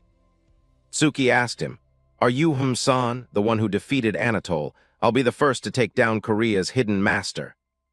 The internet loved it. This kid's energy is so cute. Looking at Tsuki's attitude, he clearly hasn't heard the news about him yet. Oh man, I can't wait to see the Japanese side's reaction. Tsuki kept taunting. Come on, come on. A viewer wondered, but Du Hyuk Ham, aren't you gonna swap characters? Du Hyuk smiled. Now that you mention it, maybe I should try switching. Someone got hyped. Which character? Yamazaki or Steve, the one you used against Sword Maiden? He pointed straight at Tsuki. That one. System announced. Wolfgang Hum, is that so? Du Hyuk spawned in with a brand new look. They went crazy. For real, he's using Wolfgang against Tsuki, the Wolfgang master himself. We got a mirror match, the hype is real. Someone asked in chat, Hey, have you ever played Wolfgang before?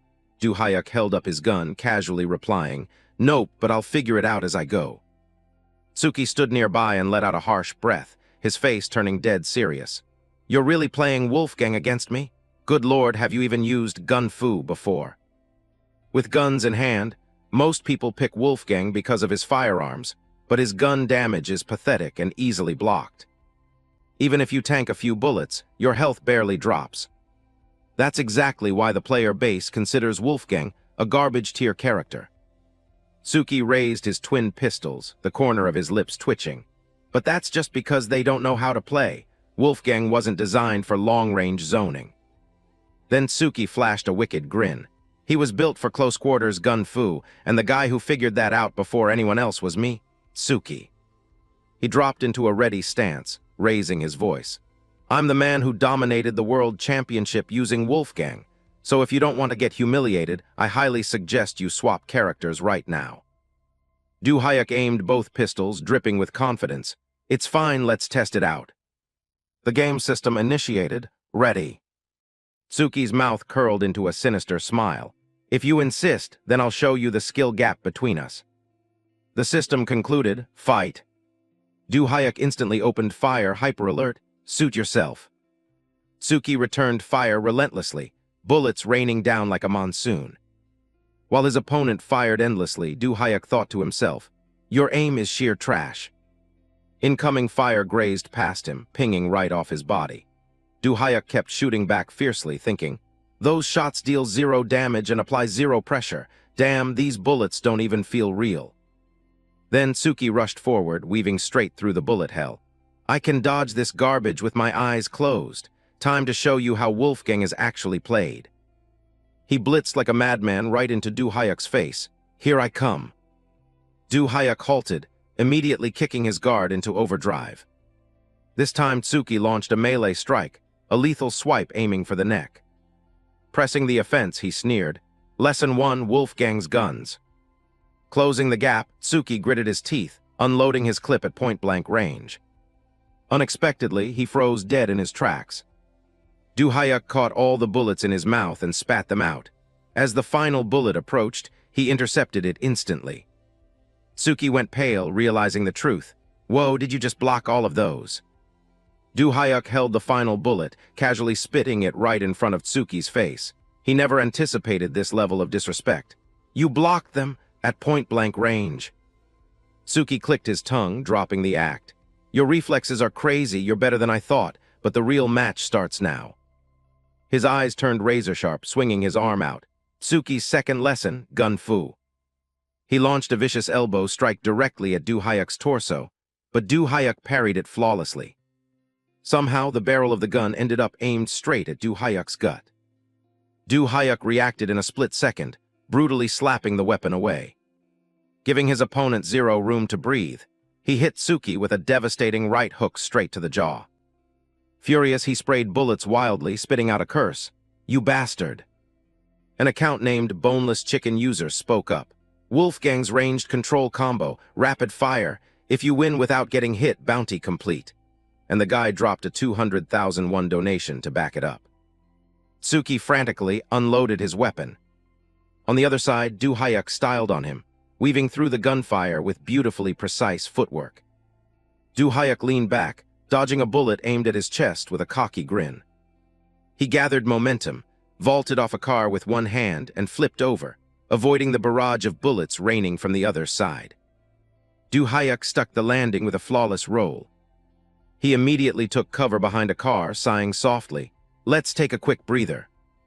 Several viewers laughed at him. "Are you sure you have time to chill? Something huge is coming your way." This caught Du Hyuk off guard. "What?" A chatter explained, "Rapid fire isn't just for zoning, it's the setup for his next move." Meanwhile, Tsuki was charging up a massive AoE attack that kept expanding. "Wolfgang's ultimate, railgun is incoming." Du Hyuk realized the danger instantly, kicking the car door right off its hinges. "Damn it." Tsuki kept shooting, the area of effect swelling with lethal energy. He charged it up, screaming at the top of his lungs, "Die!" And then the arena was swallowed by blinding light as a colossal explosion erupted. The car was obliterated in half instantly. While Tsuki ground his teeth, furiously firing forward, Du Hyuk had already flanked him from behind. He looked caught off guard. **T, the trajectory got deflected by the car. Du Hyuk grabbed his arm, shutting him down. Giving his opponent 0 time to react, he delivered a lethal blow. Smacked right in the ear, Tsuki grabbed his head, screaming in agony, "Ah, my ear." Showing no mercy, Du Hyuk followed up, relentlessly beating his face in. Tsuki took the full combo, collapsing onto the dirt.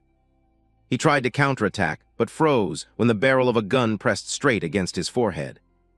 Du Hyuk smirked, pulling the trigger. "Thanks for the lesson." Instantly, an earth-shattering blast wiped out the zone. "Damn it." The system announced, Is that so? Wolfgang wins." In the real world, a girl sitting at her computer shot out of her chair. "Whoa, look at this." She beamed, overwhelmed with joy.